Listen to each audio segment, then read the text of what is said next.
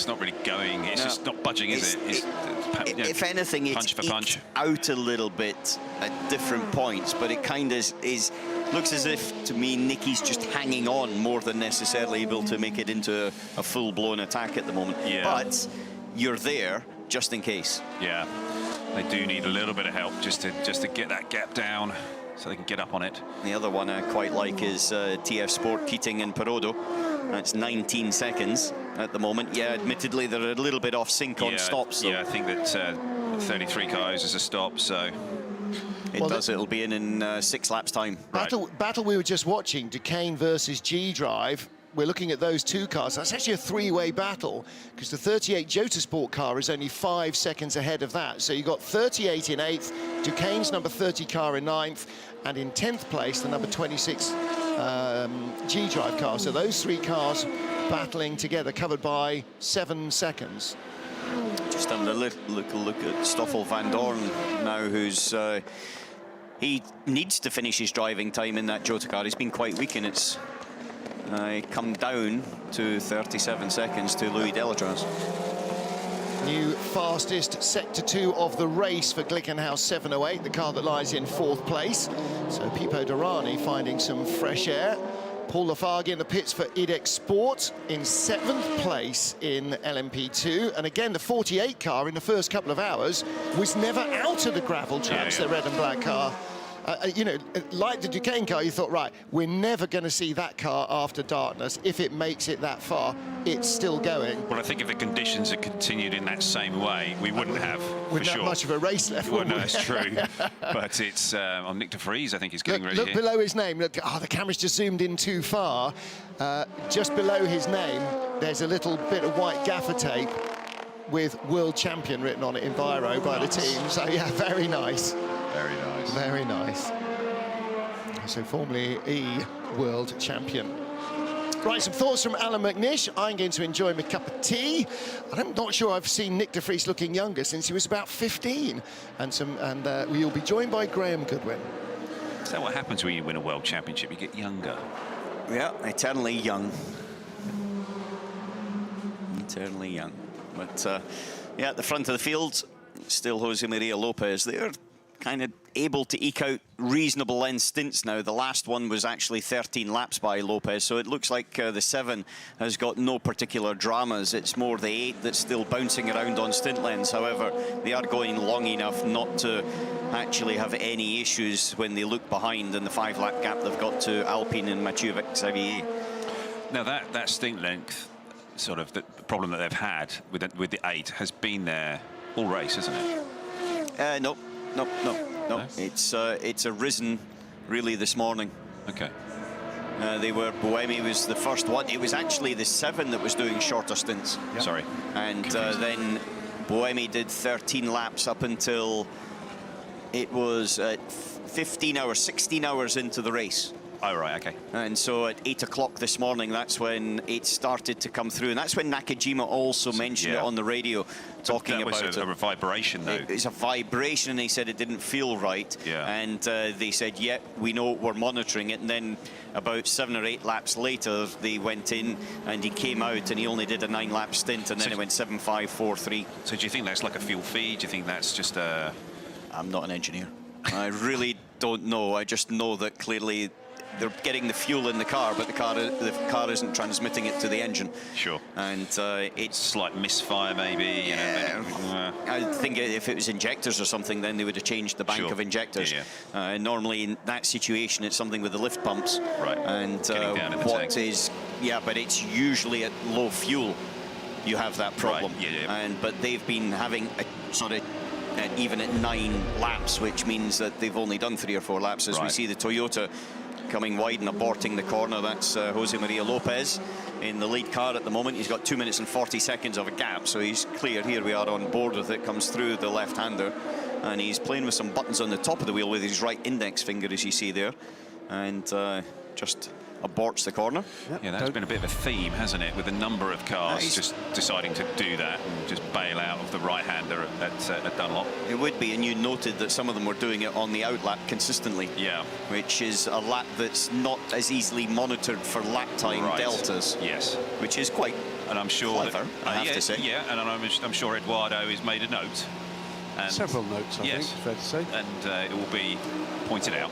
I'll be interested to know what's actually changing with this right index finger on the top, because Lopez is doing a lot of Isn't he? changes at the moment. It seems, certainly for the messages we've been getting back from the Toyota team, we know we've had the fuel feed issue with both cars, but the vibration only on one, we're told, only on the number 8. So that tends to indicate more than one problem for the number 8 car. It's not a vibration that is manifesting itself with fuel feed. Right. It's something else. Yeah. Yeah, but it's interesting that he was making a lot of changes. Was he? Yeah. Yeah, it depends. I honestly don't know what the button is, but I know that we used to have a system where we had multiple, a rotary with multiple positions, and then you would get it to whatever you wanted. You would click it up to 15 times, right, and then hit OK, and that would confirm. So there was 3 things to change one setting. Right, got you. Yeah. And it could easily have been something like that. Yeah, we had a similar thing with the Corvette. Corvette in the pits. Yeah, 64 car. Which is the one that is kind of at the back of the whole field at the moment. Nick Tandy at the wheel of that car. That was alternator problems overnight for the 64. Yeah, I went down to see my old crew chief, who's still the crew chief of the number 64 car, and he was just shaking his head with their turn of luck in this particular race, certainly having the contact just leaving the grid with the 51 car, just ran at the back of the... It's can't really explain it. It just this 51 just drove in the back of it for some bizarre reason. We've seen video of it, and well, it did look to me as if I can't recall who was aboard the Collado just didn't have.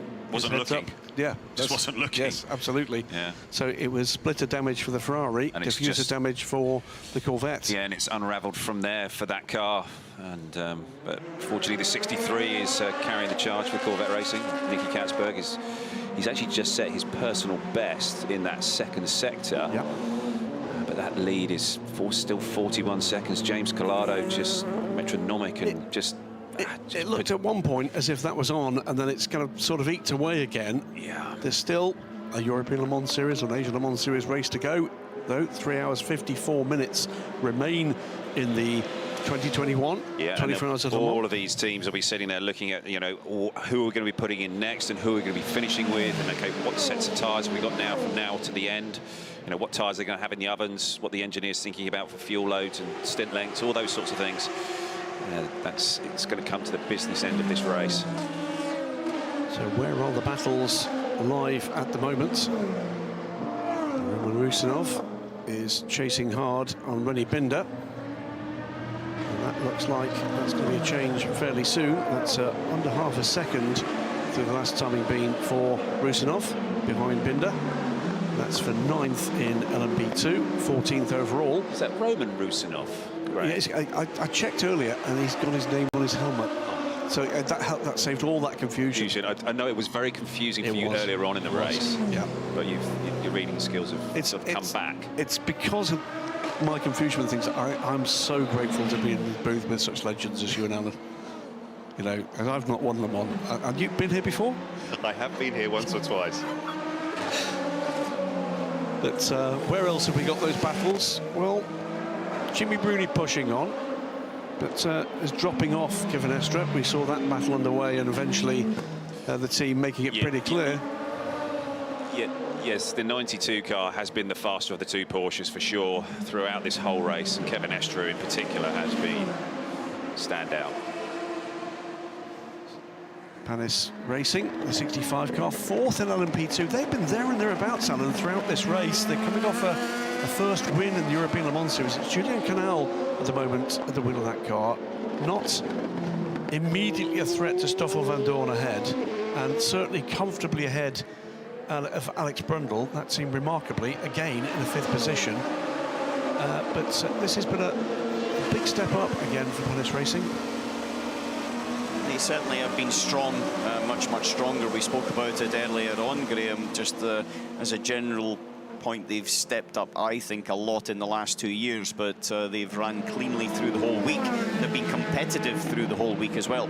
We have to remember that they were one of the last teams to switch across from to the Oreca, I should say, and so it's taken a little bit of time maybe to get up to speed in terms of the nuances of that particular chassis and how it works in such a close combat. But I think as well with the change of tyres this year, it's had a reset for a lot of teams, and it's allowed them to sort of to make a step forward. But yes, they've been very, very good. Excellent stuff from the 65 crew. Also been looking after, of course, the 24 car, the PR1 Matterson car that had troubles with oil leak overnight. The Goodyear blimp, that isn't a blimp, it's a Zeppelin.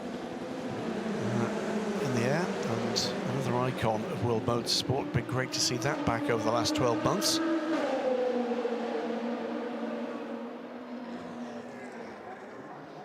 So still those two WRT Orecas. Ferdinand Habsburg from Louis Delatraz, that gap, 1 minute and 15 seconds for the lead in LMP2, and they've led comfortably through the night into the morning. The threats from behind have sort of dematerialised, Alan. Yeah, they've dissipated. They've really dissipated. It's only really the Jota Sport Car 28, Stoffel van Dorn, that even if they do trip up, that can, I think, pick up something from them.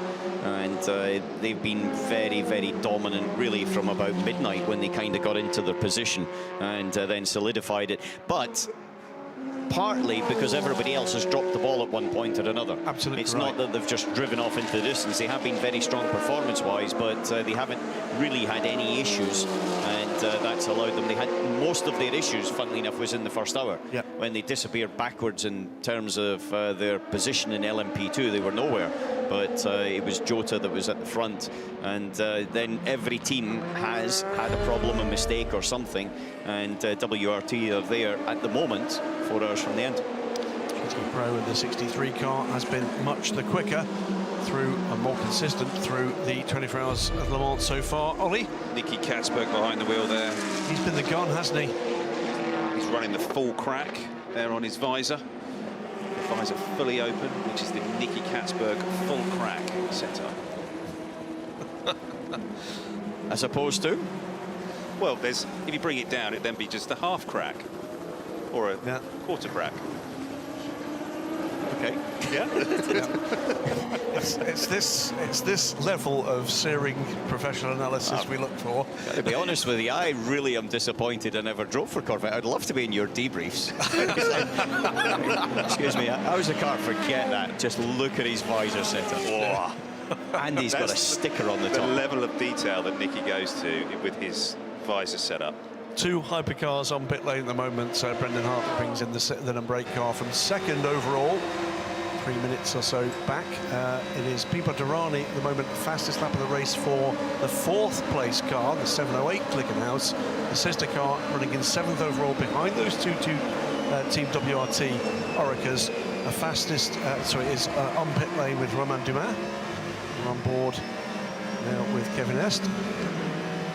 The lead of the two factory Porsches, but only 3rd.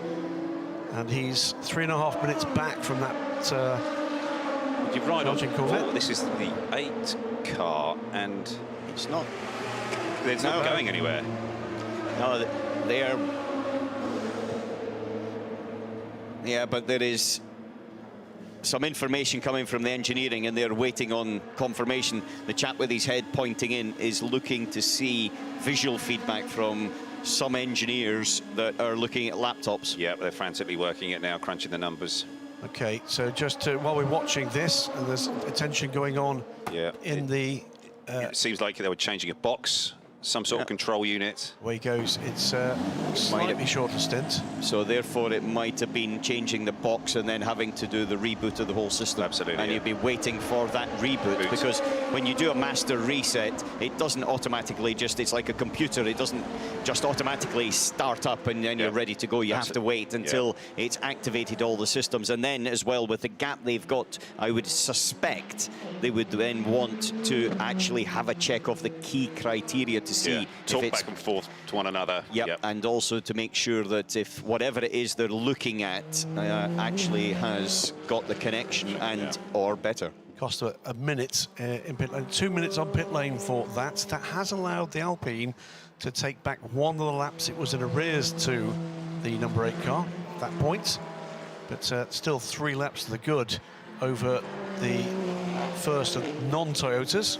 I mean, Toyota if there was ever, you know, any chance that the 8 was going to win or going to beat the sister car without the sister car having a massive problem, it's now all gone, hasn't it? It does seem to be just increasingly troubled.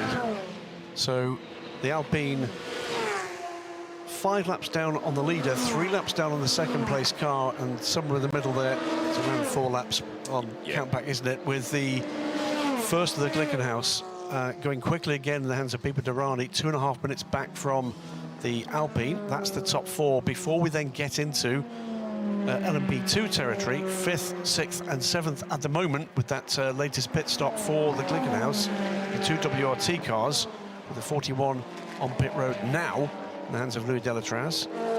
So in GT Pro, James Collado has just set the fastest lap of the race for the 51 Ferrari.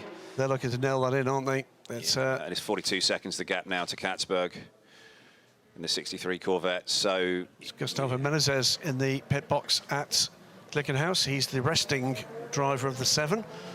Did race the car earlier this season. Of course, was a key part of the Rebellion team last year. Will be at Peugeot next year, but not on driving duty. But in GT Pro, there's sort of a message, I think, being delivered here, which is we're good. yes, I mean, and they are. I mean, that's the thing. They, of course, are an unbelievably well-drilled team, and the Ferrari is a phenomenal machine. And there's got to be something special that's going to have to come from the 63 car to close that gap in these next 3 hours and 45 minutes. Into Europol, in and out of the pits, Alex Brundle with the 5th place car in LMP2. That was a regular pit stop. Panis Racing is in. G-Drive Racing are in. And hearing from Louise in the pits, Nick de Vries is stepping aboard. So our latest world champion of many in this field, Nick de Vries, and the first world drivers champion in Formula E, now a full FIA World Championship, is about to get in for his latest stint in the 26 car. That car a little way down the field in the top 10 for LMP2, but that's not what this team were looking for here, the Aura 01. Lost a car overnight with nasty accident for Rui Andrade, losing the car out of turn 1 and heavily into the barriers.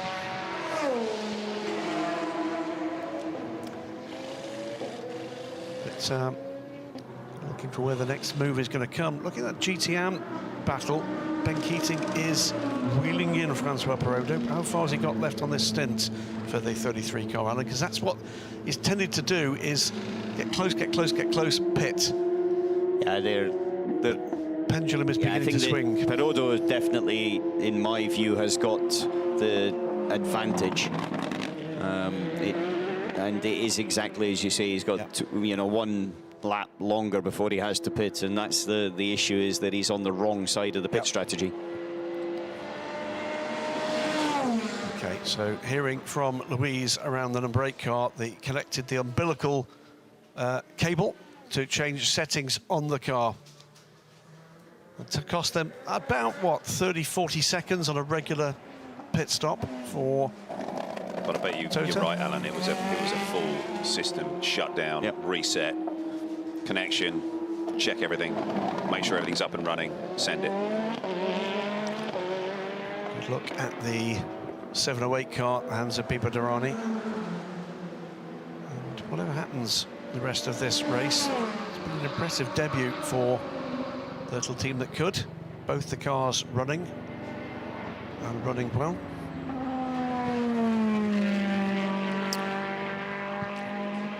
Conscious, by the way, that we didn't finish that run through the official retirements a little earlier, because some drama or other intervened when Martin Haven was wielding the marker of doom. So to go through that for anybody that's joining us this morning, we currently have officially 48 cars running, now 47 cars running, with the news breaking now that the official retirement of the 24 PR1 Matterson car, that has gone. The other cars... double yellow at MP11. Right. Rinaldi Racing at MP11. So just hold on to your marker of doom there for a second. Rinaldi Hartley Racing that's been through the gravel a few times, and it's on an outlap as well. As we're on board with 8, that is also Brendan Hartley decided To do the special line. alternative, the short lap. Oh, yeah, okay. Yeah, joking lap. So while we're waiting to see whether or not there are dramas worthy of our intervention Slow to this zone process, coming. Yeah. there is a slow zone coming for what will be recovery of the 388. No, 388's got moving again. Okay, It's so- now on its way down towards the second chicane, so I presume the slow zone is going to be due to a mass of gravel. Okay. Well, while we're waiting for that to all emerge, class by class, all 5 hypercars still running, top 4, plus currently running in 8th position at R5. And there you go, it is quite a lot of debris there. Now, Who's that come off? with that's going to be the Rinaldi car, isn't it? But that's been in the wall. It's gone in the wall, it's got itself out, it's dragged all that debris. That's going to require quite a lot of clean-up there, isn't it? That's not a nice place to have to do that job. No. And as always, thank you to the marshals out there, keeping everybody out there safe, allowing this race to progress as well as it does, year in, year out, and other races around the world. It's been a tough year for the marshalling community. Did we see a replay of the incident? No, we No, haven't. we've not seen yet. that. So it kind of looks like he went in far too hot, skidded across the gravel and nosed into the other side. I'll interrupt myself if we do see that, Alan, but Martin Haven is wielding the marker of doom. Let's go through class by class. No retirements in the 5-car hypercar. 24 is confirmed as a retirement. That's a car that's had a repeated oil leak. That's the PR1 Madsen car. The number 1 car was the Sophia Flörsch car that was first hit by the 26. I think was out of control. Then the... Okay, we're going to go, before we go down that, because traditionally we interrupt this with something, down to Louise Beckett in the pits, who has Roman Rusinov with her. Roman, you've brought in the 26th G-Drive, handed over to world champion Nick de Vries. How's your Le Mans? You're not looking too happy, I have to say. Yeah, you know, it's quite difficult one because we have Franco Colapinto who crashed in the beginning of the race. We lost, so I have to repair the car. We lost probably 20-25 minutes, and I will just try to drive and recover, but yeah, way too far. Yeah. Tough work for you. Yeah, you know, it's like it's hard because I think if we would not be crashing, we should be leading now by far. You know, because the car is fast. The team is doing a good job. Yeah, fortunately Franco crashed at the beginning, so yeah, what we can do. All right, thank you. Yeah, thanks very much indeed to Louise and to Roman. And as Martin Haver reminds me, actually, as there is the recovering Rinaldi car, and damaged the rear wing hanging off that car as well. The 4 safety car periods we've had so far, 50% of them brought out. There's trouble for the Jota car coming into the slow zone. That's the Glickenhaus getting it wrong, isn't it? Glickenhaus getting it very long, because you saw the yellow flag behind there that was waving. That's a 709, so that is Romain Dumas at the wheel. That could be a penalty coming there, should be a penalty coming there. 2 of the 4 safety car periods brought out by G-Drive cars. One was the impact with Sophia Flörsch, the other one Rui Andrade's whoopsie. But going back to the marker of Doomfest, 25 is gone. The Edict Sport car didn't start, of course, the 17. 25 was Rui Andrade on the run-up to Dunlop. 24, we think, mechanical oil leak, PR1, they're gone. And next in the order, the 32 car. That was the United Autosports car of Manuel Maldonado that harpooned the sister 23 car up at Dunlop. 82, recent retirement with engine trouble. We saw that car pulling off and into the pits. Ollie Jarvis at the wheel of the Risi Competizione car. That's gone. Into GTE Pro, and the one car I don't think I saw retire, that was the Hub Auto racing car. That, I believe, was gearbox electronics for that car. And that car has gone, 72. 79, the other privateer entry in GT Pro through a Porsche. That was the WeatherTech racing car. That was accident damage after Cooper Mitnick lost the car in the Ford chicane. Then we get into GTE Am, that's had a lot of attrition. Numerically, the first was the Team Project War 146 car. And that car, I think, was suspension damage. Chetlar Racing, an accident overnight for the 47 car, eliminated that car. 55, the Spirit of Race car. That car, as we see the 388 going into the garage. Now, it might be lucky that that could be more superficial than it looks to the 388. 55 car, Matt Griffin stopping just after Tete Rouge, and the car going no further. The 56 car, another accident I didn't see, but that was a Egidio Perfetti. Off with that car. 57 clutch went on that car, the 57 car. JMW Motorsports involved in an incident with an LMP2 car, got the car back, but then the car grinded to a halt as it left the pit lane, went no further. And we're waiting for, well, we're not going to say which cars they are, but Mark Martin working on a bit of a bingo four in a line here, and there's still lots of time to go. So that basically covers off, well, we've got 47 cars still running. Oh, apologies, more to come. The 98 car, that was Marcus Gomez down at Indianapolis into the barriers hard. The 99 car suffered repeated suspension issues, and then finally the Multimatic crude Proton effort decided that was the end of the day. Garage doors down for the 99. That completes the Marker of Doom parade. Martin can go and have a cup of coffee more happily now. So with that slow zone, Mathieu Vaxivier into the pits from third place, and the headlights got a big hole in it, yeah. And just looking outside, there's dark clouds on their way again. You see the sunshine, it looks like, out the right-hand door of Vaxivier, but actually there's big dark clouds all the way around here. Ollie. Yeah, just been outside, out of the booth, and there is some pretty chunky dark clouds around. Are we going to get another twist in the tail with the weather? To moderate rain towards the end of this race. It's a little earlier than I think we were expecting, though. Yeah. I had the inclination it was closer to kind of 2:30 that was expected, but you're right, it's gone very dark again. Pretty sure nearly every single team would not welcome the rain. Not at this point, no.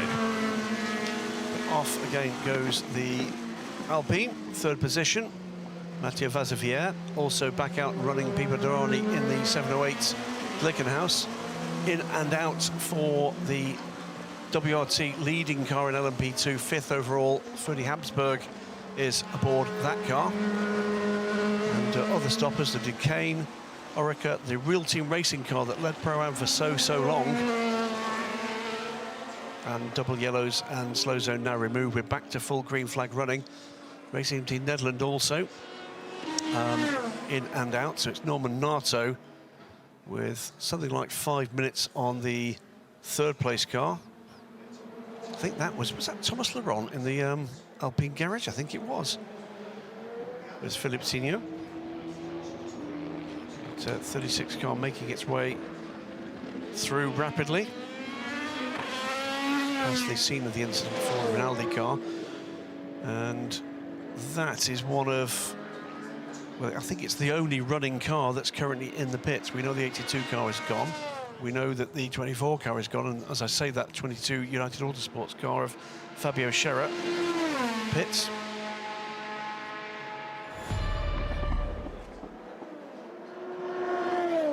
Replay.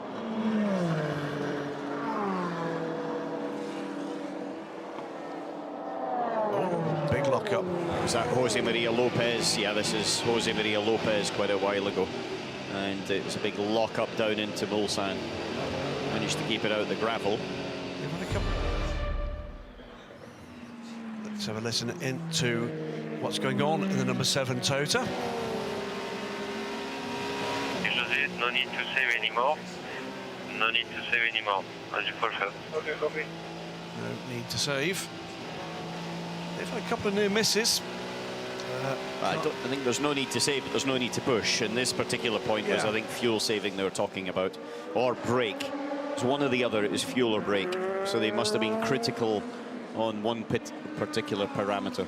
Well, it's only looking at the amount of brake dust that's coming out the rear wheels at every single stop, every time they change wheels. It's like, it could well be brakes. That might be why they're shifting the brake balance forward and then having the locking as well into Mulsanne Got at you. the end of the braking area. It starts to add up now. Yeah, when the aero comes off. Well, the Glickenhaus is just behind the number 7 here. This is the lead car, of course. Chito Lopez looking to finally put to the sword just a run of bad luck here this crew has suffered.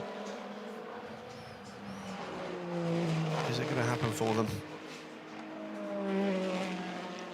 Through Ted Rouge and onto the Mulsanne.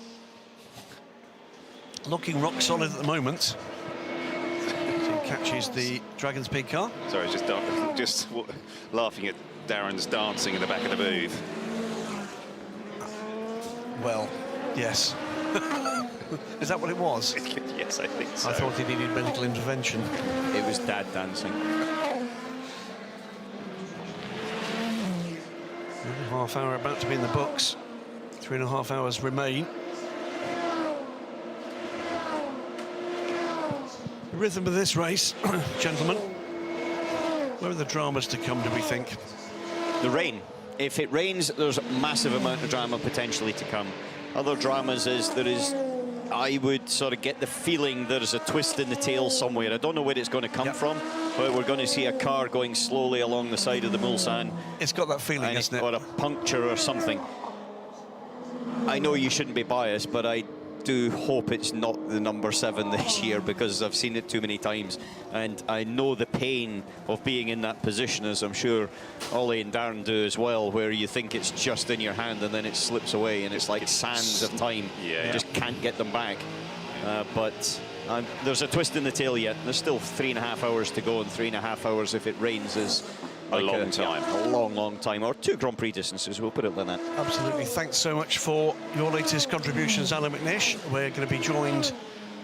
A driver change. Darren is coming in. Absolutely. Darren Turner and Ollie Gavin, it will be for the next period. We're along with me, Graham Alan Goodwin. was just trying to steal Darren's coffee. Yeah. Which Darren's getting quite upset about.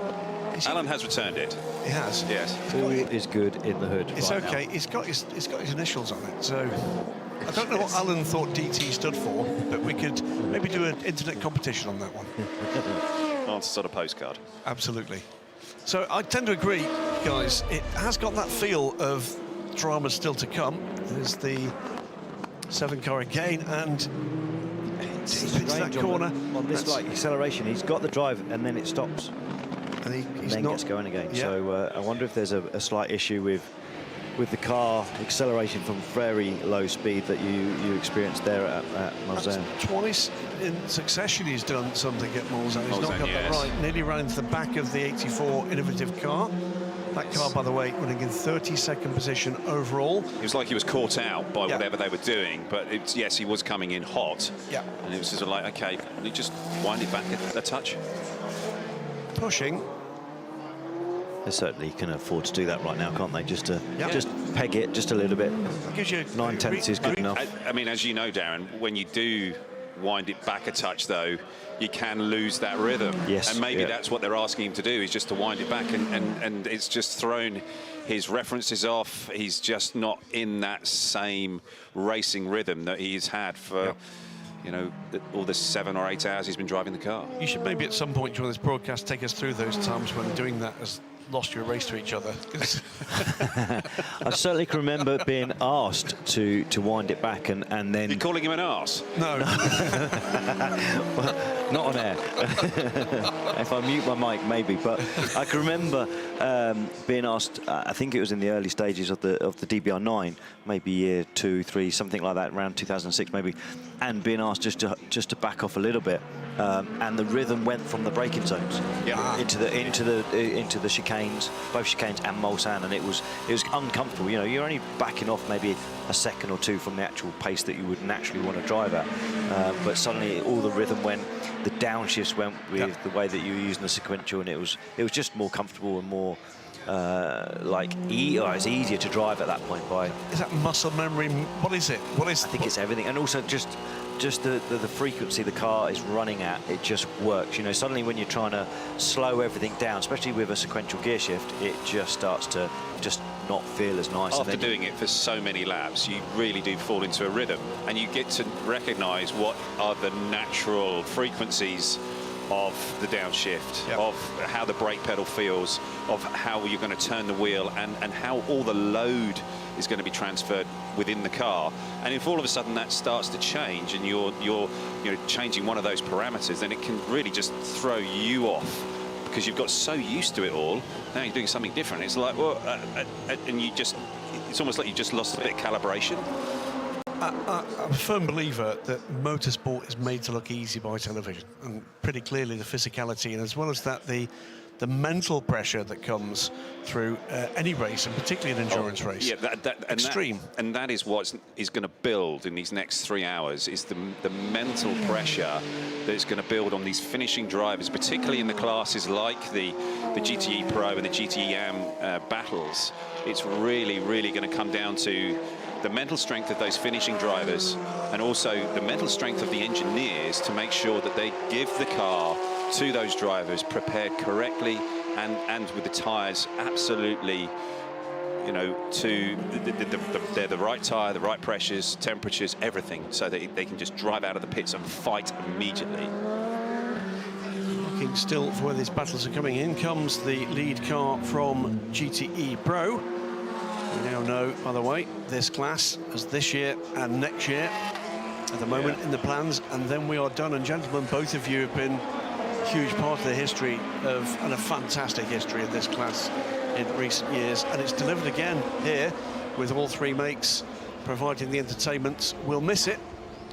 Yeah, that's why I'm a little confused by, because it works. Yeah, it's brilliant racing, and it creates so much drama. And it's really, every single year, these teams come back and they absolutely deliver with their driver lineups, with their team, the car preparation, the teams, the strategies that they run, how close it is, the BOP. It works. It does. Why are we changing it? Well, we continue that debate in a moment. The 63 car, which is second, Nicky Catsburg pulls into its pit stall, 30 seconds behind James Calado. So, to catch up with what's been announced so far, the full plan not yet revealed or indeed decided, but GTE Pro and GT AM will continue into 2022. It then looks set to be GTE AM only for 23 before a transition the following year. And you're about to tell me? Nicky's staying on board, which I then think that they will have Antonio in the car to do the rest of the race once he's finished this stint. Great stuff. Out comes the Ferrari, and about 30 seconds behind will follow the Corvette. It'll then transition to some form of GT3 platform. And what was that, Ollie? They hadn't. I think Nicky had started the car and they hadn't taken the grounding wire off of the rear wheel, and they couldn't touch the car again until he turned the engine off. Right, let's have a look at what that's affected in terms of pit stop times. It was a 1:22 on pit lane for James Calado, 4 seconds quicker for Corvette, despite that marginal issue. So 1:18, so 4 seconds gained in the pits there. So to complete the story, as to what we know so far, there are still conversations to be had with rule makers and manufacturers, but at the moment the clear intention is that some form of GT3-based platform will replace GTE in 2024. And that the intention is that there will not be a pro class. Yes, and I think that the GT3 layout is absolutely fine, and I think that all of these teams would love to run those cars, but I still think you can run pro cars. Yeah, I don't think that the platform, if it's GTE or GT3, is so much the problem. It's having a pro lineup and then having something that distinguishes the two classes between the AM and the pro. In terms of the manufacturers, there's not that many manufacturers that are committed to GTE, so you're always going to have limited grids. It works, it does work, the cars are great and everything else, but when you look at what cars are on the grid at the moment in pro, you've only got the Corvette and the Porsche and Ferrari this year. So there's been years when there's had you know, very, very 6. strong grids here with Ford and Aston also in the pro mix. I think I worked out earlier this year, 37 different individual GTE cars will have raced by the end of the Le Mans 24 Hours this year. Some of them just racing once, it's fair to say, but there's 37 cars available globally for the platforms that allow that to happen. That's the IMSA WeatherTech Sports Car Championship, it's the European Le Mans Series, the WEC, and of course the Blue Ribbon event here at the Le Mans 24 Hours. It's a sad reality that it's going. It's clearly a knock-on effect of the manufacturers, or some of the manufacturers, shifting their attention to hypercar. Yeah. And that two of the critical manufacturers involved there, Ferrari and Porsche, are clearly shifting their factory emphasis to that. And all of a sudden, that does leave just basically one chip left on the table, and that is Corvette. And there's only so much of a budget these manufacturers have got that they can put towards motor racing programs. So if they're moving away from GT into LMDH and hypercars, then the GT platform needs to be something that is affordable. Yeah, slightly busy pit lane there as a 7 car comes in and needs to be put on the dollies to be shifted around the number 20 high-class racing car. It's a driver change. Yeah, Lopez has got out, but it's like it's a surprise. Yeah. And Mike maybe wasn't quite ready because he wasn't there immediately. I wonder if the bigger surprise was that the 20 car was going to be there, and the usual slick choreography wasn't quite there, was it? The 20's got away, by the way. So the lead car came in the hands of Jose Maria Lopez. That completed 317 laps. And did they go with tyres as well? I don't think Didn't see tyres, unfortunately. Yeah. That's not so common, is it, to have a driver change without swapping the tyres at the same time? It's unusual. Maybe, I guess, they could be putting Mike back in just as Lopez was having a few struggles out there. Just to see where the car is at right now. Yeah, maybe. So I think this means that Mike will do the next couple and maybe they'll put Kobayashi in to finish. Yep, that would seem about right. They've been, I think, doubling, or has it been trebling through? Difficult to tell with these shorter stints, but... yeah, it's... unusually trebling. Didn't shortcut the Dunlop chicane this time. The outlap. All got a little bit Spa 24 Hours there for a while, didn't it? Yes, it did. Nick de Vries, fastest lap time of the race so far in the 26 G-Drive Racing car. We heard slightly put out Roman Rusinov. Recognise him from his helmet. 3:31.851, and Nick de Vries is working a 25-second gap to Ant Davidson ahead. One world champion, 2021 Formula E, working on another 2014 WC.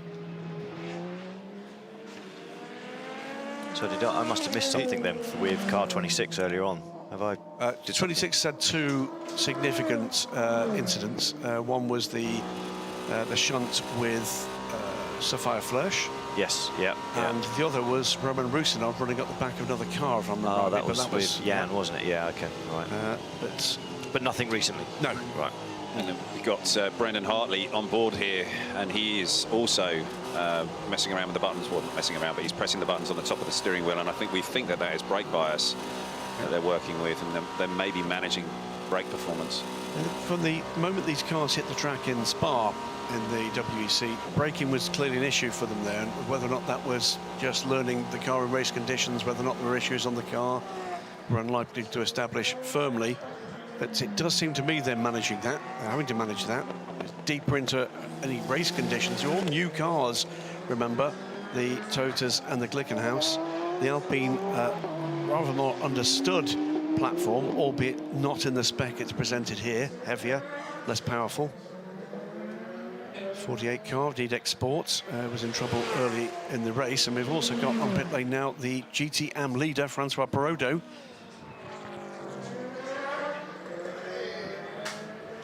Is that going to be Francois's last stint? Is he going to be out now? Has he got one more to go? Look at that strategy laptop and see whether or not he's completed his required 6 hours.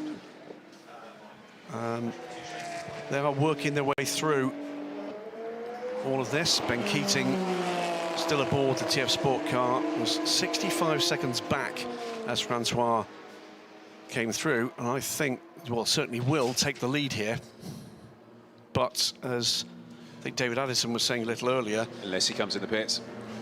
no, I think he's on a slightly different strategy. In comes number 8 car from second in the hands of Brendan Hartley. 4.5 minutes back from the lead car the time he passes the blend line. Francois has definitely done a double stint there, so it could be that's him done and dusted now. Yeah, through goes Ben Keating to complete the lap and take the lead for the time being, at the very least, in the TF Sports 33 car. It's been a long battle between this pair, 83 and 33. And Ben Keating and Francois Brodo, firm supporters of international endurance racing. Francois and the AF Corsa team doing both the WEC and the ELMS this year. Ben Keating racing wherever he's got the time to, whether it's an IMSA racing in a P2 car or a GT car, the WEC and the GT car. Very good drivers, both of them. Francois already a WEC champion. He's replaced by Alessio Rivera. Tyre change there for the number 8. Yep. So Rivera been very quick indeed. Away goes number 8. Pulled away on the electric power and then it fired up the IC engine. Down towards the pit out. Here comes the Alpine. There's 36 car still in third position and 3 laps back from the second Toyota. 2 minutes ahead. That's 5 seconds, 1 minute and 55 seconds ahead of Pipo Derani. And lapping just a little quicker last time round than the Glickenhaus. The 708 car is the car in contention for a podium position. Nick de Vries is pressing on in the 26 car. He's done another personal best in Sector 1. And, you know, he has been through this stint, certainly lighting up the timing screens with improvements. Yep. Fast laps have gone away for a while. To remind ourselves, fastest lap of the race came on lap 60 from Brendan Hartley in the number 8 Toyota, 3:27.607. It was like there wasn't really a happy hour this morning. It was bits and pieces. We had some, we had some LMP2 times that were coming in as I came back to the booth that were pretty impressive. Also saw Romain Dumas in the more tardy of the 2 Glickenhaus, running 7th at the moment with a 3:29 for that car. Again, very impressive indeed, that deep into the race, and a car that we think is running a pretty conservative strategy. Yeah, it's just not been as pacey as the sister car, has it? Not had that same turn of speed. Nick de Vries is clearly listening to us because he's just put in 2 blue sectors and is about to improve, subject to traffic, the lap time on the board from the 26 car, the G-Drive racing car, still chasing Ant Davidson hard, 22 seconds the gap now. Tristan Gomondy behind both of those 2 cars and just 20 seconds back too. So looming battles. This could be a 3:31 from de Vries if he's able to get a clear run to the end of the lap, which is mightily impressive to be putting that sort of lap time in at this stage of the race. Yeah. 20 hours in. He did look very fresh just before he got in. Pumped up. I wonder if he's had a double espresso. So Nick de Vries piling pressure on here, and Davidson ahead. 38 Jota car. We heard a little earlier from Louise in the pits with Hignett, and 38 car pits now, so that possession will go unless Nick de Vries is on an in-lap, which I'm pretty certain he isn't. But it was the run through the gravel, and they believe it was one of the stones picked up in the gravel that put a hole in the oil filter for the 38. That was the big delay for Jota Sport. Another driver pumping in some reasonably quick times, are both in the Pro. We got Estra, a 48.3 right now, and then further down the field, Sam Bird has just done the fastest lap for 52 with a 48.4. So both of those cars within a tenth of each other as they knock in their fastest laps for those cars at this stage of the race. De Vries didn't improve his time. There's a couple of tenths in that. It's a slower final sector, but he has taken the 13th position with the Jota car on pit lane now for what is a scheduled stop for the 38. And that battle at the front of GTE Pro between the 51 Ferrari and the 63 Corvette is still around that 30-second mark, and it's just hovering around there. Copy comes in now. Let's go down immediately to Louise in the pit, who's got Jose Maria Lopez. Lou. Maria Lopez, the number 7, has been running well since the start of this race. Some issues along the way? Yeah, it hasn't been exactly the most smooth time so far, but yeah, we're dealing with some fuel flow issues.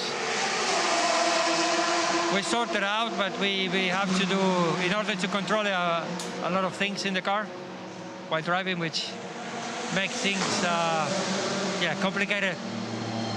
So let's hope, we cross fingers, that everything goes around. I know your focus is on the 7, but the 8 is having similar things. So it's the same issue for both cars? Yeah, it's the same issue in both cars. As I say, likely we found a way to deal with it, and we hope we can manage until the end. Yeah. How are you finding that communication between the drivers then? I believe you probably had to be briefed before you got in the car and how to deal with it. Yeah, I mean, we are adapting, you know. Of course, I stay a bit longer in the car because I was used to do the procedure. Mike now is going to take a bit, but yeah, we try to communicate all the time and make things, happen. So more than ever is the teamwork, yeah, for sure. Was Mike expected to get into the car then? Because it seemed a little bit of a surprise at that pit stop. Yeah, I was supposed to stay one more stint on the car, but yeah, finally we decided, just in case of a safety car or something. My time in the car was quite long already, so we decided last minute, yeah. Okay, thank you. Thank you. Thanks very much to Pichito Lopez. Excellent stuff from Lou. Thank you very much for that. Well, that told us a lot in not telling us some things. They're clearly worried. Yeah, he's been obviously very well briefed to on what to do in the car, but then also what to say out of it. Because he's really not telling us that much. But that they're explains they're obviously concerned, aren't they? That explains the situation we saw down at Mulsanne when he had a slow pull away out of Mulsanne, just behind the LMP2 traffic, that suddenly just dropped a lot of. And also all that action on the wheel. Yes. With the buttons. There's action on the wheel with the buttons. Also, the pit stop that looked a little bit clumsy. That there was a late decision. That to explain what Jose Maria was talking about there. There was a maximum time you're allowed to be in the car. 3 hours allowed in the car. 4 hours. 4 hours in the car. And what that was all about was Jose Maria explaining that had he been caught with a safety car, they might have been pushed into making a pit stop they didn't need to make. Yeah. So why make that? Why risk that? They made the driver change at that point. Yes. Damaged the rear left of that 91 car, which I'd not spotted before. That's not as it came from the factory. The inner wheel arch is still there, so I don't think it'd be affecting the car too badly. Somewhere, isn't it? Yeah. Someone's giving him a little love tap. It's a driver change there. Out came Jean-Marie Bruni. It's quite high up, though. Normally the damage is down lower where the splitter is. So I'm just trying to think what car could be that high at the rear or at the front that would be able to. Alpine. Yes, yeah. And there is a hole in the front of the headlight on the Alpine. So they're guilty. There you go. Yeah. I think we can conclude that, Your Absolutely. Honour, and move Case on. closed. We've got the microphone. There you go. Pipo Derani on a quick lap at the moment. 2 blue sectors for the 708 car. Minute and 53 seconds back from the Alpine. Is this going to be a fastest race lap for that or for both? Glickenhaus, have they saved something for the final 3 hours? Quick sectors 2 coming in from both United Autosports 23 car, Alex Lynn, and Paul Chatin from the EDEC Sport 48. So again, some pacey stuff coming through. Kevin Estre also flying at the moment. We're seeing a lot of faster sectors in Sector 1 and Sector 2, but not really seeing much ping up on Sector 3. So is there something on the track somewhere, or is it something? Or they've all found a little bit of extra extra tarmac in Sector 1 and Sector 2. It was a slower final sector from Pipo Derani, so 3:32.1. No closing in on that lap, at least, on the 36 car. Oh, there you go. Just as I said that, Romain has done a fast sector in the 709 Glickenhaus in Sector 3. Well, it's a 3:29.8 for that car, which at the moment is the quicker of the two cars. Do wonder whether or not they're trying some things on the 709. It's possible. It certainly is. It makes a lot of sense at this stage, doesn't it? There is nothing much to lose there. No, and it's in 7th at the moment. It's got a half a chance of moving up to 5th, possibly. Well, it's about to move up to 6th because it's 5.5 seconds back, and it is 6 seconds quicker that time around. So we'll keep an eye on progress for both of the Glickenhaus cars. Say it again, we are 21 hours into this race, and both those cars are running and running well. I'm so surprised. At the hypercar, just the 5 of them, all 5 of them. It's a massive credit to the people behind these programs. I mean, I really did think when we had the heavy rain at the beginning that this race could easily go to an LMP2 car. Oh, absolutely. Just could be a last man standing at one point, wasn't it? Yeah. Really? Two things. One is the numbers. It's only 5. Yeah. 2 is they're new. And we did have those changeable weather conditions which threw up all sorts of challenges for them, and it's absolutely to their credit. To their credit, to Team WRT's credit, to stay out of the troubles that we saw. It's been a wretched day, I'm afraid, or 2 days for United Autosports. 2 cars in trouble in one accident. Yeah, it was. That was particularly up at the That was Dunlop horrible, chicane was yeah. Just a bit of a perfect storm, really. Manuel It was just nasty. Maldonado losing the car through the gravel and harpooning the sister car. Yeah, it's your Paul di Resta. Absolutely. Some good news for United. 2 cars posting their fastest laps of race at the same time there. But this possibly reflects the fortunes of United Autosports. Fastest time for the 23 car is a 3:34.081. At the same time, the G-Drive Racing Airburst of 26 of Nick de Vries does the same, but a 3:31.435 is their fastest lap of the race. That's a big gap in performance. Is that 2.6 seconds between them? Yeah, that 23 car, I'm pretty certain, is the car that had a replacement engine before the race. They've been feeling it's been down on power for most of the week. Yeah, you can sort of see with Roman Rusinov was very upset when he got out of the car for his last time. Sort of, he kind of knows that they've got a very fast car underneath them, and this is an opportunity missed. But you know, those conditions were just absolutely, you know, they were a nightmare, and the track was treacherous. And it just so happened that their youngest, most inexperienced driver was in the car at that time. So, and we called him out. But we never saw the start of it, did we? We just saw it was slightly out of control. Yeah, we just saw the onboard out of control. from Sofia. And yeah, so we don't really have the full story. But yeah, it's very difficult. Closing in on the end of the 21st hour. And moves still being made just to get these cars into position to attack in these last 3 hours. Team WRT pit as the 709 goes through to 6th position, Darren. Yeah. Is that as high as it's been since the opening stint? It's not far off it. I don't think we've got to the point since the mayhem that we've had all 5 at the top. I don't think we ever got there. Because it's got close to it and then had to pit and cycles back down. But Louis Delatraz is in the car and will stay aboard the 41 car. So it just looks like fuel. Swiss flag proudly on the side of the helmets for Louis. Another family weekend out here with his father, 10 times Le Mans starter and ex-Le Mans racer Louis Delatraz's father, Jean-Denis Delatraz, raced with this same team in the Road to Le Mans race, or races, Thursday and again on Saturday morning. We're closing in, by the way, on another change back to it'll be David Addison next in the, always say the big chair, the one with the more complicated buttons. I didn't know that was the big chair. I didn't know there there's a hierarchy in here. There's no hierarchy. Okay, right. You're in charge, Darren. Oh, yeah, can you imagine that? With the exception of myself, we literally are all winners. And we also have a change in pit lane as Nick de Vries pits after an excellent stint in the 26 car. And it's the Becks of the Posh and Becks of pit lane. Duncan Vincent will be joining us.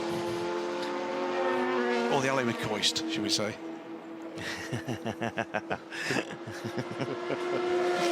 He's upset about that one. Yes. Which means I've done my job, that's it. And you do it so well. Yeah, you are so good at it.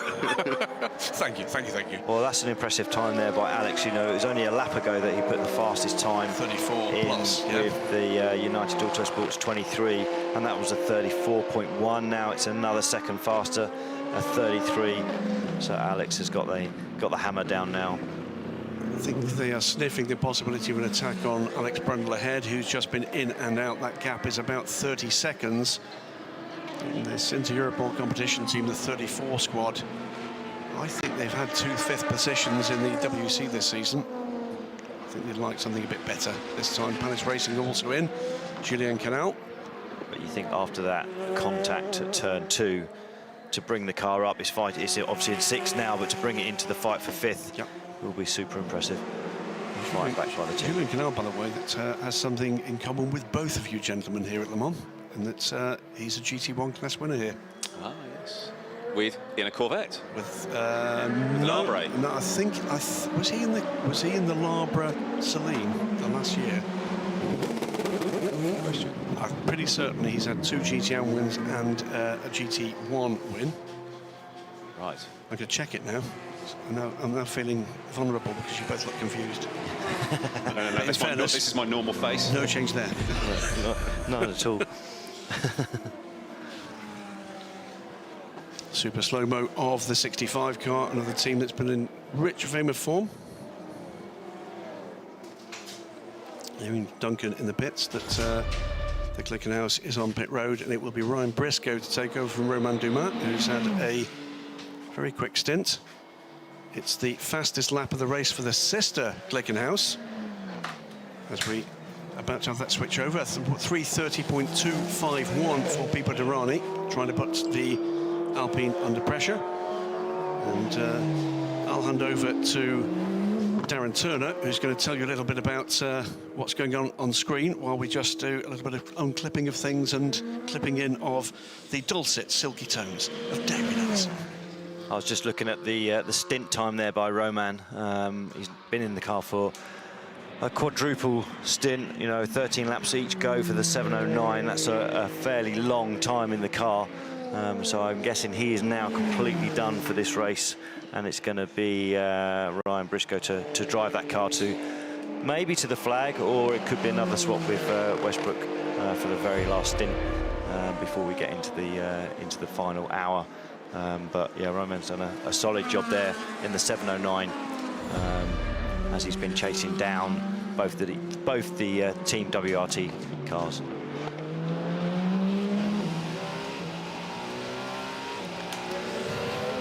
Mike Conway just starting another wonderful lap in the Toyota around this circuit.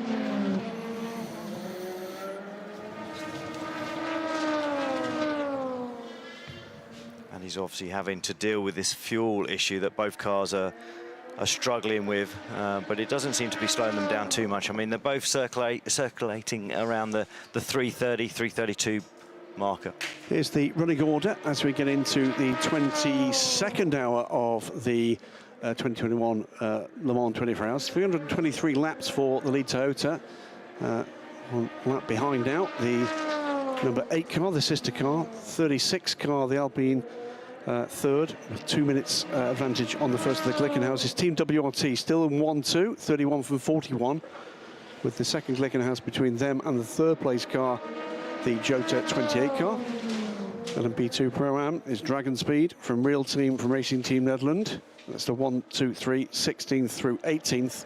GT Pro, which has doled out yet more entertainment. James Calado in the 51 AF Corsa Ferrari leads from the chasing Corvette of Nicky Katzberg, the 63 car, and then the 2 Porsches. Michael Christensen in the 92, leading the team car in the 91 of Richard Leitz. GT Am, 26th place for the leading TF Sport Aston Martin. Ben Keating at the wheel of that car, the 33 car, and he heads Alessia Rivera by just 14 seconds, with Rivera closing in again in the 83 AF Corsa car. Into the provisional podium positions, it's Callum Howlett at the moment aboard the number 80 Iron Lynx Ferrari, and he is a further 3.5 minutes back. And welcome back to the booth, David Addison. Graham, thank you. It's a familiar order, but with a bigger gap between the two, isn't it? Toyota's still first and second, but the pendulum has very much swung number 7's way. But from what I understand, they're both still having to manage these problems, and they're not going as far on a stint anymore, on a tank of fuel. No, and that's, well, were they under rather more pressure at the moment from the Alpine? We heard, I think, some pretty worried tones in Luis's interview just now with Pachito Lopez. They're managing it.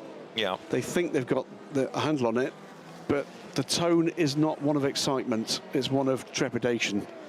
And how many times at this race have we seen and heard those kind of situations coming to a head in the last 3 hours, 2 hours, 1 hour, 25 minutes? So are the cars not picking up the fuel, or is it the dispenser not being able to tell how much is going? Right. And it seems to be fuel pickup for both cars, and that does appear to be the same problem, and a vibration as well for the number 8 car. Which they've had for a while, haven't they? They've had for a long time, through the night, in fact. Yeah. And if you have a look at Brendan's last stints, they've been an 11 laps, a 10 lap, an 8 lap, and now it's currently 5, so we should really keep an eye on car 8 to see how far they can push this particular one, and that gives us a good indication if the problem is stabilised, if they've found a real fix to be able to go and stretch the stint a bit longer, or if this one ends up even shorter, then they really do have a problem. 7 cars certainly has been the more stable in terms of its recent pit stop cycles, as I'm looking, timing and scoring, and Massimo Vazevier puts in the fastest lap of the race for the Alpine, a 3:29.454. We're looking at one of the pit stops here for the WRT car. This is the 31. Why are we looking at that? There's obviously concern around that left front. There's a problem. They haven't changed the rears, they've only changed the fronts. Okay. Right, it's on an outlap, and number 70 apparently is smoking on the circuit. So car 70, which is the real-time car, Esteban Garcia, Loic Duval, Norman Nato, that car's got a problem. That car, long time leader of the Pro-Am class in LMP2. Fine stuff overnight by Esteban Garcia. That would be bitter gall, should that be a problem manifests itself with a delay. Well, he's on his outlap at the moment, so maybe they've just dumped a load of oil in the car, and it's something like that. You know, they've done an oil dump. Bitter gall, you're right. If it's smoking, it should be bitter gauloise, shouldn't it? Thank God you're here. He lied. Gauloise cigarettes, French cigarettes. I was like, this is really There's intellectual conversation going on here. something filter something. For years, Ligier's always had Gitan and then Gauloise backing, but into the pits has come 8, and Brendan Hartley on, so what was that, 11 laps? No, 6 laps. 6, 7, 6? We are on only 6. Right, so in other words, the number 8 stints are getting shorter, is that what we're saying? Yeah. Right. Yeah, if that's right. So it's gone from 11 to 10 to 8, and now this one is only 6 laps, so... Right. So there's a looming crisis for Toyota here for the second car. Well, the stints are getting shorter and shorter. How short will they ultimately become before it has to go to the garage? The problem is can they fix it in the garage? If it's something in the fuel tank, that's a major issue for them. But it's increasingly pointing at pickup, isn't it? And now we've got rain being reported. Just when you thought you couldn't have anything else, rain reported at Marshall's posts 25 to 27. Darren said it was going to be a lovely day. He did indeed. A lovely morning. That's a lovely morning. Okay. So, and indeed the wiper is on briefly there on the 36 car as Nico Lapierre prepares to get aboard. So the weather's coming in from, where's that, down at Indianapolis is the first place they're going to start to see the... Clouds are moving across quickly, Darren, as you look over the Porsche Experience Centre. The clouds are coming in reasonably quickly, so there's high winds up there. And that's both good and bad. Bad because they're coming, good because they'll move through quickly. Number 36 Alpine is expected in this time as well, as through the traffic tries to come Mathieu Verzivière, who was in the gravel yesterday evening. He's being held up a little bit by 86 Porsche there, the GR racing car. Michael Wainwright, Le Patron, at the wheel of it, and in bails the Alpine then. So on cue, into the pits comes Verzivière, and Nicolas Lapierre is going to take that car over. So in it comes, and that's still in its fight, isn't it, with the Glickenhaus of Pipo Derani, effectively, with just under 3 hours to go.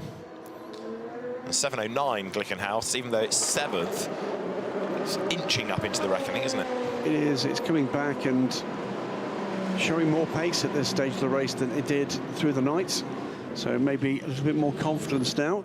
They've been managing, we know, the brake issues we saw at Monza through the race. That seems to have been very successful indeed, despite, it has to be said, fair amount of cynicism on that front. They've done a great job on it. Glickenhaus. Well, you know, 8 hours, we had a brake change at Monza. No. Here we are, 21 hours into the race and not required. They're both still going. They've not had a plethora of problems. Nope. There are more experienced teams that have been in more strife. I think they've done an outstanding job. In has come the Alpine. Now, that car is 3 laps behind Toyota number 8. And they've got just under 3 hours to go. So can they salvage anything other than a third here at best for Alpine? If the Toyota's problems get worse and worse and worse, there's a chance, isn't there? Yep. I mean, they can't get to a point, for example, where Toyota are only able to do 2 or 3 laps between pit stops. Well, I mean, if the problem is getting worse and the fix is actually pulling the engine out and getting into the fuel tank and etc., then yeah, there could be a lot of pit stops for that car 8 all the way to the end of the race now. So you never know. Alpine could suddenly claw those 3 laps back if that becomes the situation for car 8. At what point does a growing problem become a critical problem? It's something working less well gradually. So what's a number 8 pit stop? The last one was 1 minute and 22. Yep. A lap is 3.5 minutes. Times 3. Yes. Divide that by the number of by a pit stop 9. time. So it's needing to make 9 pit stops to give the Alpine a chance of second place. Which would be dramatic, to say the least. Or fewer, longer pit stops. Correct. Yes. Right, we'll keep monitoring it.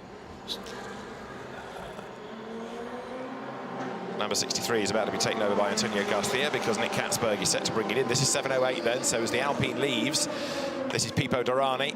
And the Alpine, for the moment, has cemented that third place because it's kept it on that round of pit stops. It's come in, it's served the stop, and it's gone again before 7:08 comes in. So the Alpine, as it was a few hours ago when Olivier Pla had that mysteriously modest stint, it's started to cement third place and just edge away. Yes. And I do think a lot of the explanation here is they're cleaning the car. That whatever happens, the bodywork here is going on the wall in the garage at Glickenhaus, isn't it? You think so, yes. But it's an effort that's been a huge amount of pride over.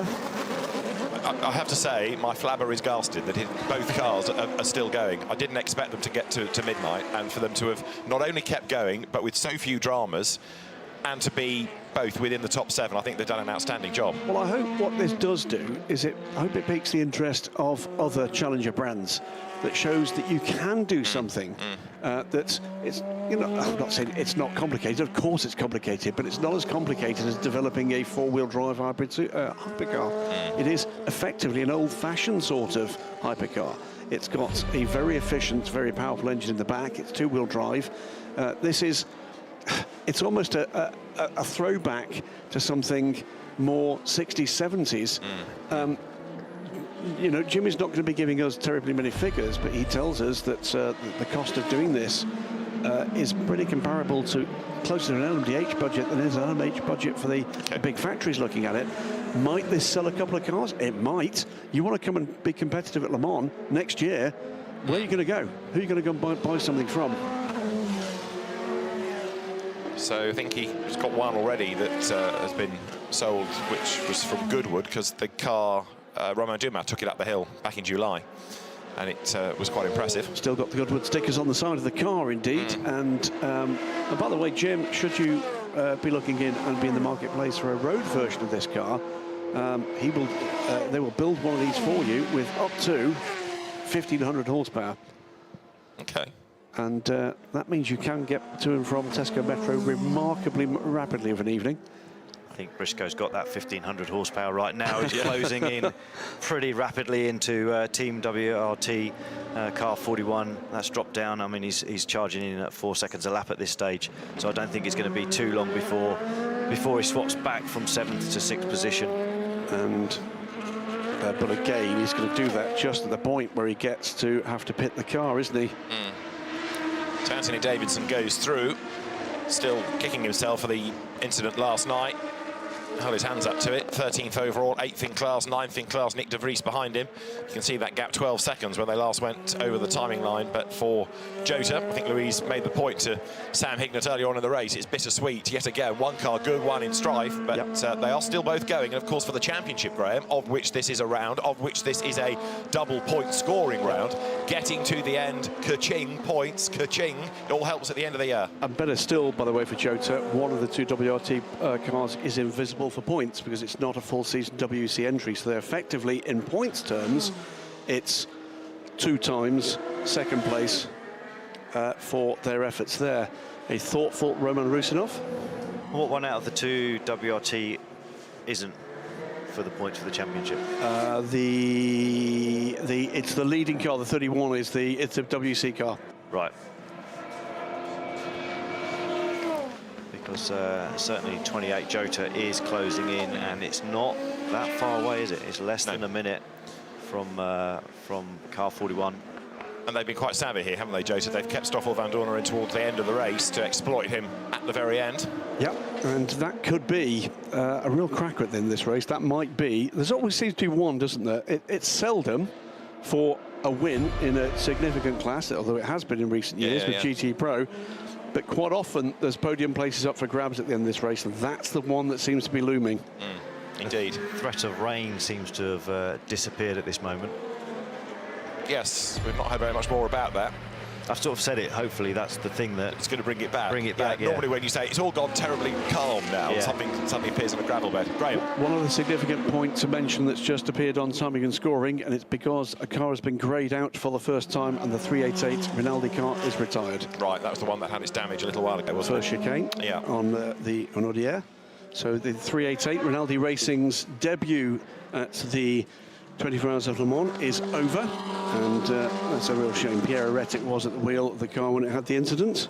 And Ben Keating with the TF Sport Aston Martin Vantage GTE has pitted, so I'm guessing now that is definitely Ben's running done for this race. We'll have a quick look at that. It can't be far off, can it? Yeah, and I'm sure he'd be relieved to be jumping out of the car, and also knowing that he's done a great job. Hugely competitive run from the 33. Impressive from them. Leader in as well, just whilst Graham's doing some number crunching. That is Mike Conway that's brought the leading car in. Also in has come Anders Fjordbach in number 49, the Fjordbach Magnussen Pere Thies car. And that is currently 32nd overall, as number 7 is waved away. So purely fuel, keeping on that set of tyres, but therefore enables that car to save time in the pits, double stint the tyres. Can we have a quick look at the stint for car 7, because I think that wasn't particularly long either. Let's have a quick look Conway, at that. because he wasn't.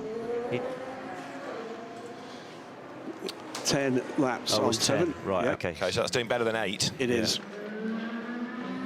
So managing the problem is the euphemism, isn't it? And they are doing so, but they've only brought that stint down by about a lap or two. Issue. Sorry. Not a problem. Right, forgive Issue. me, forgive me. I lapsed into English, not PL speak for a minute there. Ben Keating still needs to do another stint. Does he? He does. So 5 hours and 34 minutes, if my laptop is to be believed. And looking a little further down for where we can find Francois Perrodo, because he's the other critical piece in the jigsaw here. Francois has completed his drive time. Right, okay. So that's advantage to the Ferrari without a shadow of a doubt.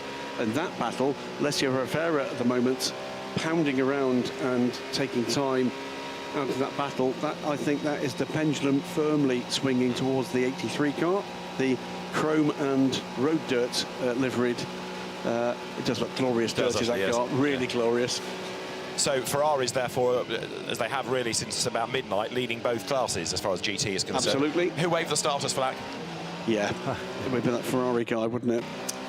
And just asking for a friend. And we're welcoming them back, of course, to the top class of sports car racing at Le Mans with a factory entry for the first time in, what is it, 50 years? Something like that. I think it's 50 years. Yeah.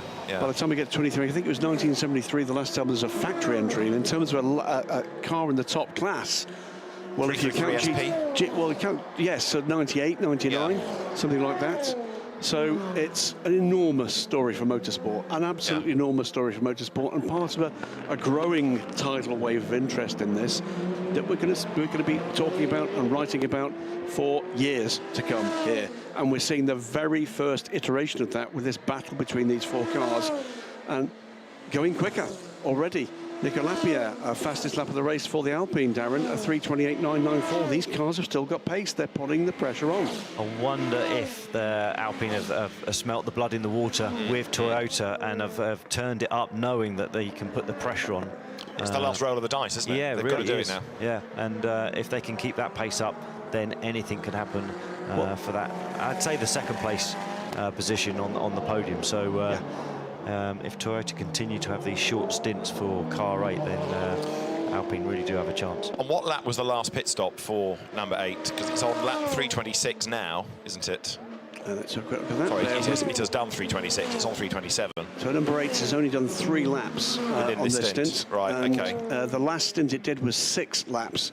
Exactly. 8 before that, 10 before that, 11. It's coming down. So my point is that now we need to start focusing on this, because if it's going to be even shorter again, they're in real trouble. We know they're in strife. Yeah, yes, exactly. And at some point, I think you're right, David. They're either going to be able to fix it or not. It's then a matter of how quickly they can fix it, if they can fix it, and whether or not they've got the time to fix it with the 3 laps advantage they've got. Well, that's it, isn't it? The 3-lap buffer. They're not yet with the backs against the wall, but it could head that way. Nicky Hatzberg brings in the number 63 Corvette, and that's increasingly looking like a lost battle at this stage of the race with the number 51 AF Corsa car. James Gallardo leads the race 54 seconds ahead at the point at which the pit stop began. It's Garcia in the car now. Garcia, yes. We're told that. Remember, Ollie told us that was looking set to be the strategy for them. Antonio Garcia, long-standing, very successful member of this Corvette racing crew, the Spaniard, with his helmet commemorating his racing hero, Adrian Campos, this year. A number of drivers sporting commemorative and tribute helmets this year. And away he goes and back on track in the 63. The one consolation for 63 is that for a new car to Le Mans, this one has been competitive. And it's been reliable, and drama there because there's a spinning. That's the 95 car, Aston, and the 85 is off, and the Toyota car did well to avoid that too. So that was the Iron Dames car, yellow at Marshall's Post 5. You can see why. Was in the other one that spun. So was the contact between the two, or was that in avoidance? I thought it was in avoidance. So massive drama there. That could have been so much worse. Bovey did well to exit stage right and avoid that. So Sarah Bovey, the recent addition, just as a quick twiddle of the wheel to see whether or not everything's pointing in the right direction. Let's see what happens here. You can see the Toyota starting to avoid. Yeah. It was in avoidance, wasn't it? Yes. So Sarah Bovey has seen what's coming behind her, has basically bailed out in avoidance of the spin ahead. The 95 car, I think, will rejoin and has rejoined. She did a good job of recovering there. She aimed for the run-off tarmac, didn't she, behind the gravel, and was quickly back on track. But yeah, the Toyota was in the middle of all of that, so another heart-in-mouth moment for the Toyota team. Sarah Bovey continues, World Endurance Championship debut, never mind just Le Mans debut. Yeah, and 8th position overall in the GTE AM. She's still giving that a bit of a weave to see what she can do about getting rid of some of that gravel, I'm sure. She was a long way off in the gravel. She was. Super smart, though. Got the steering wheel straight, kept the power in, just made sure she was able to sort of plough her way through and get out the other side of the gravel trap. I think Sarah's been quite a revelation to the Iron Lynx team. They seem to have reshuffled their order in a range of their campaigns this year to accommodate this switch to the WEC. Manuela Gosner was due to race in the WEC, instead is racing in the Road to Le Mans and Michelin Le Mans Cup now.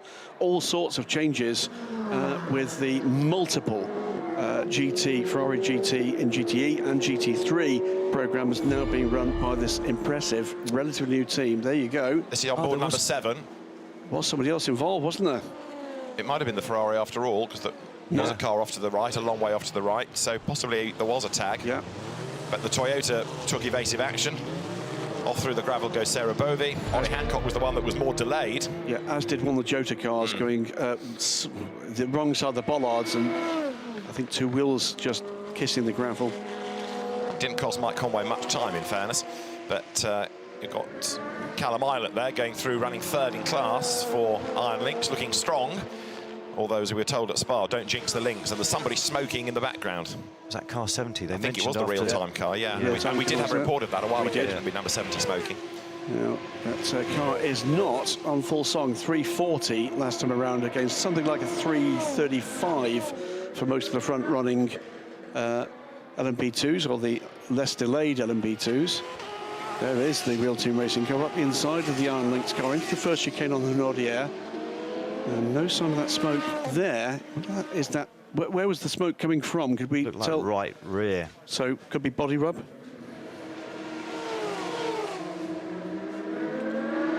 this car, we've not seen much of the 80 car with the excitement of the two cars ahead, but that car sitting in a podium position. Callum Islet is what, 2 minutes and 20 seconds back from Ben Keating, who's got another, I think, full stint to do in this car. This one. I'm keeping an eye out for number 8. Number 7 Toyota has just been through, but how many more laps on this stint can Kazuki Nakajima do before he has to come into the pit lane once more? You've got 48, the E-Deck entry in, which is Paul-Luc Chatin, who's brought the car into the pit road.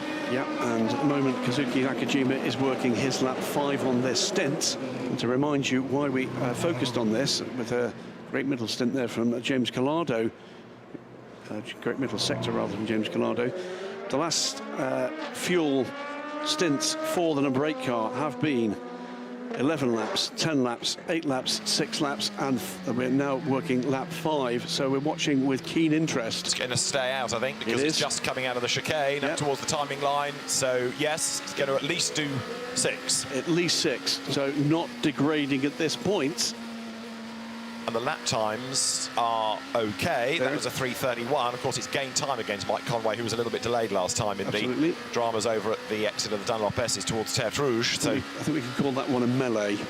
I like a melee. Melee sounds about the right tone for that. Like George Melee. We haven't had many melees in this race since about the first proper racing lap. Another pit stop cycle has gone through for Jota, for United, for Interpol, for Inter-Europol. Yeah, IDEC and the second Jota car of Anthony Davidson is imminent, I think, because there you've got 48 then. So Paul-Luc Chatin, having just rejoined the racetrack. There's a switch through that pit stop cycle, by the way, which is the Inter-Europol cars dropped back, and that was a slower stop by the look of certainly a slower lap. 450 on the in-lap. In-lap. Now, let's try and catch up on what's been going on for United Autosports. Paul di Resta has had a pretty fraught race. Let's catch up with him in the company of Duncan Vincent in the pit lane. Hi Paul, it's good to catch up with you at Le Mans. It would be a lot better if it was in better circumstances. You did start very well as a team, but unfortunately a slight error at the chicane really put pay to your race and your teammates' race as well. What was the general consensus on that happening? Listen, it's an unfortunate thing to happen. I think, you know, there's 62 other cars out there, and unfortunately, you know, young guys, you know, their ambitions of what they want to do here, how they go about racing. But he apologised. I think that's a manly thing to do. He stood up, but the conditions were very hard. You know, to go out there in slicks in the rain for your first time, going into the night, and it was just very unfortunate. Had it been a second either way, we'd be in a very different position. But they certainly annihilated us and having any decent race. And the biggest thing was where it happened on the track was getting the car back to the pits actually with the bent suspension. The fixed time was not too bad, although we're still carrying a significant amount of damage in terms of aero and on the side. But listen, we're still going. I think we're 5th, and I think his recoveries go great. But it's certainly been a turbulent week up and down where it looked so promising. Any speed left in the car, which can maybe take you a little bit further forward, or the gap's too big and the damage too great? I think we're quite fortunate there. The car that we've chased down over the past 6 hours just took a puncture. Not ideal for them, but we've managed to jump them. I think we've got a 30-second buffer, so hopefully we'll just carry that to the end of the race. I think the other guys are out of touch. It's a reliability game now, and that's where you've got to have the trust in the machine you've got. But listen, everybody's getting tired. I'll be back in to finish at the end. But this is one huge test, and it's been a bit of mixed emotions for the whole United Autosports and where they are. But listen, this is the nature of this race. You can't have it absolutely perfect every year you come here, and last year we were fortunate enough to stand on the top step. Paul, thank you very much for your time. Good luck for your stint. So that explains, we believe, why they've been able to jump the Inter-Europol car, a puncture for the 34 car, deep into this race. Also, and with thanks to Simon Strang down at Toyota Gazoo Racing, explanation of the short stint last time, not just fuel, although that's clearly part of it, but to replace a broken co-driver door on that car. So there was a driver change undertaken at the same time, but they replaced the passenger side, there's no passenger seat, but passenger side door on the number 8, which is why they short-stopped last time. Why did they need to change the door, is the question on the back of that? I don't think that's linked in with fuel. But no, but I'm intrigued to know why, because clearly they had to bring it in early. I mean, my guess is that catch had failed. If that door was open, that's not going to help matters. 31, Team WRT. Car 8 has actually just gone through for another lap, so this is going to be 7, isn't it? Yeah, a better longer stint. Yeah. Well, the next one you're looking for there is 7, because if 6 was a short stop because of a door, then you're looking for a degradation from 8, which is the next biggest, not 6. So if he comes at the end of 7, they're still in fuel trouble. Sorry, 7 laps, not car 7. Yes, correct. Yes, my because car 7 was on a 10-lap stint last time. And it's now number 7 Toyota's race to lose, isn't it? Not to put any added pressure on Mike Conway. No pressure, yes. Yeah. Absolutely. They've got a comfortable lap gap on the sister car, which will be, plus, by the way, the pit stop to come for the number 8. The number 8 not under pressure from the back, from behind at the moment, although the Alpine is still showing really good speed at the moment, and not bad speed either from the 708 Glickenhaus. We're in now to a race of luck and a race of reliability.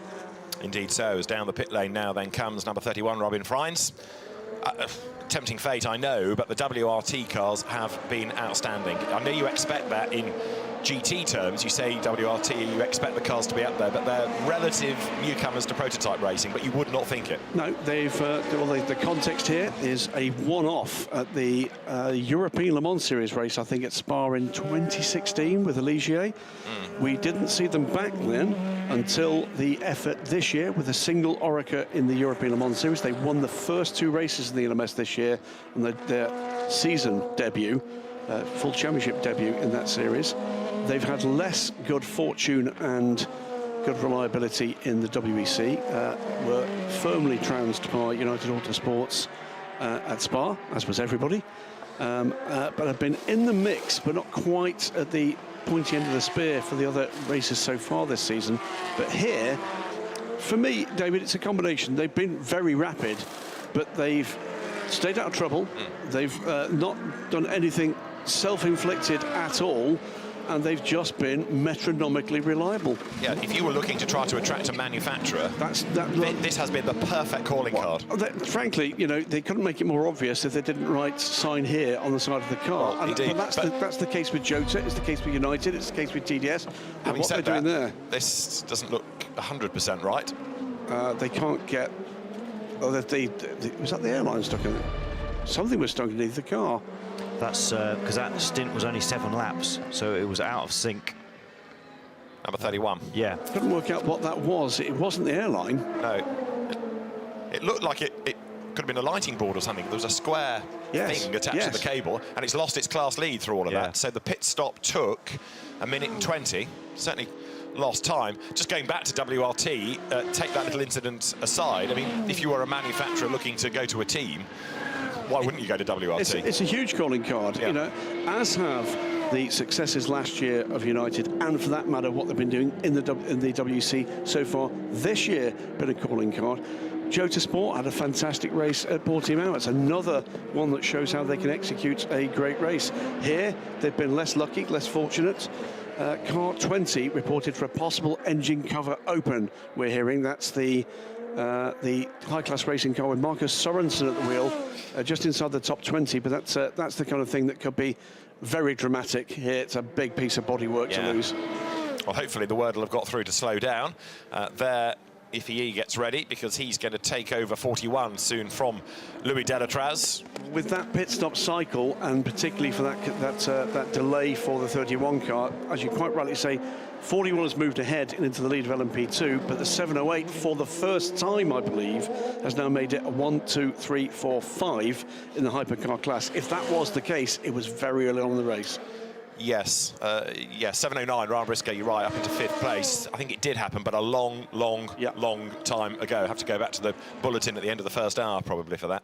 But finally, we get some semblance of order. We like an ordered timing screen. We do, but isn't it interesting that of all the classes, I know there's only 5 in it, but these are the new cars, Absolutely. and all 5 are still going. Absolutely, and you know, we're firm fans in the conversations around international sports car racing that sometimes gets criticism that LMP2 has become a single make class. We've got one Ligier and amongst a sea of Oricas. It's not lacked for pace and it's not lacked for entertainment, and these things are just ironclad. To beat these LMP2 cars, you've got to be very, very good indeed. It would be nice to have more manufacturers in LMP2, absolutely, but go with what you've got. Has it given us a good race? Yes. Have you got some style drivers and good teams? Yes. So, very, very good indeed. So, number 31, as you look at the 41 car set for its pit stop, 31 Robin Freins, there was something stuck under that car, that's why it lost the time. Quite what it was, Darren, we couldn't really work out. There was a line and then something at the end of that line, but they had to jump up on the back of the car, didn't they, to try and get the car from underneath. It was either jammed underneath the car or jammed underneath well, it couldn't have been the wheel, surely not the wheel. So something was jammed underneath the car, but it's I didn't recognise that component, unless it was the stop board. But it was on a line, wasn't it? It was on a hose. Yeah, but they came in out of sync, so there must have been something that required them to come in for the pits after 7 laps. Has he picked something up? And a bit of debris underneath or something. Maybe that's what it was. Or wedged. Well, send Duncan down there. He can go and investigate and say, what was it? And hopefully we'll get a truthful answer. This might show... Oh, no, it won't show us in replay. This will show us other things, like the Jota Fast Food Centre, the KFC Coca-Cola-backed entry. Stoffel Van Dorner's car, 8th overall. And now threading the way through the traffic here, down towards Arnage. That is 28. And Stoffel Van Dorner at the helm. Now, he's chasing Robin Freins, but he's a minute and 15 seconds back. But he's done an extra pit stop as well. And it's lunchtime down at Jota. Indeed, well looked after down at Jota. Did spot them having the Nutella on toast early this morning. Just adding a bit of energy when energy levels are very low at that point in the morning. Particularly if you've been up and about all night and they've had a busy night. Now, let's try and catch up on what's been going on in the pit lane. Duncan Vincent, what can you tell us? Charles Mallacy described it perfectly. Remember, we saw them changing front wheels only? Yeah, that's because the air jack in the back wouldn't work. So then they came in and they done the backs, and it just looked a little bit strange, guys. It was a perfect pit stop, but the air jack stuck at the back, so it wouldn't come up. That's why they done 2 kind of pit stops. So they did one stop for the fronts and then a second one for the rears. Okay. 100%. Yeah, no, we did see just doing the fronts, didn't we? Right, thanks, Duncan. That makes sense. Excellent stuff. Panic over. But they've got to get through at least 2 more pit stops, and therefore that air jack issue might persist unless they can they use the one from 41? It's the onboard air jacks. Yeah, I was going to say. No, they can't, can they? Obviously, no. So unless they get some kind of manual jacking underneath the car. Or triple stint the tyres. Or triple stint the tyres. And I'm not sure they're allowed to have manual jacking at this point. But, well, either way, thanks very much indeed to Charles Mallacy, another of the coming men in endurance racing. 8's just been in, as you see it leaving the pit lane. So to the computer eyes turn. 8 laps. Right, so it's gone back up again. Gone back to where it was. It's not perfect, clearly, but it's a more manageable number now. Indeed it is. Yeah. Renger van der Zande and Paul Lupschatten have both had quickest laps for their respective cars. The 34 into Europol car after that puncture. 23 seconds back from Alex Lynn now in a battle for 5th in LMP2. Paul Lupschatten is 1 position back from van der Zande, but has got a much bigger gap to play with. 2 minutes and 44 seconds is his problem. I see no ships. Quite. There's still possibly a challenge there with 3rd and 4th between the Glickenhaus and the Alpine. I mean, it's only. I agree. It's only only. I mean, it's 1 minute and 40 seconds, which is a lot, but it's only one safety car. You know, if one safety car comes out and it's in the right place. It's one small issue. Yeah. It's a partial slow lap back for a slow puncture. It's a whole range of things, all of which we've seen at Le Mans 24 Hours within the last few years. And at WRT, they're ready for Louis Delatraz, who's in the pit lane. Yiffy Ye is going to take over, and in comes second-generation racer Louis Delatraz, who was mentored in his early days by Alain Menu, because Jean-Denis Delatraz and Alain went to school together, best friends. Jean-Denis put some money into Alain's racing, and Alain repaid that faith by mentoring Louis, and got to say, did a pretty decent job. Very good job. It did indeed. Am I right, Louis Delatraz won the virtual Le Mans in our lockdown year? I think he did. He did. I think he did. He was also the SRO esports champion. Yep. Beat Ben Barnicoat to that. Did he? Yeah. So he spends a lot of time indoors. He did. Yeah. He did. Yeah. Clubing in the word lockdown, probably. Yeah. But yes, yes, he did. And that car, 41, Graham, the Robert Kubica, Louis Delatraz, Yiffy Ye car, they've had 2 European Le Mans Series wins as a combination this year, so it's gelled already before you come to this, the biggest race of them all. Absolutely, and lest we forget, by the way, he just missed out on an overall podium last year here. Louis Delatraz as part of the Rebellion squad. 4th overall he has as a finish, which is mighty for what was then a debutant here. Looking at Renger van der Zande working another very, very quick lap in the Inter-Europol car. Dropped finally from 5th, which I think they've been in all night in the 34 with that puncture.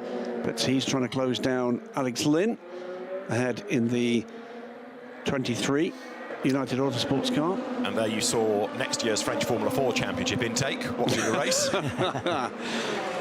Yes, increasingly we're getting younger and younger talent aboard, aren't we? And with F4... Not in here, we're not.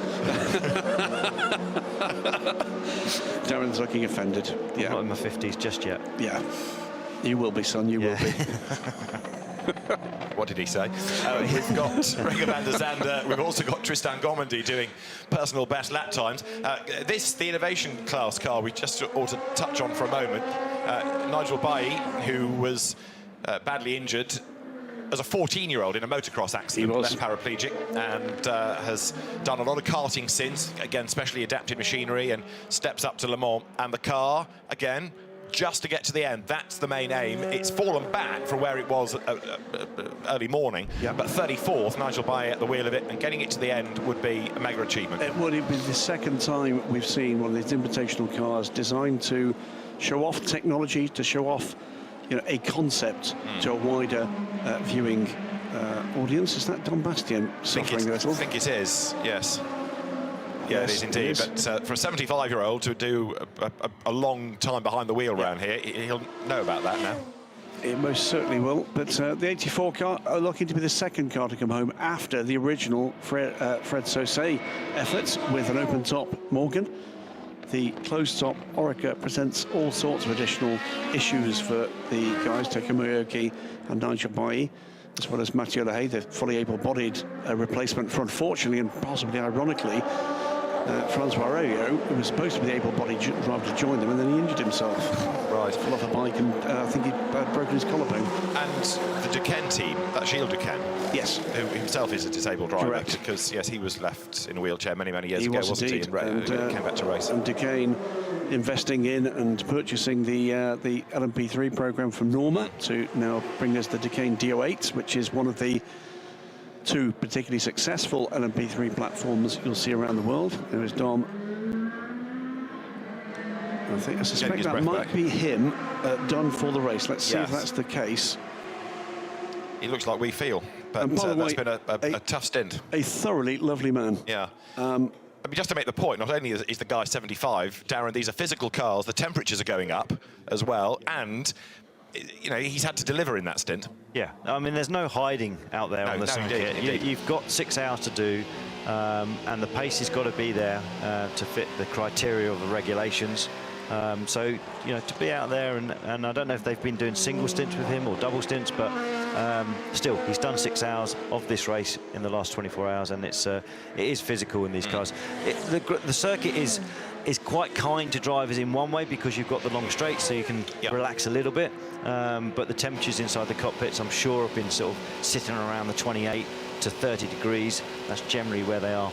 6 hours and 13 minutes for Don Bastien, and I can tell you he's not the slowest. Not by a long chalk. Average, best 10 laps average of 4:04.809.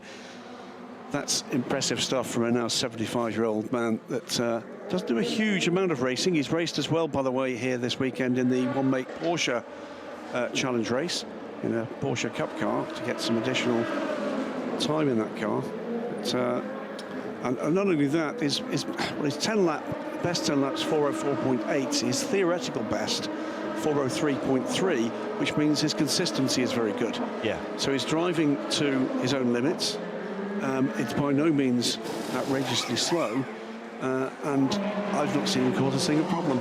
No, he's got on with the job, hasn't he? Done it well. And when you look at it, it's like the best 10 laps are a 4:08, 4.8.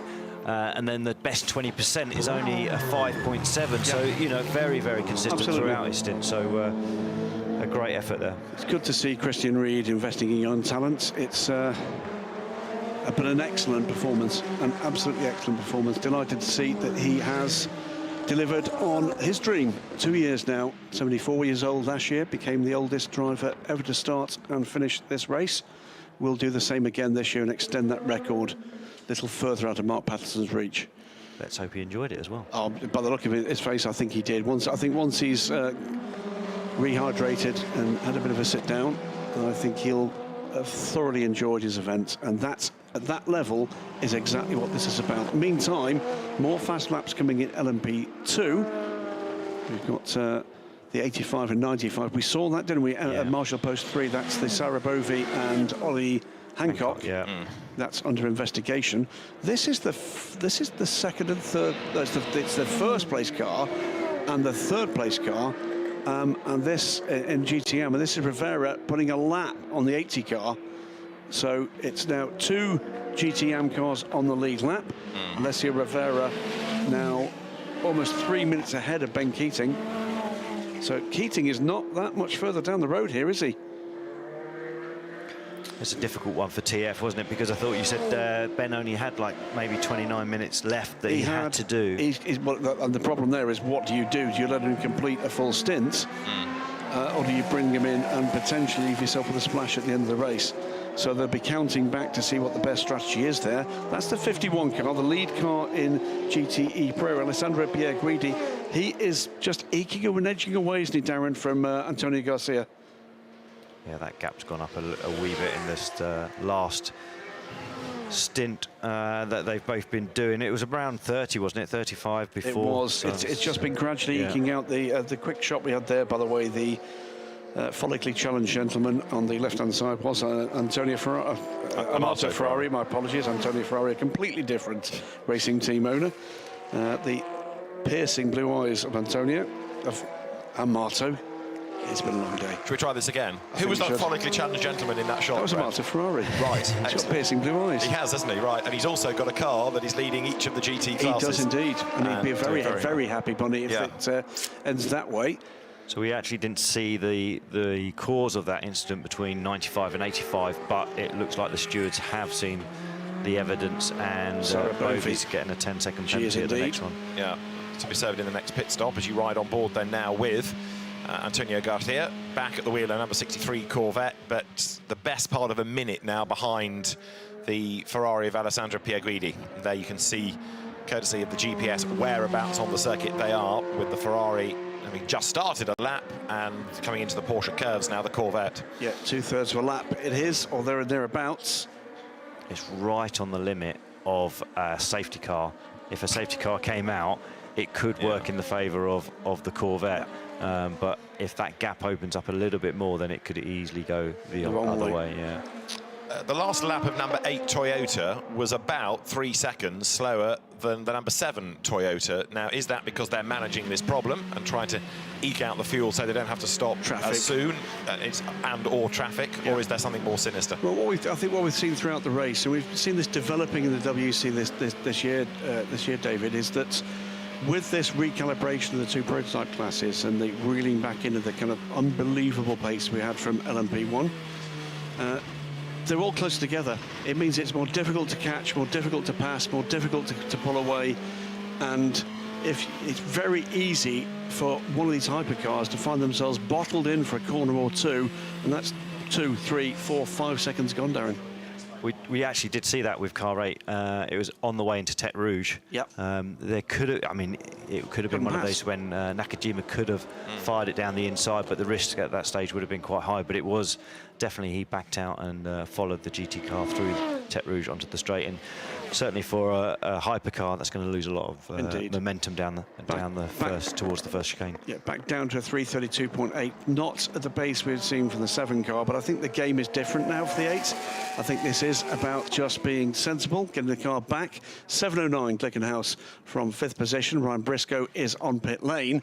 Now, will they get this car back out in 5th? It's going to be pretty tight.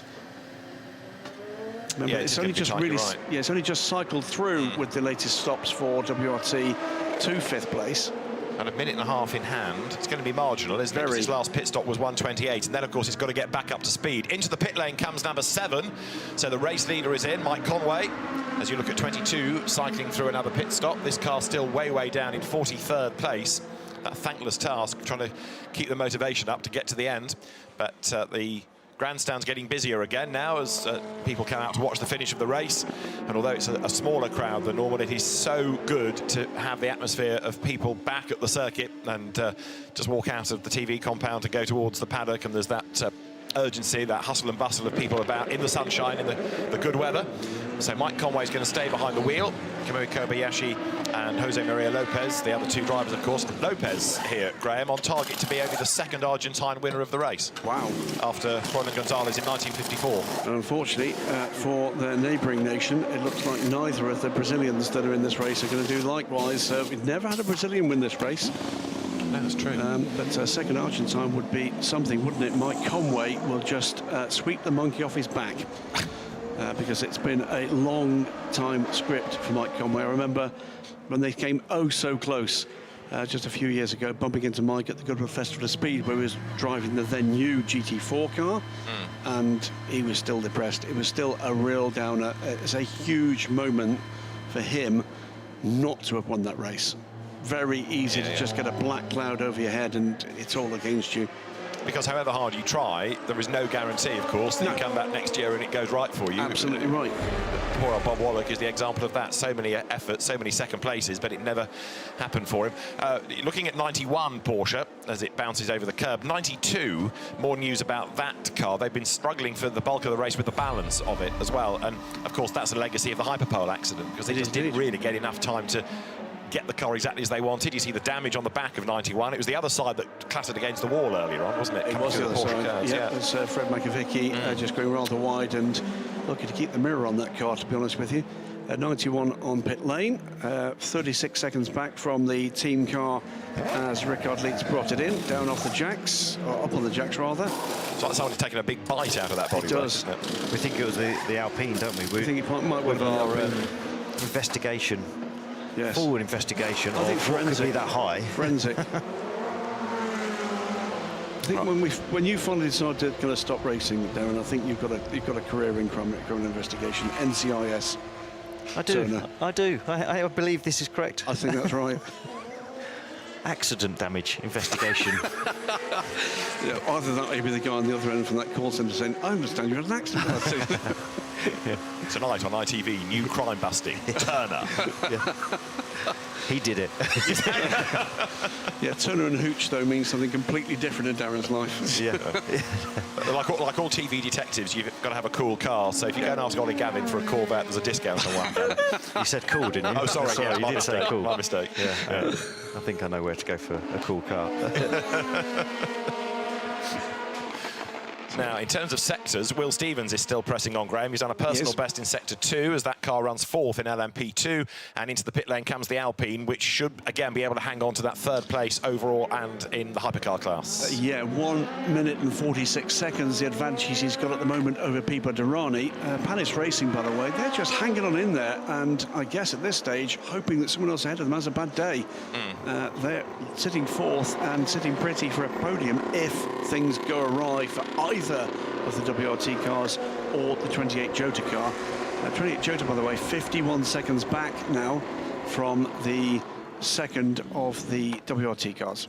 36 pits, the team goes to work then, so the first thing to do is to try to clean the next wave of French flies off the windscreen, and also to put some fuel in the car, but it looks as though Nicolas Lapierre is going to stay behind the wheel. The Goodyear blimp makes its way over the circuit, getting some great shots of Le Mans, looking down onto the pit straight over the paddock, which is still a very, very busy place.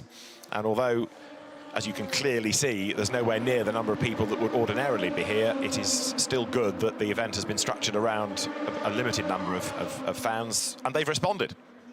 It's great to see the fans back at the race circuit here. It makes such a difference.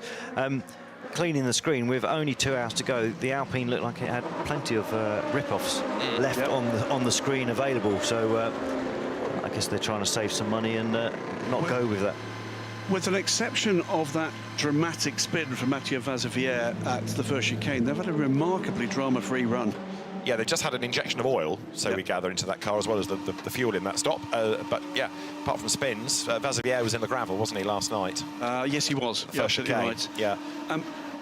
Just spooling back to the WRT story with the car unable to deploy the jacks, we did get the point that that was an inflatable airbag, yes? Yes. Fine. So they had to do the 2 stops, one for the fronts, one for the backs, and use that inflatable, which then hadn't deflated enough to get it out the other side. So that clearly they can use that to get the car through the pit stops. Yeah. We've got Neil Yarney back into number 92. I wonder how many teams have actually got an inflatable bag ready for that. See, I've never seen one around. I've never seen one around. Yeah, so the fact they had one available. The issue, I guess, there... Shows you the good teams, doesn't it? Absolutely. Well, the other thing to say there is it clearly hasn't got a quick release, because that was why they're only trying to release the car from it. So it'll go up, it won't necessarily come down quite as quickly. If you've need a sharp knife. Well, if you ever tried to tackle an airbed in any way, shape or form, you know exactly how they felt. Darren's knowledge of inflatables is a completely different path we're going to go down. Code. Yes. Let's just talk about the race. Maybe it was an inflatable airbed. Maybe that's what they just fired. It's a Lilo. Yeah. Fired it under the car. That'll work. Let's get it up in the air. You tell Darren was a Boy Scout, can't you? Absolutely. Got to adapt. Exactly. I bet not for long. Be prepared. There you go. Pit stop for car 33 is under investigation. So that's the TF Sport Aston Martin, isn't it? Ben Keating, and that came in a while ago. So something has gone through the system from the officials in the pit lane to go to race control to then be investigated. Could this add further spice to it? So Ben Keating will be coming to the end, towards the end of his time in that car now. Let's have a quick look. Where is Ben on this list? He must have done the required time by now. Must be very close to it. It's a bit further down. Getting a replay here of 64 in GTE Pro, which is Alexander Sims persevering, but so far back it's now 56 laps down on the race-leading car. So the answer is Ben has done his 6 hours now, so whenever this is the optimum time for them to come in and switch. And he's another one that's had a bit of staccato recent past in this car. He's on a 4th lap of a current stint after doing just 6 laps. So that car has had The car did have a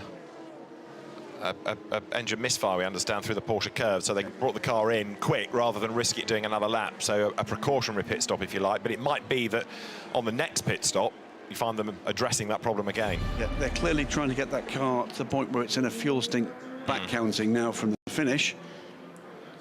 But with a margin such as it is against the Ferrari of 1 minute and 43, it's the Ferrari having problems that's the lifeline for a category win there. Replay here of incidents down at the second chicane as the Ferrari... That's the 60 car.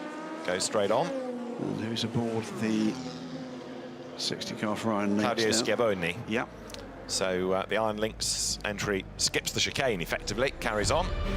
no harm done, thankfully, as you ride on board with Garcia, who is, for the moment, 52 seconds back from the class-leading Ferrari.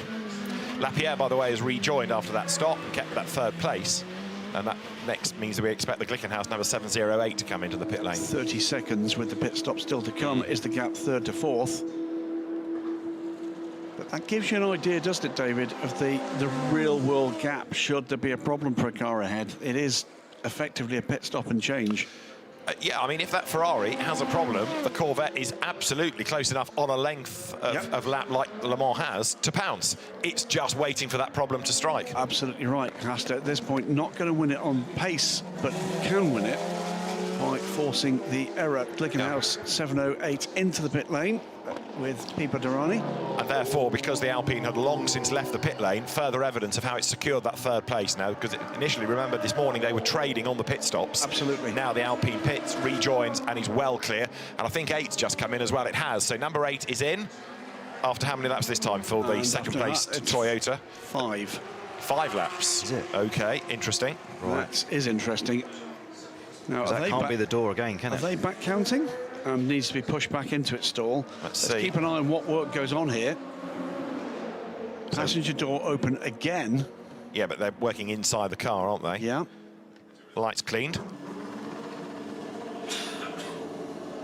Nakajima sits and awaits instructions. Nothing he can do, so he's just got to sit there and wait. He's offered a drink, takes door that. Open is literally for the drinks bottle, but that said, a technician is now back in there. Oil bomb going on the side. Yeah.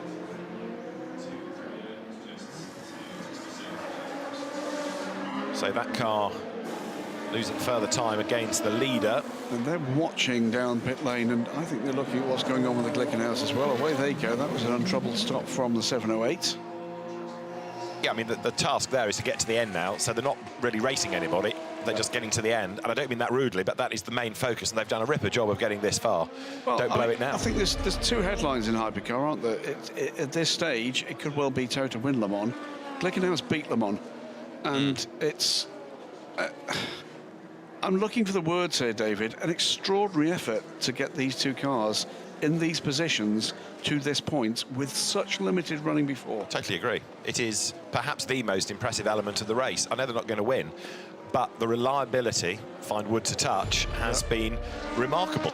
And you're right, it ought to give optimism to other teams / constructors that Hypercar might be actually something you can go and do competitively. Well, there's almost a question to be asked: how cheaply can we do it?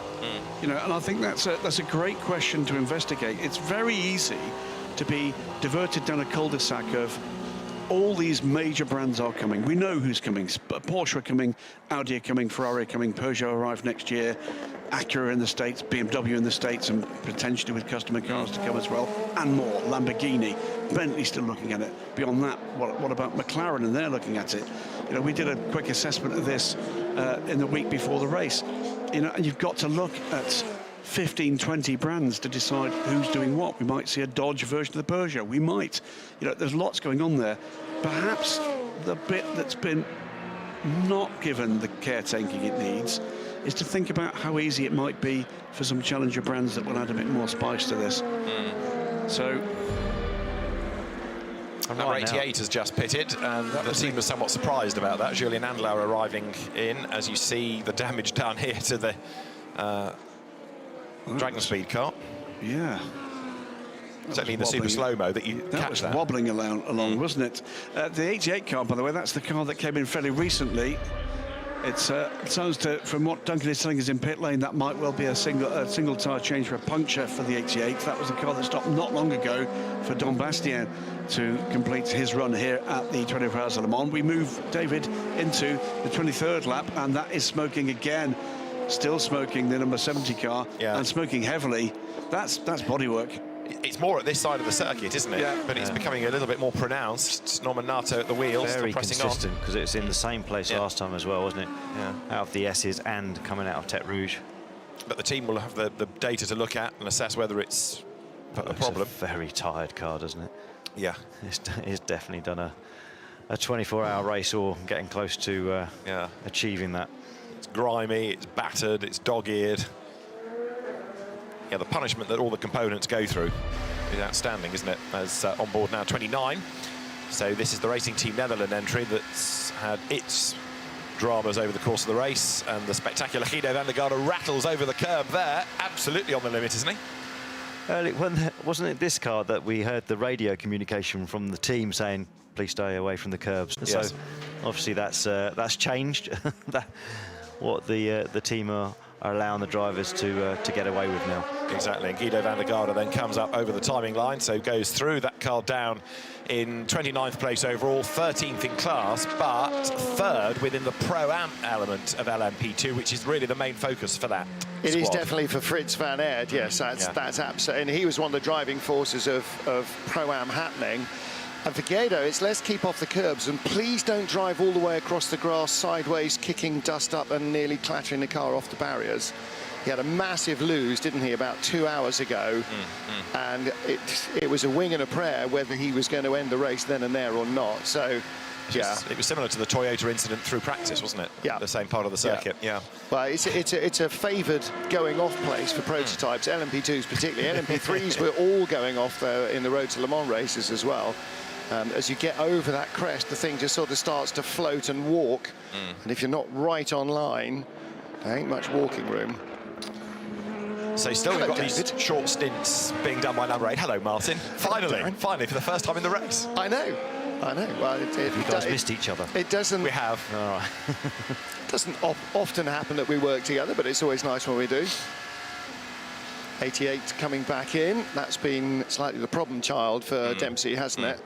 Yeah, they just had to try and sort out a bad vibration. Now they've got a splitter they are concerned about as well. So That'll be another bad vibration, won't it? Precisely. More and more pit stops, more time lost. But now you're getting to the point in many a case where you shrug as far as looking at the timing screen and a result is concerned, and you just want to get to the end. You've got this far. Yeah. If it's going to break down, kindly break down in the first hour, or at least while the pubs are still open.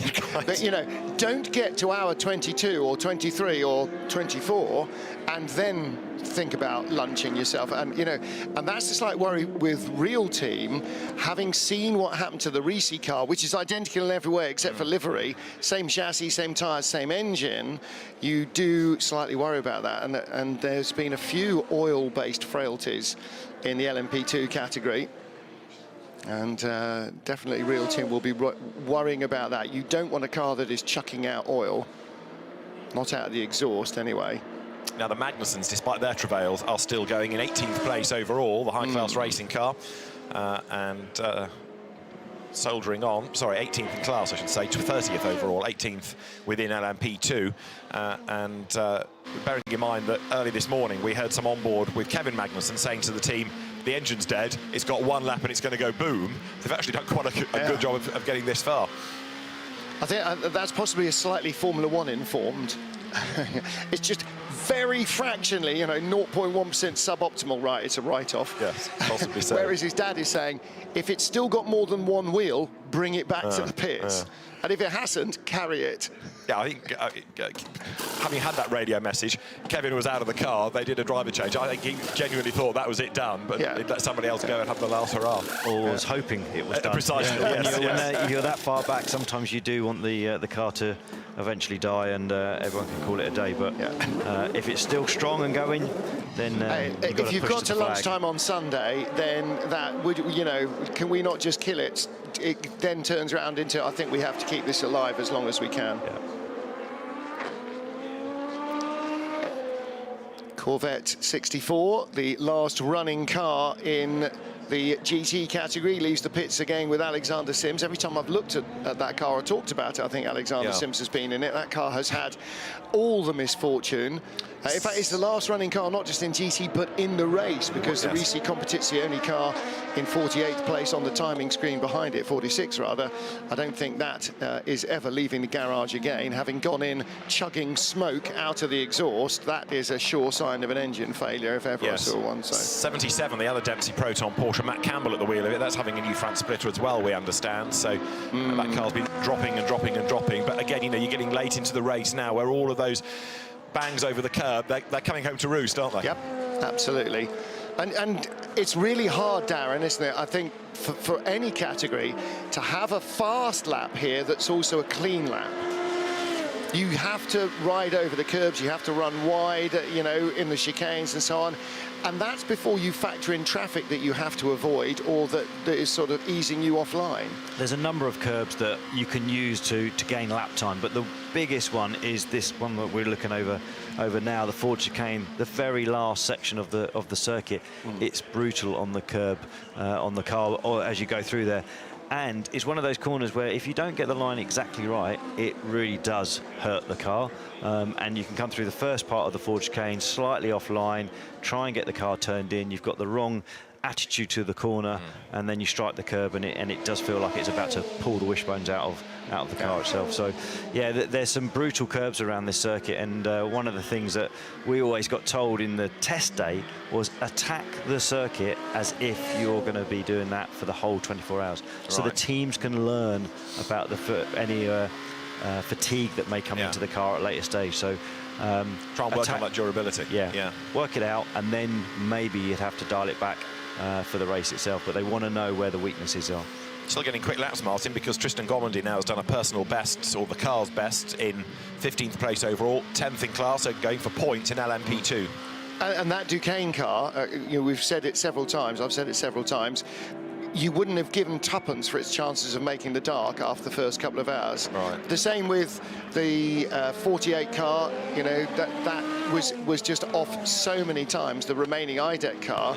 You thought, okay, well, they lost one in qualifying, the other one's not going to make it to nightfall, and yet they're both still there, and they're both just creeping their way up. And the other thing, of course, that you've talked about recently is that we started the race with 5 hypercars, and for the first time, probably literally since lap 1, they're now still going in the top 5. There are no LMP2 cars in between them, and there were even at the end of lap 1 LMP2 cars in between them because of the issues that the cars had on the first lap. Yeah, indeed. And I know there's only 5 in the class, but the entire class is still going. You can't say that about LMP2 or GTE Pro Anything. or AM. No. And yet all these hypercars, these new cars, all racing here for the first time in this trim, although they all are. And to come back to the point we've been making, and I think you have as well, the Glickenhaus's outstanding effort, because you know how they looked at the start of the season was a bit unconvincing. Well, the only car really in good. that category that has raced at Le Mans before is the Alpine. It raced before as an LMP1 Rebellion. Yes, yeah. So that's the only car that anybody's got any experience of running at Le Mans. Yes, Toyota have tested, they've done 30-hour tests and so on, but again, you can drive around Paul Ricard all day and all night and all the next day and be bored rigid and still not learn one iota of what the Le Mans track this year is going to throw at you. So that Toyota is not last year's car with a different suit. No, sure. It is fundamentally not. The entire hybrid system is totally different. The chassis is different. The way it manages the power is different. The body is different. The weight is different. It is a new car with some old componentry in. Predominantly, the internal combustion engine is most of the carryover of the car, plus their experience. But then you look at the Glickenhaus and you go, okay, it's a chassis builder, Pole Engineering, Podium Engineering, that has never done Le Mans before. It is a team that didn't exist 12 months ago. It is an engine manufacturer with an engine that didn't exist 12 months ago that has also never done Le Mans. And all these disparate parts have come together to create one car, which on its debut in Portimao, because they missed Spa, a single car had all sorts of issues with the electronics talking to each other. GCU, ECUs were not conversing in the same language. They had brake issues. 2 cars then came to Monza, both had issues, and the portents for them surviving Le Mans, you know, to nightfall and through the night and to the checkered flag were not wholly great looking from the outside, but somehow this thing is, you know, turning into greater than the sum of its parts, and they are still in a battle for a podium finish. In the pits is WRT. This is the 31 car of Robin Freins. Yiffy still leading in LMP2, and these cars 5th and 6th and 7th overall. Now, what we need to look for here is what they do with the jacks, because we understand that the onboard air jacks have failed. So the last 2 pit stops, the most recent was to do the rears, the previous stop was to do the front, and they're having to do this now, or were, with an inflatable bag underneath, lift the car up. Now let's see what they do here, Darren. I don't think they're going to have to lift it up because they'll just run that set of tyres again. Yeah. So for this pit stop, it's not going to be a problem, but maybe the next time sure. they're going to have to try and get the car up. And those are the sorts of issues when you've got two cars equally well driven, run by the same team, between which there is barely a cigarette paper. You know, when you're in a two-car team, and Darren, you'll know this, Ollie will know this, when you're in a multi-car team, you know that if the other guys don't have a mistake, and you do, or a failure, then, you know, they've got to have a brake disc go as well for you to just get back onto level pegging, or one of their guys has got to drop it off the road. Any tiny little difference between the two suddenly becomes almost insurmountable because there's nothing to choose in performance. I mean, normally you're fighting over a couple of tenths between the cars. I mean, you'd really have to be unlucky to start a race and have a balance in the car that's going to be a second a lap. But it does happen between the teammates and team cars, etc. So if that isn't the case, then you are always going to be fighting for a tenth or two each lap. So then it comes down to who doesn't have a problem, who has the cleanest run through the pit stops. It's the basic story here, isn't it? Don't hit stuff, stay out the pits. Now, you know, that's the rule of the mob. And that's what makes you go quickly. Okay, saying it is one thing. But keeping out of trouble and giving it maximum attack, and it's that fine line that's the really interesting bit, isn't it? Well, we saw in Hyperpole, didn't we, with Kevin Estre. You know, he's dominated all the qualifying sessions this year. He's been absolutely shatteringly quick, and he was just a fraction too shatteringly quick in Hyperpole. Wrecked the car, destroyed the car. Indeed. And they had to start from ground zero with a brand new shell. And they were saying, you know, you can bolt all the bits on, but it's fine-tuning all the aero elements. That's the bit that's going to start in the race. And Neil Yarney is quoted as saying, we've struggled all race with the balance. Yes. So, you know, they went into it on the back foot. Now there is that's a slow dragon speed entry. So is that Ben Hanley? It is. Oh dear, the car was running in 11th in class, in 16th overall.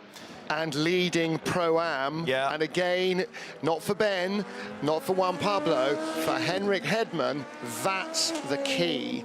So it's another LMP2 car inexplicably going slower. The good news is it's not trailing white smoke. The bad news is it hasn't apparently got a puncture or anything else wrong with the running gear. Is it a little low on the right front, Darren? It doesn't look like there's a suspension or, like you say, a punch or anything. So it's a bit strange. He's got drive, obviously, but it's not exactly getting back quickly, is it? Right front corner, just above the splitter. Is there just a bit missing there, or is it no? It's just the colour. It's still got dive planes and everything, so he hasn't hit anything. They're not low on fuel, are they? They've not got the figures wrong. Trying to look at the screen there on the data to see. Hang on a minute. Martin's going to have a look at the magic computer and see how many laps. I almost daren't touch this, because if I fraz it, then McNish will kill me, and I'll be more killed than a killed thing. Hang on a minute, let's see. You look at that, I'll waffle about Hanley limping back. He's keeping out of everybody's way. There. And the team ready to spring into action. This is lap 11, his previous... every stint they've done, apart from a 2-lap one since, I don't know, time immemorial, has been 11, 11, 11, Okay, 11, so 11, 11, 11, 11, 11, 11. This should be his in-lap. Well, it will be, but for the wrong reason. So it could be fuel. Maybe there was an issue on the last stop, didn't get the fuel in, or the amount of fuel they were expecting. And again, you know, that could be a slight issue. You know, every second counts in the pit lane. If the fueler, you know, tired, shattered, he's been up for 36 hours already, probably nearly. If he just pulls it off a second too early, half a litre too little fuel, suddenly the car's going into limp home mode. The car speed's too consistent for fuel. Yeah, I think you're right. I'm fairly sure he wouldn't be travelling back at that speed. Stuck in a gear? Yeah, could be. Could be something like that. See, fuel is more fixable because you can slosh some more in. Missing gears, much harder to slosh a few extra gears in. Now, in the pit lane, when you have to turn it off and on again is less of a gamble maybe than doing it out on circuit. Do you want me to stop and recycle and cycle through? If you're still going, no, God's sake, get it back here, because then if we need to hit the electronics with a big hammer, at least you're with us. I mean, the pace, although it is a slow car, clearly, it's not a snail, is it? This is going at a half-decent pace for a car with a problem. It looks like it's slow zone speed, isn't it? And is it possible that the limiter might have... It looks about 100, 120k, so Yeah, it's out of a slow zone 80k So limiter. now, what is his advantage? What have they got in the bag? What are they going to lose? He is... It's about a lap, isn't it? 30... It's nearly a lap ahead of Real Team's Norman Nato. Well, he's going to have to come in, come what may, and Yeah. then we'll see what they do. I mean, it could be that they refuel it and send him out. It could be that they have to do something more. There is Nato. And Real Team, this is the car that's smoking a bit more than anybody likes the look of, isn't it? Yeah. So then, third place Racing Team Netherlands, no wonder they want him to keep off the curbs, because the car in second ahead of Racing Team Netherlands is smoking a lot. We've got an hour and 45 minutes to go. It's a full Grand Prix distance, basically, still to run. Yeah.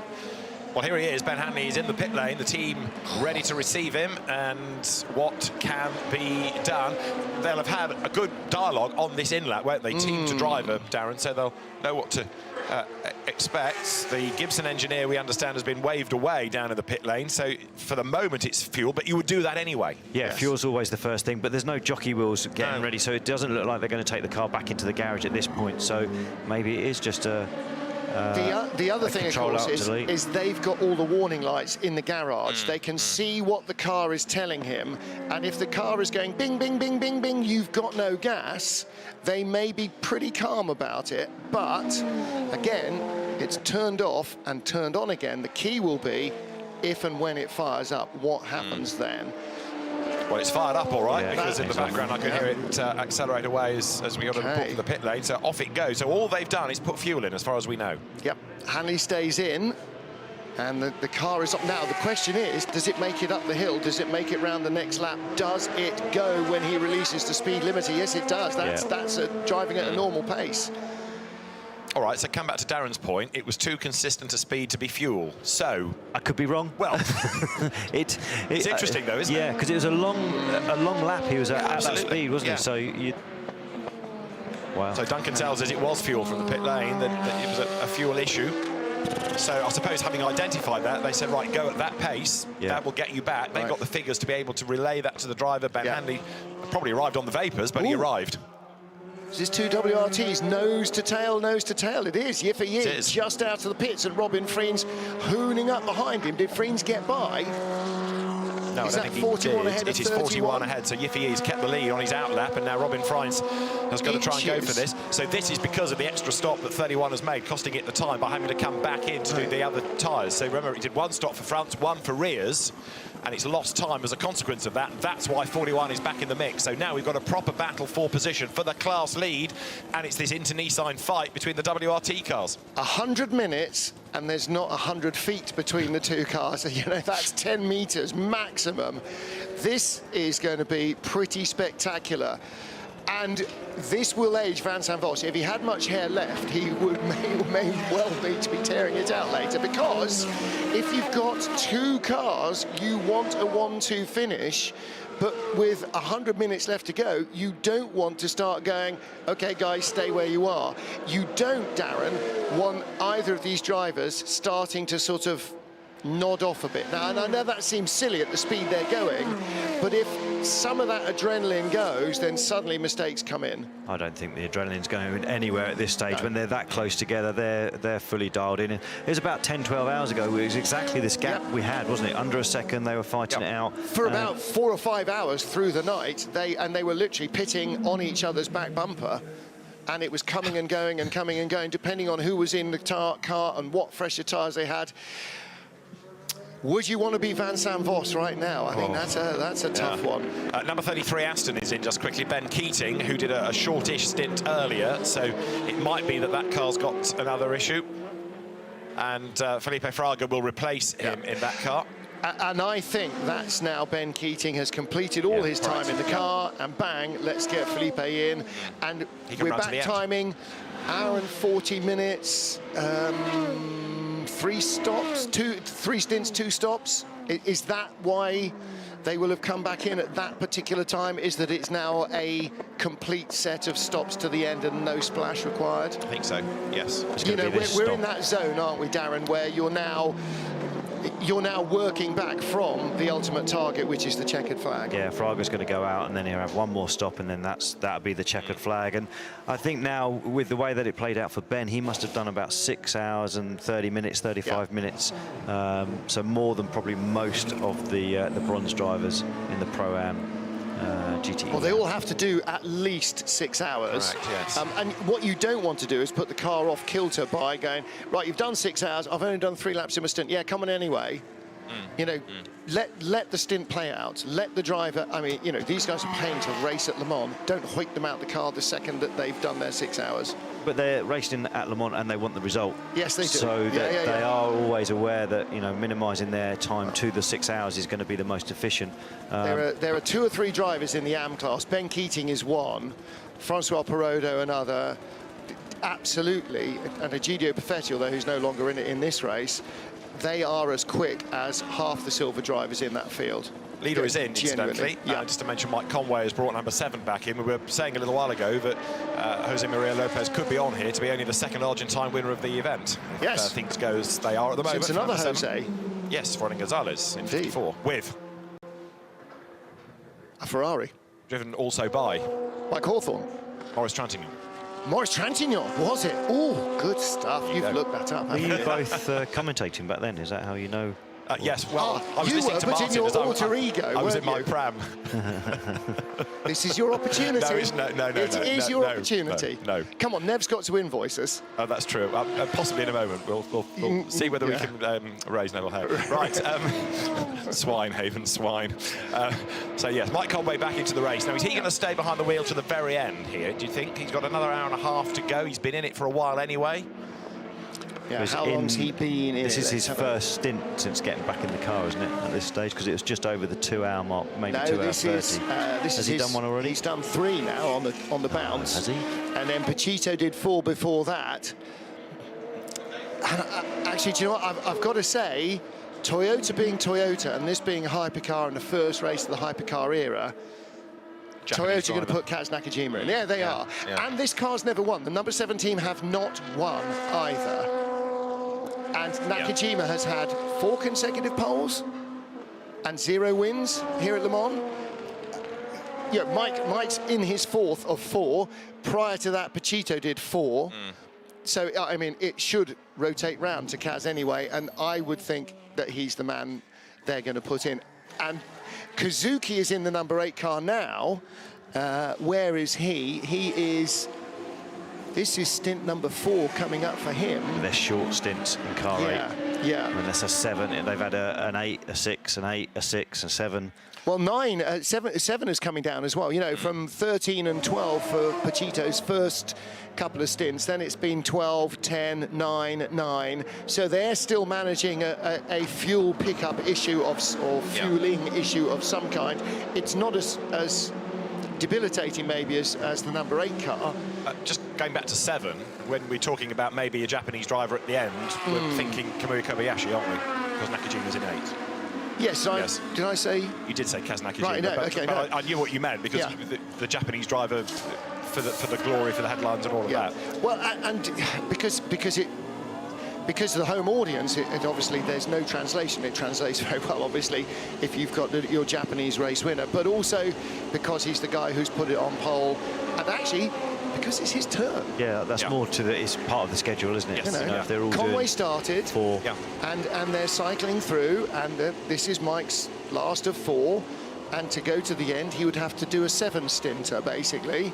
And so it is, it is Kamui's turn. And I think that they will very they're fairly methodical in the way they do these things. Looks like Mike's still in the car, though. That's because this is his 4th stint. So this will be his last hurrah. I would think this will be his last, yeah. And then they'll possibly put Kobayashi in for the very end.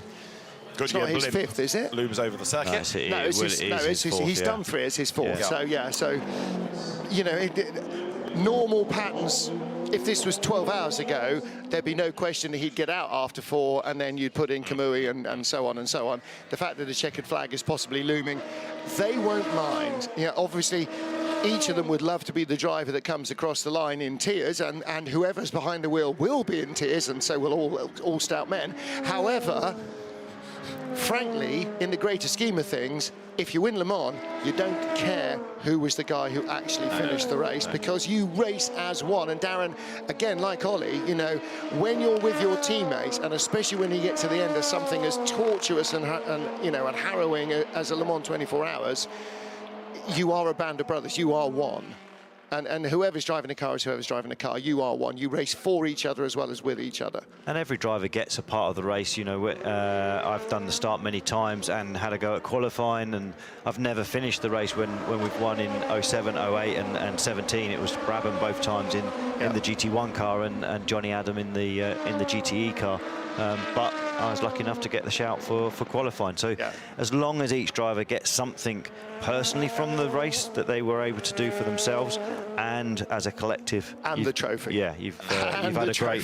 You know, we had that in 17 with the last stint by Johnny, me doing qualifying, and Daniel Sarah walking away with the lap record that year. It was each of us all picked something from there that was really special for us as individuals. What a final stint battle that was. We could be seeing the same from WRT for the win in LMP2. And this battle for 5th in class is building up, because Paul de Resta is on the tail, or almost on the tail, of Renger van der Zande. It was just under 2 seconds when they came over the timing line, and Paul de Resta still trying to salvage something better than 6th out of the event in 23 from United Autosports. So that car pushes on, and the gap continues to come down. So de Resta, Alex Lynn, Wayne Boyd. Much was expected of that car, but can it get in one more place before the end as Van der Garde comes into the pit lane here? 3rd in Pro-Am, tyre change. He's staying in. I think he will stay in until the end. Go, go, go, go, go, go. So waving him away. That car 3rd in Pro-Am. Real Team's Norman Nato has just left the pits, 2nd in Pro-Am. Ben Hanley in the Dragon Speed car with that half a slow lap. His own personal slow zone following him around. Oh, he was in. That is still the Pro-Am leader. Just ahead of Ben Hanley, the Duquesne car is coming in.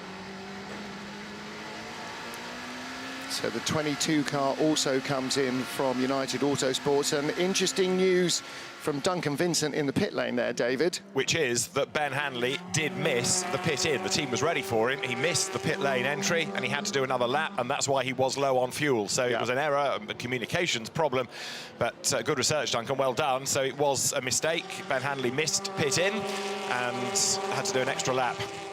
I would love Duncan to go down to WRT and ask, get Vincent Vos on the mic and say, how tough a final hour is this going to be? He's been in this position before, at races like the Spa 24 hours, numerous times, but this is a new venture for them, a new adventure for them.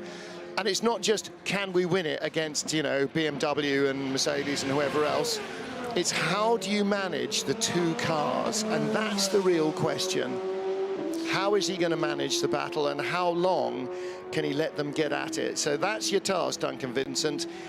Get Vincent Vos on the mic and say, OK, listen, you know, we can speculate for a million years, but what are you actually going to do? And Vincent Vos is a great character as well. And as I think we were saying last night, he's got pretty much most of Belgium working for him now. Any Belgian racing driver that's achieved anything, you've got Thierry Tassin, Pierre Dieudonné, Kurt Mollikens, they're all involved in the team and doing a great job. And so Vincent Vos here to try to win, to try and get a 1-2, to try and cement a factory deal for the future for his prototype team. And knows all about Le Mans, because he raced here in the FIA GT period. That's in right. GT1 in Vipers, you know, so he knows the race. He knows how to race this as a driver, and he knows how to race it as a team manager. He's learning how to race it as a team manager. So, and he also knows what results to deliver when to help with balance of performance in certain categories, and when to keep one's powder dry.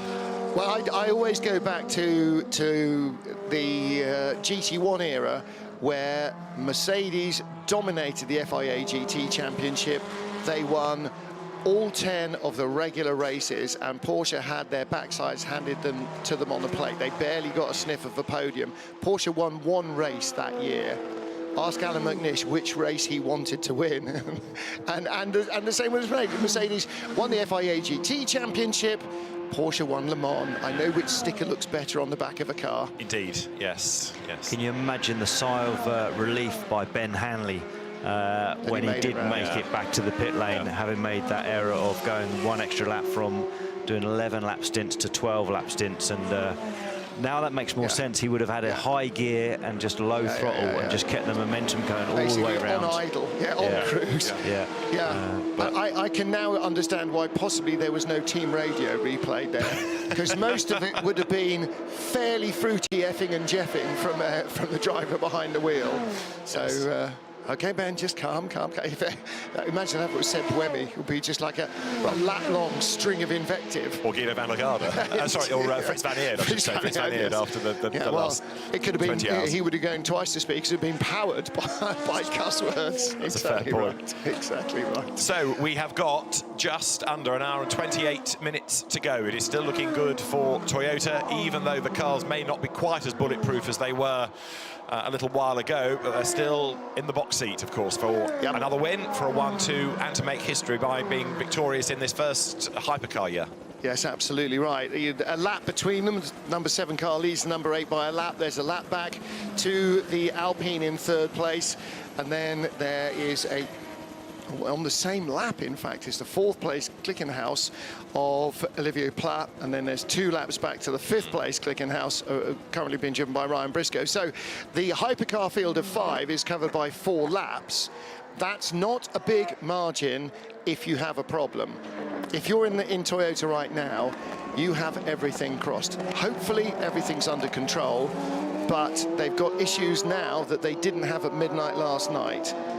And you don't want things to escalate. Absolutely. So, you know, keeping that under control is going to be absolutely critical. A good reminder is the number of grey lines on the timing screen, all those retirements, which now they've all been confirmed, has become a longer and longer and longer list over the last half an hour to an hour or so. So that is just a reminder of the mortality rate of the race. Darren Turner has completed his last double-double, so we welcome back to the booth Ollie Gavin. Ollie, getting down to the nitty-gritty, last 90 minutes. This is really nervous times when you're not in the car, isn't it? It is, and it's the business end of the race. You know that you know, this is what it really all comes down to. This is what all the engineers, all of the team managers, the crew, the drivers have been working towards, and this is also when any tiny little slip-up is absolutely punished. And, you know, it's make or break for a number of teams here. And, yeah, the pressure mounts. And, you know, you really get to see the mettle of some of the guys, whether that, like I say, it's the engineers making those decisions for that final set of tyres that's going to go on the car, or the driver that's driving that final stint, or the crew for that final really pressurised pit stop. Yeah, this is really where you earn your money. So we just saw a picture of Alex Brundle sitting in the pit lane. That's his car being driven by Renger van der Zande, half a second ahead of the United car of Paul di Resta. So at what stage is Alex going to be able to relax? You know, he's sitting there keyed up, ready to go, trying to hang on to this top 5 finish for Inter Europol in LMP2. But, you know, when you're waiting to get in, are you really charged up, or does that not happen until you actually slot yourself into the seat of the car and then the heart starts to pound? For me, it was always that I was more nervous before getting in the car than when I actually got into the car, because it's like when you get in, it's your environment, the environment that you've done all those miles of testing. It's your happy place. It's the place that you're most comfortable with. And so, you know, I always found that I was just amped up, really amped up in the pit box. And it was only once I got to the car, I was like, right, now I'm going to go. Yeah. Our GTE AM leader is in the pits, Alessio Rovera. He is in the 83 AF Corsa car. You've seen that on pit road. he's done an outstanding job this season, because he's come from the Italian GT Championship, in which he was the champion, but it's not one that necessarily gets a lot of kudos. And here he is on a much bigger stage, and he's delivering, and he's error-free. Yeah, no, he's been very, very impressive, and as a World Endurance rookie, you know, he comes into a well-proven team. The car works well, it's well-financed, it's well set up, it's well-run, so he's got everything going on his side to be allowed to show his ability, but he hasn't slipped up. He has absolutely delivered on that. And I had a couple of messages from Tom Ferrier a few hours ago, and he was sort of saying, he was saying, can you see a chink in the armour with the 83 Ferrari? And I was like, I'm not sure that I can. You know, they have been rather relentless in that car. Great driver lineup, really executing with the pit stops. And, yeah, it looks like it's a tall order if TF Sport in their Aston Martin 33 car is going to overhaul them to take the victory in GTE Am. But, you know, still an hour and 23 minutes. It's the same situation that the Corvette's got against the AF Corsa Ferrari in Pro. It needs to have a problem. Yes, it's not going to happen on pace. No, it's not. And you know, I had a couple of messages as well with the Corvette boys, and you know, they're giving it all, and they've tried everything with the strategy. They've got Antonio in the car, fully primed. But it's just not quite enough, and it looks like, if anything, that the 51 AF Corsa Ferrari just has that little bit more performance on tap. Well, the question is, who has got tyres left? You know, have Ferrari burned all their tyres? Are they going to run into that problem? Have Corvette got a little... You know, we think about... Darren talked about 2017, that GTE Pro chicane jumping last half hour with Johnny Adam, and who was in the Corvette? Jordan Taylor. Jordan. Yeah, I mean, you know, what an epic finish. But an hour before that, it looked like it was all fairly stable. Yeah, but that had been unravelling for a number of hours. Yeah. They started to have an AC problem inside the number 63 car.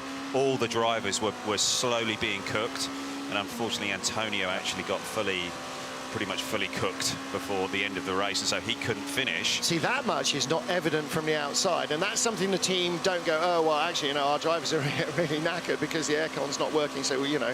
So all of that is being managed internally, and, absolutely. We, you know, we don't see that. Like this issue with Toyota, the problem that Toyota have.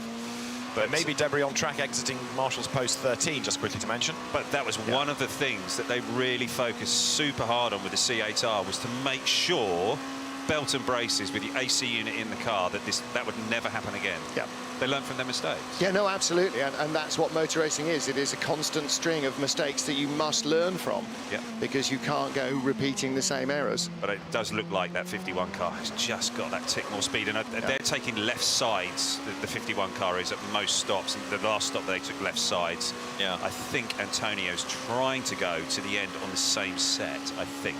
But it seems to be a good year in terms of endurance success for Ferraris, doesn't it? Spa, Le Mans ×2, 2 class wins here. So often you think Ferraris are fast but fragile. They're on Michelin, so. They are. I was giving you the same response that you've given me for the last 20 hours. That's tumbleweed blowing through. Duncan, pick up, for God's sake. It's all getting rather... It's been a decent year then for Ferrari, with a Spa 24 win and 2 Le Mans wins coming up. Potentially, yes, absolutely. On their Michelin tyres.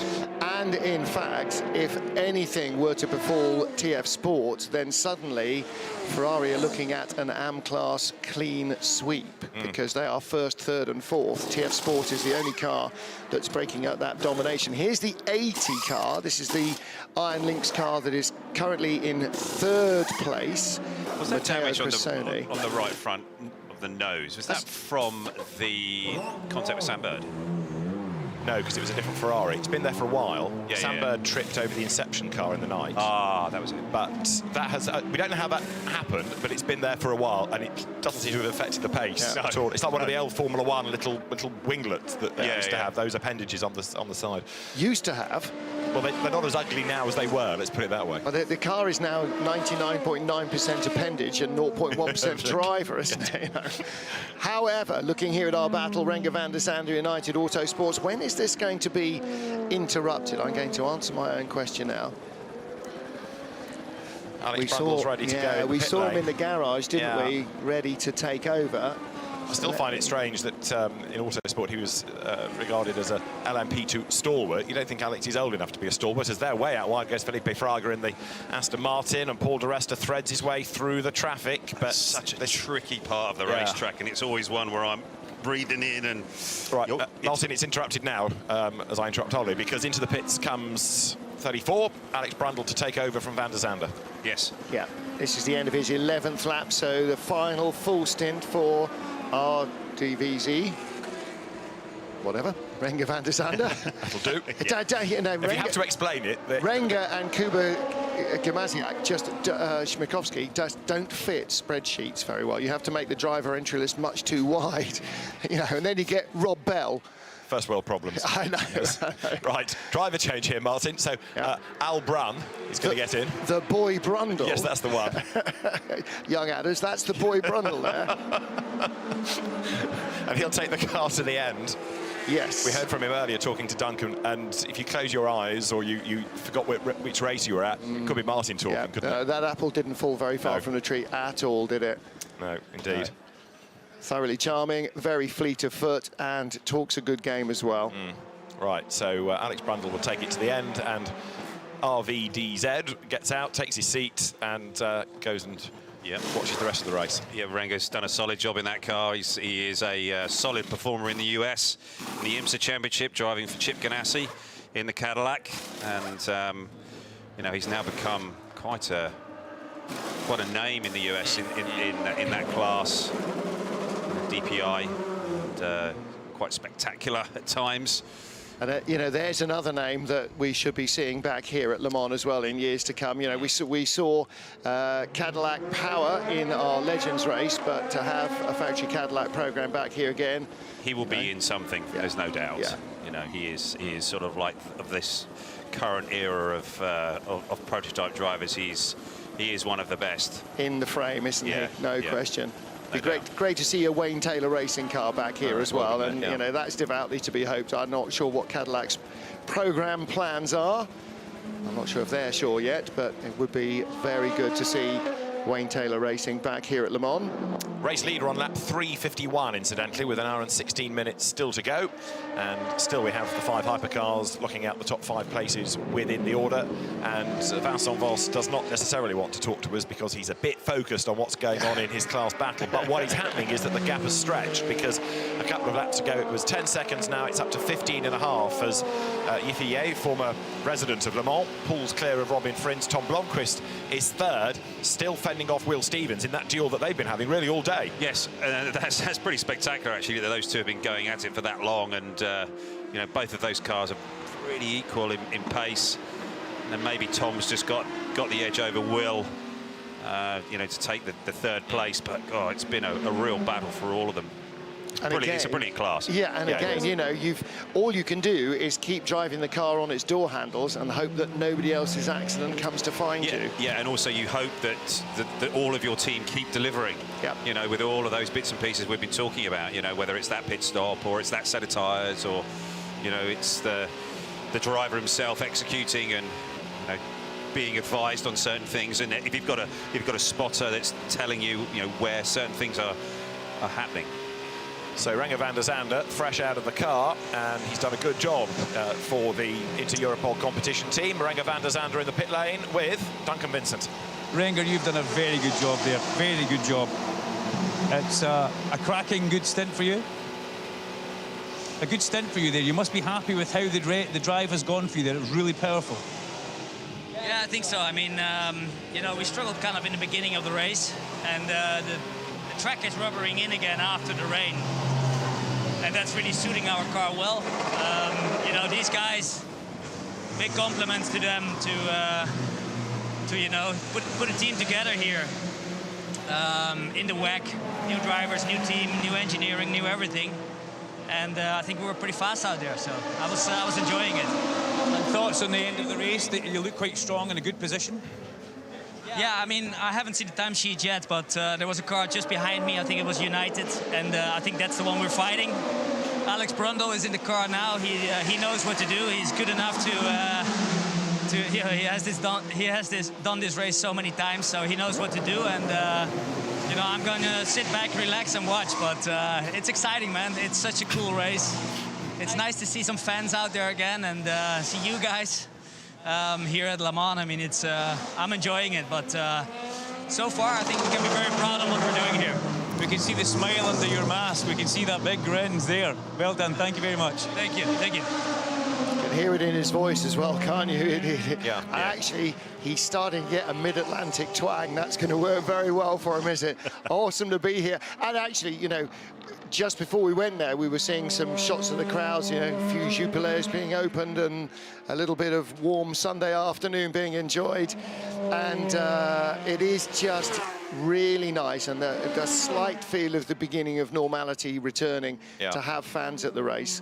Hopefully next year will be much more open, because I know there's an awful lot of people watching at home in the UK, across Europe, in the States, you know, wherever else, who would normally be here and are desperately missing their week-long holiday with like-minded friends, at the end of which they hold a motor race. Absolutely. You know, it's something that with a lot of US car owners wanted to come over and see this event. They regularly make the pilgrimage to come here, and you know, certainly I'm talking again with my Corvette racing hat on, but you know, the C8R debuting here, they wanted to see that car coming out onto the track. And I know the date's been announced for next year as June, but I wonder whether the August date in some ways hadn't been a good thing for the ACO, because it would be in school holidays. Does that bring more people here, or is it a problem?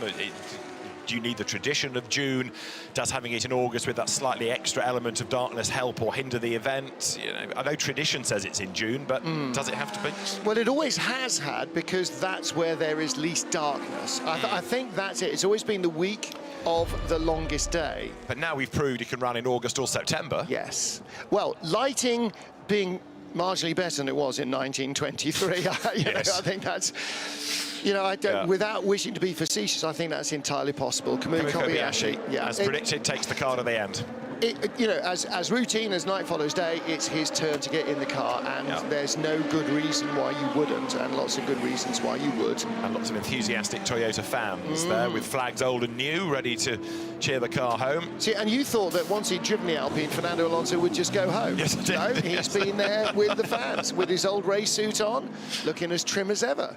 And divided loyalties here, because of course he is an Alpine driver, Alpine in third. He's a former double winner for Toyota, Toyota first and second. So actually, no divided loyalty at all. Whatever happens, you know, he's happy. He's happy for his former teammates. He's happy for his current employer. Yeah, indeed. Right, so out onto the road again goes number 7. And Kamui Kobayashi now with 1 hour and 11 minutes on the clock, set to bring that to the end and finally find wood to touch. I know. Car number 7, which was a lucky Yerst number, a very unlucky Toyota number, seemingly looks like it's going to, at long last, exorcise those demons. Well, and the Yost story is a funny one, isn't it? Because Reinhold Yost, before the Audi era, won 2 pairs of Le Mans in back-to-back seasons with the same chassis each time, repeating the next year, and on all 4 occasions, numbered 7. So there is a little, and you know, 7 is a lucky number. Actually, in a lot of Asian cultures, 8 is the auspicious number, but a lot of Westerners feel that 7 is a lucky number. So, you know, maybe it is time for luck to be on their side. Certainly, it won't be for want of trying. And 92's not had a lot of luck in this race. I mean, they've almost been... quite sure what the adjective is. I mean, they've tried as hard as they can, but they have never looked totally at the races. Still, really, aren't they? Still the legacy of the crash in Hyperpole. You know, but it's not quite been right. No, I don't think either car has been. I'm not sure the Hyperpole thing has had too much of an influence on it. Maybe it's just taken a slight shine off of it. But I just don't think either car has had that level of performance that the 51 clearly, well, 51 and 52 clearly went to. They were really taking the race to Corvette, and Corvette has just been nibbling away all the time at the heels of the Ferraris. But really, the Ferraris have controlled the race. Indeed. Number 8 Toyota was into the pit lane. Yeah, I mean, Ferrari didn't do much shouting during qualifying or practice, saved itself for the race and got it absolutely spot on. 38 has just come down the pit lane, the Jota LMP2 car, but significantly so too. Number 8, there it is, out of second place. I think Roberto Gonzalez will bail out of the 38 car. I'd be surprised if he's got any more time to do. So who would you put in? Well, Antonio Felix da Costa probably. I think he would go to the end. There goes number 8 car, no dramas. But what... Ollie's playing with the laptop. 7 laps now is all they can go on a stint. The last for Mike Conway was a 7-lapper. The last for Kaz Nakajima was a 7-lapper. In fact, they'd done 2 7-lappers before that, a couple of 8s and a couple of 6s. Yeah, that was because of the door problem on 8, wasn't it? That they had to do a shorter stint and repair the door. Well, that was one of them, but they were able to do that because they were having to do a shorter stint because their fuel issue anyway, so... Yes, it's a bit chicken and egg, that pit stop, really. Yes. On who you believe. Yeah. Did they sort out the door because they were coming in, or did they come in because they had to sort out the door? Well, the legacy of the stop is they never got back to 11 lap runs. No, indeed. So they've been but they in did get back up to digits. 8, which was what they were doing before 6. So there's a kind of positive. You have to go with it a bit WRT, here we go. Penultimate round of stops. Robin Freens stops first from 2nd place. And that means that Yifei should be in next lap. Now, just remember the air jack drama for this car. So let's see, because the car didn't change tyres last time. Can they? Well, they've got tyres ready, haven't they, Ollie? But let's see what they do here. It'll be the fuel first. That's part 1 of the pit stop process. They're going to do tyres. They're going to do tyres for sure. So let's see how they do it and how much time this is going to lose. There's the inflatable just at the back. See the mechanic with it? Yeah. And you go, well, why don't they use a jack like they do in Formula 1? Because they don't have them. They have their own jacks on the car, so you don't bring things that you'll never use. Actually, I'm not sure that they are going to do They're ready. They're ready just in case. What do I know? Maybe it's just left side. Let's see. Well, there are, I can see at least 3 tyres. Yeah, look, the inflatable bag, you just see it at the back, you see it expand, the car goes up, Martin. Well, did they not do rears once and then fronts the next time? So now they're back to rears because they don't want to spend too long squishing it down to get the bag to deflate. Because you don't want to leave it under the car as it tries to leave, like high class did on the grid with the number 20 car. Yes. So they've done the rears, so on the next stop, we assume they'll have to do the fronts. Yeah, I mean, that's an unusual way of doing it. It is an unusual way of doing it, but needs must, you know, and at least they haven't materially altered the car. Remember, who was it 3 or 4 years ago where they had a starter motor issue? They had to take the rear body off, hit the starter motor, put the rear body on, and then the car would start. And then they ended up drilling a hole above the starter motor so they could whack it with a pole and got excluded for changing the bodywork. Yes, I do remember that happening. I can't was it remember one the of the LMP2 teams? Was it United? I can't remember. I don't remember the team, but, you know, so you can't. Was it the Jackie Chan team? Might have been. Anyway, but it did happen, you're quite right. The question now is, we've been talking about how are we going to manage WRT's battle for supremacy. Question really is, with 66 minutes to go, what about Tom Blomqvist? He's the fly in the ointment. Yeah. How far behind is he? 25 seconds. And that air jack may have answered the question. 10 or 15 seconds longer if they change tyres, and maybe they can't not change tyres. So suddenly there's a very slender window, very slender, and that's come down from a minute to less than half a minute. Having to manage the tyre wear, aren't they? And the usage, because if you can only change 2 on the stop, then those fronts now are being given a real workover, and they've got to get to the end of another stint. You don't have the time with the facility available to do all sets, and we've got damage on 91. It's got rear damage. It's had a drama somewhere. It's gone off backwards. It's had a big bite. How did we not hear that? Can I see debris? Has that not gone off at the forward chicane? It has. It's left the rear bodywork on the grass on the inside. Pop out and get that, would you? This is how it looked. Oh, he's gone straight over that first part, and it's a big hit. Oh, the front fender guard is coming off as well. This will be quite a launch here. Oof. So that's the diffuser just being ripped off, and actually it's not being ripped off from the back, it's being ripped off from the front edge, so it's like torn the floor out of the car as well. Yeah, the diffuser's and gone. Where the floor goes, the mountings will be ripped to pieces as well. Yifei leads in LMP2, he is in. And are we going to get a slow zone for the debris? Let's hear from the 91 Porsche team. I am no brake at the 4 chicane. I am no brake at the 4 chicane. Wow. Scary moment, so that's why he was across the grass, and that's the legacy. There's a chance that if he ran wide coming off of karting in the Porsche curbs, the way that those cutouts work, it causes big knockoff on the brakes, and then he's maybe not tapped the pedal before he's come to the brakes into the Ford chicane, and as he's gone for the brake pedal, it's gone all the way to the floor. I tell you what, he only just made the Dunlop curve there as well. Because he didn't know he'd lost his diffuser. Yeah, he Does was now. way out there, wasn't he? Yeah. Now he does know. So that car will have to come in, and we're going to have a yellow coming up, aren't we? Another slow zone to get rid of all of the debris, which straddles one corner and another.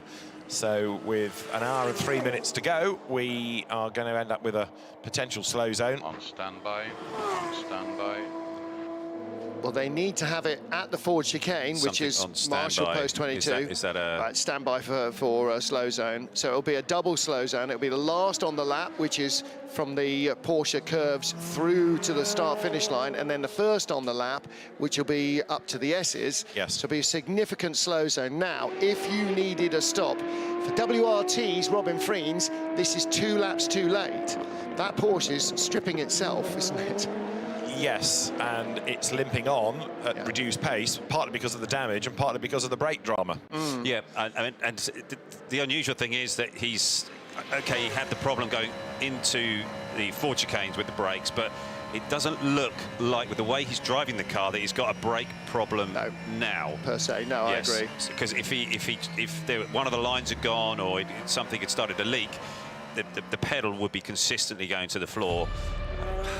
Yeah, he'd be crawling. Yes. That was a wild old ride across the grass. Look at the diffuser go. Yeah. That's a huge bit of bodywork, isn't Yes, it? it is. It's just going over that grass and that little hump, and it's just ripped it off. And when you see the back of the car, you realise how much has gone. Yeah. Yeah. And that's only sort of the white wraparound bit. It's how far under the gearbox transaxle and under the, the main monocoque of the body. Look at it moving where that's around. gone. Yeah. It's going to feel horrible, isn't it, on the way back to the pit? Very, very sketchy. Very flighty at the back. Prepare full course yellow. Full course yellow is anticipated. 30. At 14:58:30, we go full course yellow in 25 seconds. So Eduardo Freitas, the race director, tells the teams, and some of those teams now prepare a different pit stop strategy. But there's no real option with the amount of debris all over the road, is there? Yeah, no, about a third of the circuit needed to go yellow just for that one incident. He's carrying on. 4. He is, interestingly, yes, you're right. 2, 1. We are under full course yellow. We are under full course to yellow. try, I guess, to stay on their pit strategy We for a have number of laps to a marshals stint. picking up And if the car's debris drivable, mainly at 35 and in the area. And it clearly is. Of 3, but we are also having marshals at other places on track picking up debris. It is drivable, but he's 10 seconds slower than he would be with a car that had some aero. He did a 402 compared to a 350, and it was a lot quicker through the chicane than he would have been otherwise. Porsche has a plan, though, so they will have computed this quickly and decided what the best strategy is. And I suppose, yes, it is that keep the car on track. He knows the conditions of the car now. He knows what it will do. Black, orange flag, car 91. Yeah, Black, like they had a orange choice. It's going to be brought in anyway. 91. Yes. Black and orange flag is that mechanical warning flag. So much damage has it been subjected to. The scrutineers want to look, so the officials are saying, even if you don't bring it in, we'll bring it in for you. Yeah, I think it's even less that. It's the fact that it is shedding so much debris. Yeah, they don't want to stay yellow just because it throws more bits off. Let's hear from them. Okay, can you repeat? You want 4 more laps, right? Yes. In order not to do another stop, we would need you to do 4 more laps. Is that possible? Don't take any risks. You don't have to. I will be slow, but I will be in 4 minutes, but it's possible to do.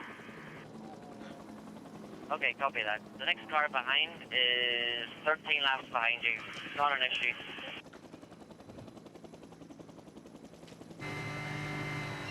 Right, so... But that didn't date well, did it, that message? Because that was before they were told to come into the pits. So they're saying, yeah, you've got to continue. Yeah, but I can't drive it. You have got to continue. I mean, continue. It's a little bit of an odd one for me, just because of the amount of damage on that car. Yeah. And okay, yes, they've got a decent lead from the cars behind, But, and I suppose the only thing that they're going to be looking at here is if one of the other cars in front has some form of catastrophic failure, that they could just keep circulating around and just pick up, you know, one of those positions. But the car is significantly different to what it's designed to do and how it's designed to drive.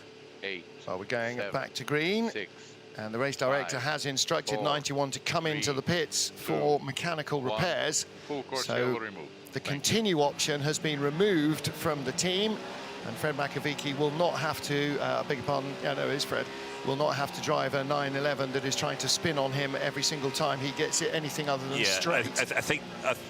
I think that they will fix it as fast as they can and just get it together just so they can get the car out there to run that final lap. Yeah. As long as they're out. The only problem is, you know, if they're trying to fit a diffuser, it will attach under the floor, and what's left of it under the floor may not be entirely clean and attachable. And that's going to be the thing, isn't it? What else is, how is that all going to fit? What can you fix it to? Yes, yeah. You can't just gaffer it on, not at the speeds we're doing here. You know, this is not messing around. These things are doing north of 250 kilometres an hour. He's going to have to go up on the hijack so they can get fully underneath it to, you know, get a full... You saw Mike Conway high-fiving his team. His job here is done, and it is now in the hands of his teammate Kamui Kobayashi to take the car to the end. So, waiting down at Porsche GT is Duncan Vincent. They are currently lying 3rd and 4th in GTE Pro. AF Corsa lead from Corvette Racing. In GTE AM, AF Corsa, TF Sport and Iron Lynx. Ferrari, Aston Ferrari is the top 3. And there is a good battle going on in each of our classes. In fact, there are several good battles going on for position now, not just for the lead of LMP2, but for the Pro-Am lead as well. Dragon Speeds, Juan Pablo Montoya leads in Pro-Am from Loic Duval at Real Team and Job van Uitert in Racing Team Netherlands. And then 4th and 5th, next up, Ricky Taylor and Vincent Capilliere. All the top Pro-Am cars are within 2 laps of each other. And again, even though there's less than an hour to go, 2 laps is no margin if something goes wrong. Yeah, it's pretty amazing considering how much carnage and how many times so many of those cars have actually visited sort of guardrails, gravel traps, had some pretty significant incidents, and they're still running around. Roman Rusinov back in the 26G drive car, so he had a brief respite while Nick de Vries took the car over. Fall asleep in a garage at your peril. I mean, that, you know, that's rules for life, isn't it? Yes, it is. He has no idea that he's been tie-wrapped to the chair. Nobody's going to wake him up and tell him.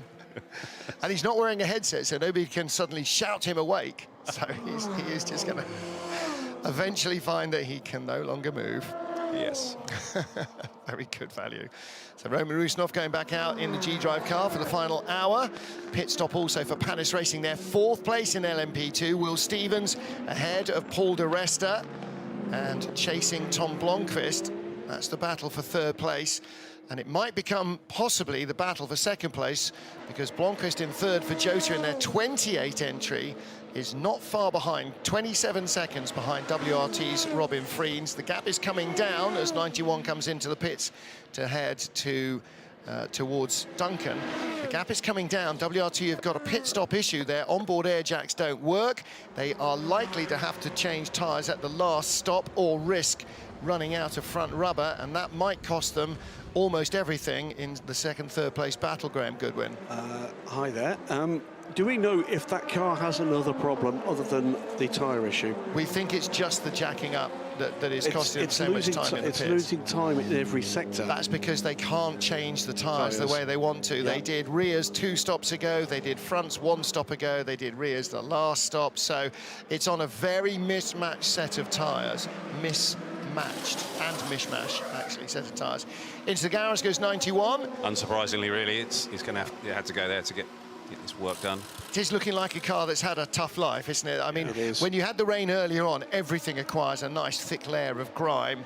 And then, I think the days of manufacturers polishing Le Mans winners to a high sheen have gone. You know, now they just lacquer on the dirt and the flies and the muck and the rubber and the... I should say in class, by the way, 5th in the class at the moment is the 52 AF Corsa car, but that is how many? 12 laps back. Yeah. So... They won't be able to catch. Half an hour. Yeah. So their chances of getting on the podium in the next 10 minutes need three of the four cars in front of them to retire. Which is possible, but there doesn't seem to be that much rain in the offing. So yeah, I wonder when Antonio, well, when everybody will start to make their final pit stops in the GT classes. We've just seen the 64 car come in, and I think that's ultimately the range that they've got, that they'll be able to get to the end from here.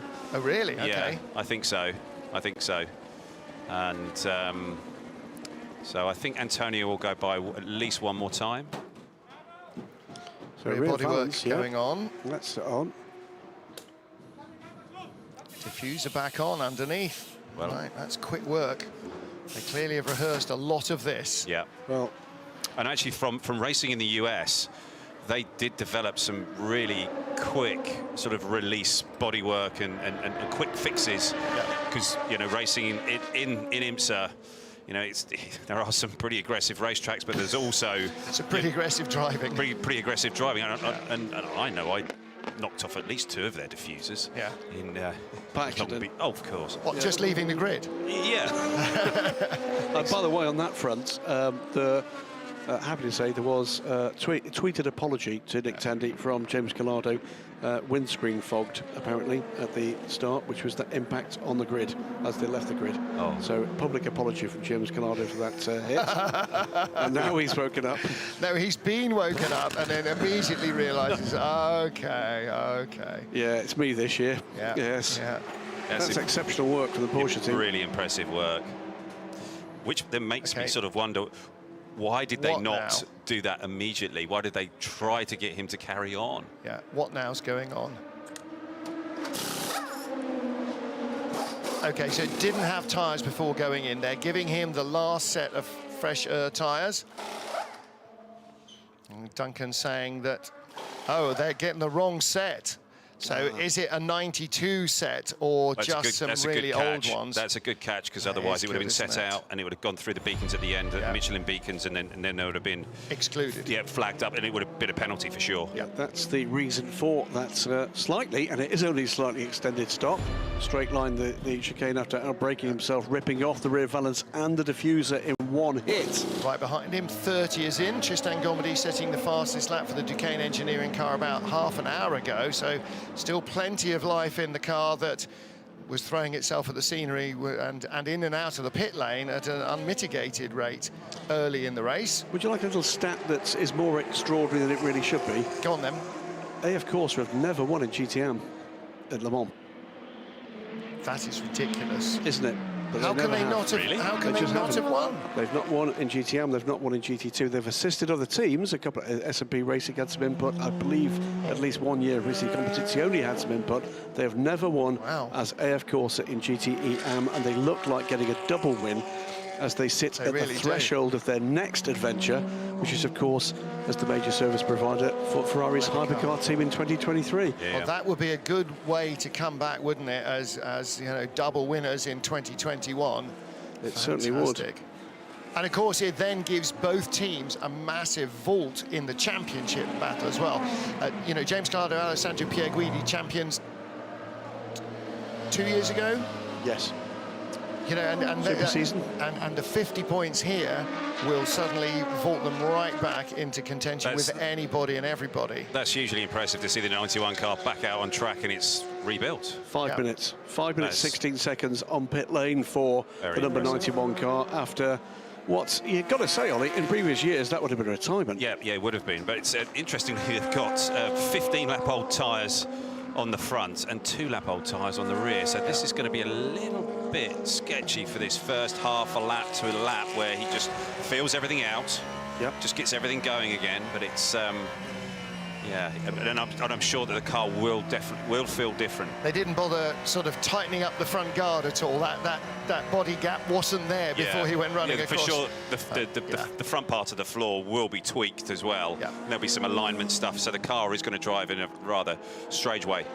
Yeah. But this is going to be about championship points for Porsche, the manufacturers' championship, the drivers' championship less important for them, but with double points, that's critical for the championship in the FIA World Endurance. They were not going to be on the podium after that issue unless there's dramas ahead.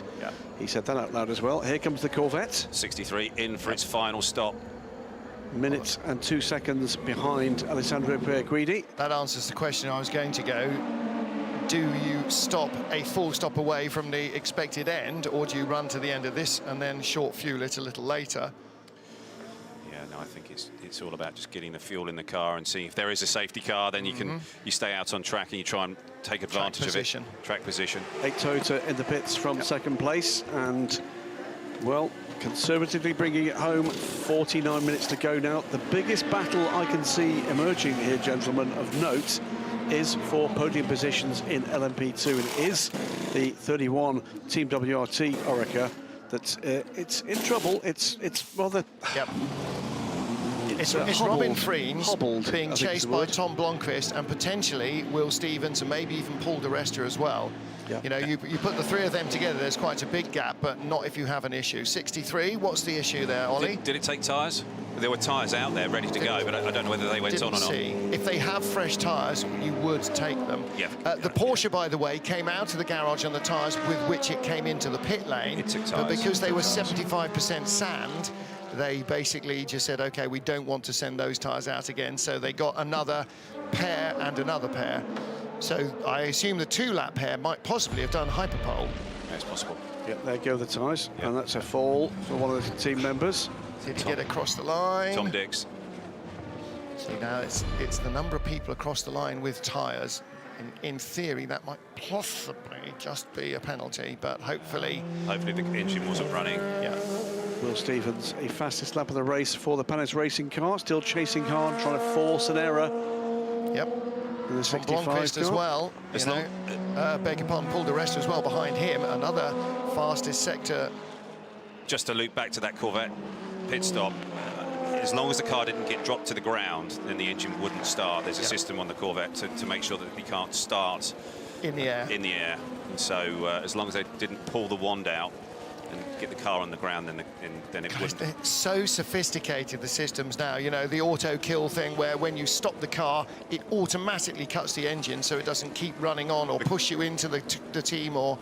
Never trust the driver. Never trust the driver, it's like don't let the general public have a say. Never trust a driver. It should be a rule, shouldn't it? It should be written in the statutes. The 11th commandment. Excellent results in sight now for Inter-Europol competition. 6th place. They've finished higher than that in other WEC races, but 3rd in the points in the WEC, because a couple of the cars ahead of them are not full season championship cars. Alex Brundle's only 15 seconds behind Paul di Resta. I think that gap is coming down a little, isn't it?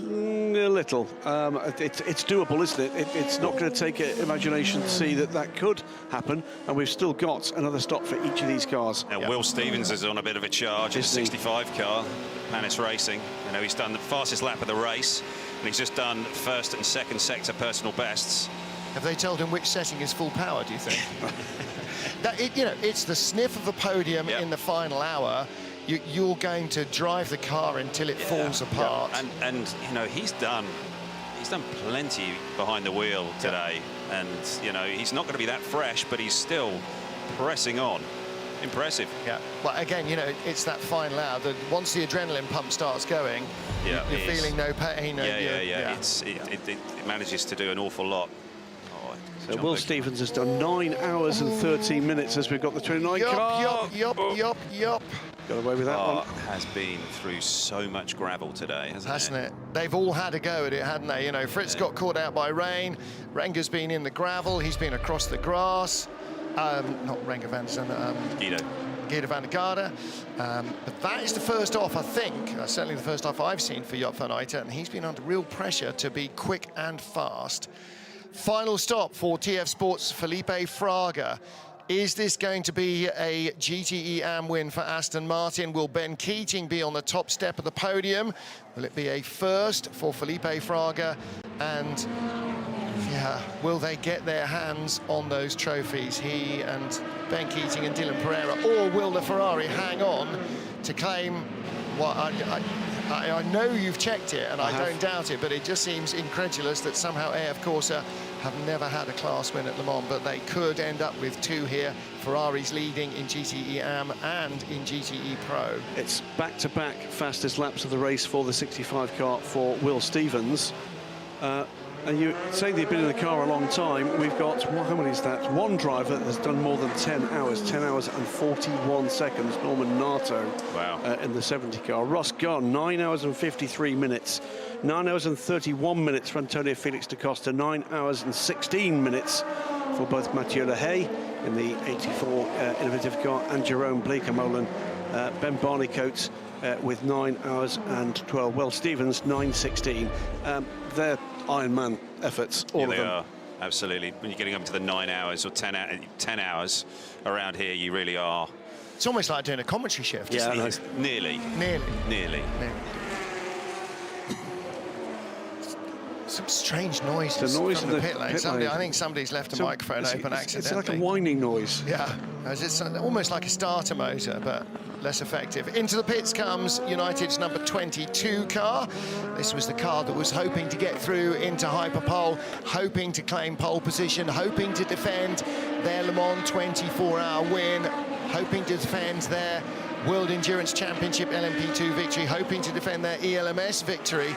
I mean, United won everything they tried last year, and this year has just been, it's been a pretty wretched weekend, actually. In Road to Le Mans, the LMP3 cars did not have much in the way of good fortune going for them, and that sort of haunted them here as well. Every purple patch, Ollie, comes to an end, but boy, it's come crashing down around their ears this weekend, of all weekends. It's been a little bit of a perfect storm for them, you know, the contact between the two sort of sister cars. You know, the one that happened up at the Dunlop chicane. With you know, those two cars. 32 and 23. It was just remarkable. Just looking at the driver times as we get into the last 40 minutes soon. Satoshi Yoshino in the next 2 laps should be through and fine, but Henrik Hedman. Does he need more time in the car? He has 5 hours, 59 minutes and 9 seconds. Okay, he needs to get in because they will exclude him. They will add time. Nuno's going on 22, regular service for our GTE Pro leader. AF Corsa's there'll be an awful lot of eyes from Corvette Racing on this. Yep. Mira Konopka alternates to get back in. He's done another 6 minutes to complete his 6 hours. In the grandstand. And isn't it great? The sunshine is here. The grandstands are filling for the end of this race. The traditional crowd at the end of this race. No, it's not as big as usual, but they are here in significant numbers and enjoying it. Full set of brand new tyres in the final 40 minutes, just in case. Always have 1 round left in the chamber. Yeah. So Tom Blomqvist, 17 seconds now from the back of Robin Schreins. Leading our innovative class is the only car in. It's actually our Garage 56 entry, if you will.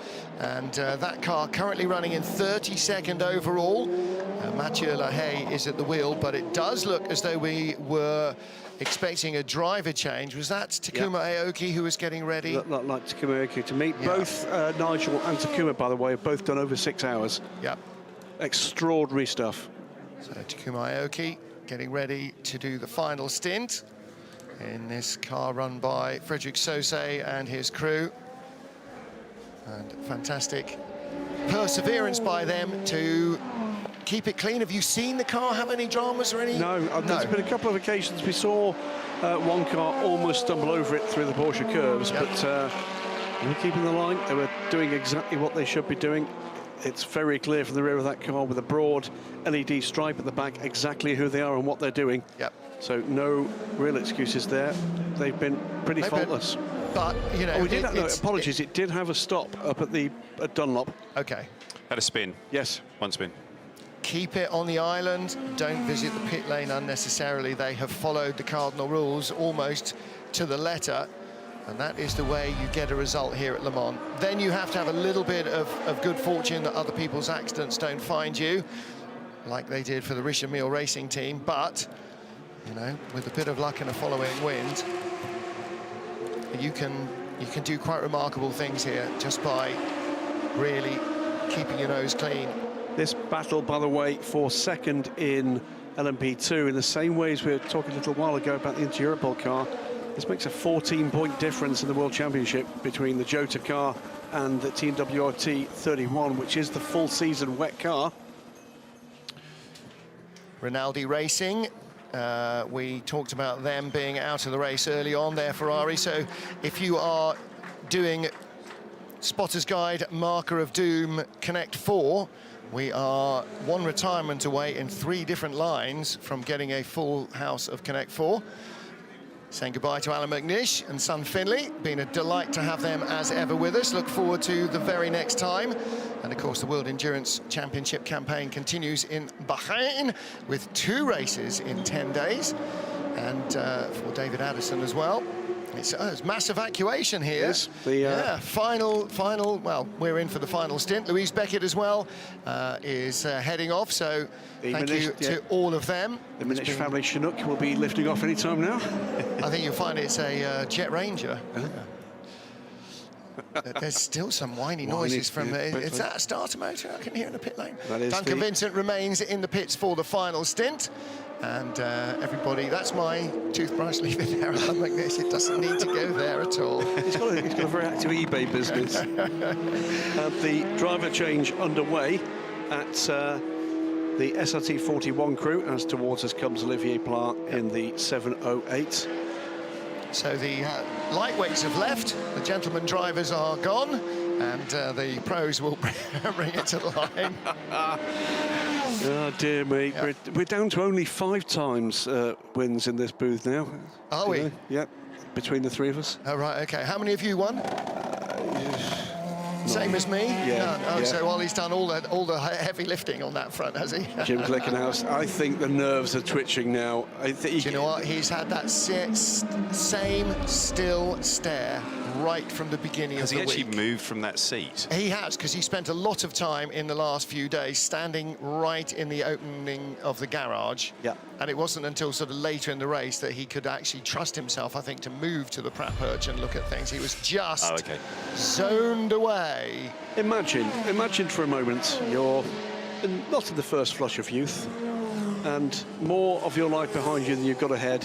What's and that the opportunity, like, I don't know. Okay. I'm going to be 173 by the time they carry me out. But that you get this opportunity. This opportunity presents itself to do something you've always dreamed of at the very, very highest level. Something really tough, really difficult, on a world stage in front of millions of TV viewers, in front of thousands of people trackside. And the internet starts to laugh a little. The internet starts to pour doubt on it. And then all of a sudden, the opportunity arises, and still there's uncertainty. And here we are, 36 minutes from the end of the 2021 Le Mans 24 Hours, and both those cars have run like trains. I think it says everything you need to know about the Glickenhaus programme at the moment, that we're 30 minutes from the end, not wondering if one of them is somehow going to creep to the line. Yeah. It's both of them are still running and still doing fast times. And in fact, Olivier Pla, on the very lap that Graham started that sentence, has done the best middle sector of the race for that car. So not only are they still going, they are still going as fast as they were on lap 1. Absolutely. Faster because it was wet. Ollie, you've been part of hugely professional teams here for, let's put it straight, decades. Yeah. You've been here a long time. I'm that old. Yes. Yeah. But you know how tough it is. You know how tough it is to bring a new car here. Yes. You've done that repeatedly, and you've had a team operate at the level that Corvette Racing have that has delivered as we watch the final pit stop underway, or about to be underway for the 36 car. Can you put into words how huge an achievement this is? Well, it's tough to put into words. I mean, it's a monster effort, and you know, you've got to really hand it to Jim and the whole team for this massive effort. It's gargantuan effort to, you know, just even take on the might of Toyota and also Alpine and have this sort of, I suppose, balls to actually do it and put his money where his mouth. Yeah, his money where his mouth is, and to create it. Yeah, and to hire the drivers that they've hired and the engineers and the different partners he's had to put together for this is pretty extraordinary and not. It really has. I think the cover there on the rocket launcher on the Alpine, that they need to work on that, because if where the rocket comes out is exposed, it's no longer a secret as you go on to the final lap. Was that a hit on the rear of the car? We thought it might be the 91. Was it just rubber? A stone or a bit of rubber, yeah. Could easily be a bit of pickup. Perfect. The size of your fist is just boom. It's a perfectly round hole. Yeah, Dangerous Dave, the producer, reckons that was sort of there in the middle of the night, because you see it better when you've got the lights on. The car that we were referring to, where they drilled a hole in the bodywork so they could run a long ratchet down and bang the starter motor, that was the Rebellion. Yeah, it was the Rebellion. So the same car, in fact, that the Alpine Elf Maplet is currently, it is based on that LMP1 Rebellion. But as we head into... P2 car. It was a P2 car. It was a P2 car. It was the year that they had the 2 P2 cars for Rebellion. Okay. I had in my head it was LMP2. So there we go. Bruno Senna, Julian Canal and Andrew Brownlee. I actually think Richard is in the 709 Glickenhaus, and in that last stint, I think he did the outright fastest sector in Sector 1. The outright fastest sector? Wow. Yeah. It's quite impressive. Final stop for our race leader. 33 minutes to go. Nobody in Toyota needs reminding that it isn't over till it's over. 33 minutes and 17 seconds, and you then have to get to the checkered flag. But for the crew of number 7, who've been the bridesmaids so many times here at Le Mans, to the number 8 team for various reasons, political and mechanical, this could be the one. And Ollie, you came here with the C2, the C3. It was the circuit wasn't paved when I started. But when you have struggled against, rivals who had a better, better luck, better equipment, better whatever, when you've been beaten by your teammates, when it all finally comes good, does that make it all the sweeter, do you think?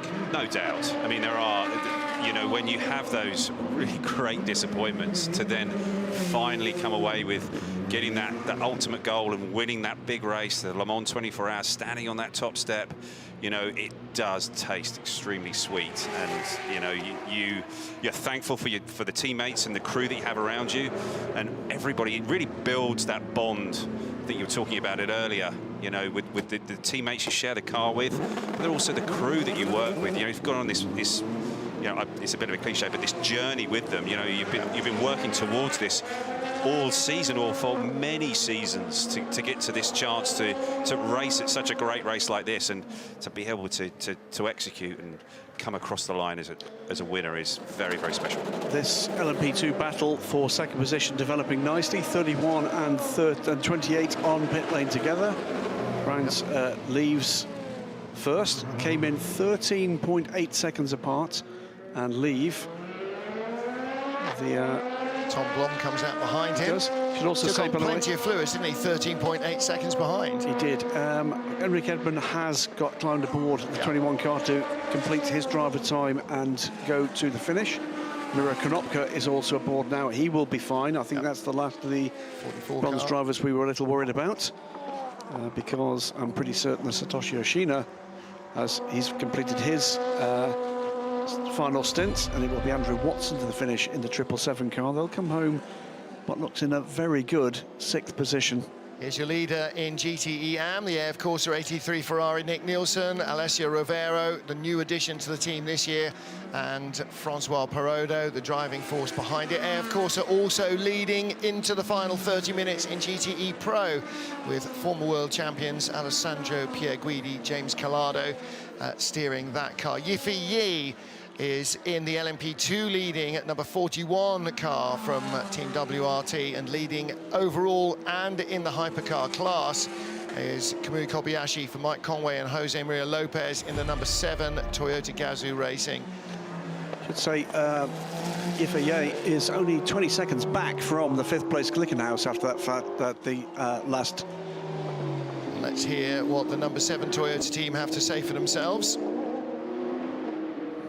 we will stop once more after that? Will be 2 short runs. Okay, well, they can't do long runs any longer, so it will have to be 2 short runs. There's probably 2, maybe half dozen lap runs. That means they're carrying less fuel each time, Ollie. Yeah. That means the performance is a little higher, and if they're not trying to stretch it to the full tankage that they know they can't pick up, then they're less likely to run into problems. So that shot on board as well we just saw there, it looks to me like he's got some vibration back through the wheel. I mean, there could be possibly pickup, it could be a bit of a flat spot, but it could also be this vibration that they have been talking about. Both cars have been talking about it since the darkness hours. P2 leader on pit lane now, and it's been a real haul for these guys. The last Chinese flag driver to win at Le Mans. Ho Pin Tong? Or does he carry the Danish? Or does he carry the Netherlands flag? No, that would have been. He would have been a Chinese flag driver. No, that's a very good shout. I was thinking maybe Yifei might be the first, but that's a very strong shout. It's a sister car that has the problem with the air jacks, isn't it? Yes. By the way, in that pit stop sequence with the other 2 cars involved in this battle, that gap has gone up to 27 seconds.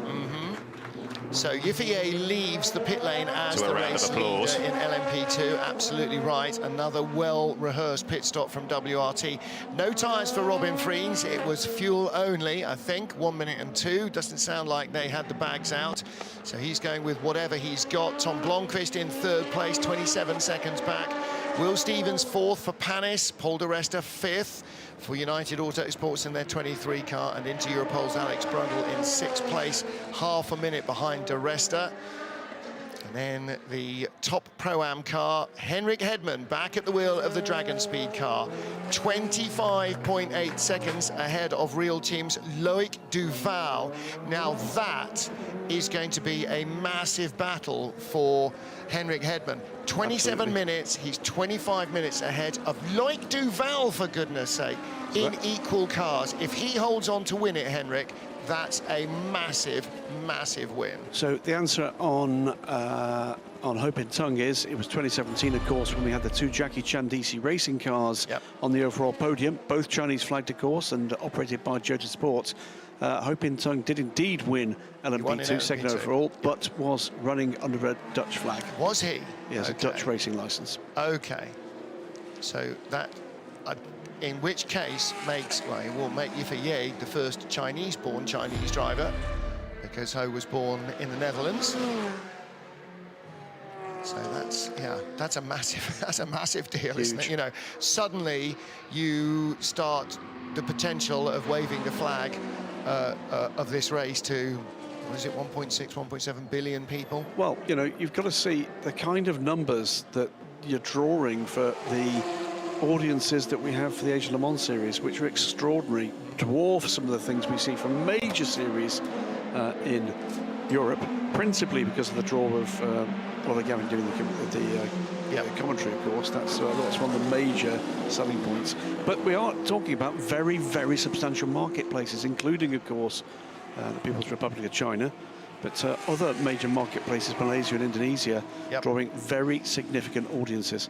And great to see that that's beginning to have the activation. Look at some of the teams that we've got here this year with Absolute Racing, you know, with the Hub Auto Racing guys, with Eurasia operating with the Team India, the Racing Team India. You know, thing. again, 1.2 billion people on the subcontinent. If you can get them even one iota as excited about sports cars as you can get them excited about cricket, then suddenly you've got a market that dwarfs almost every other.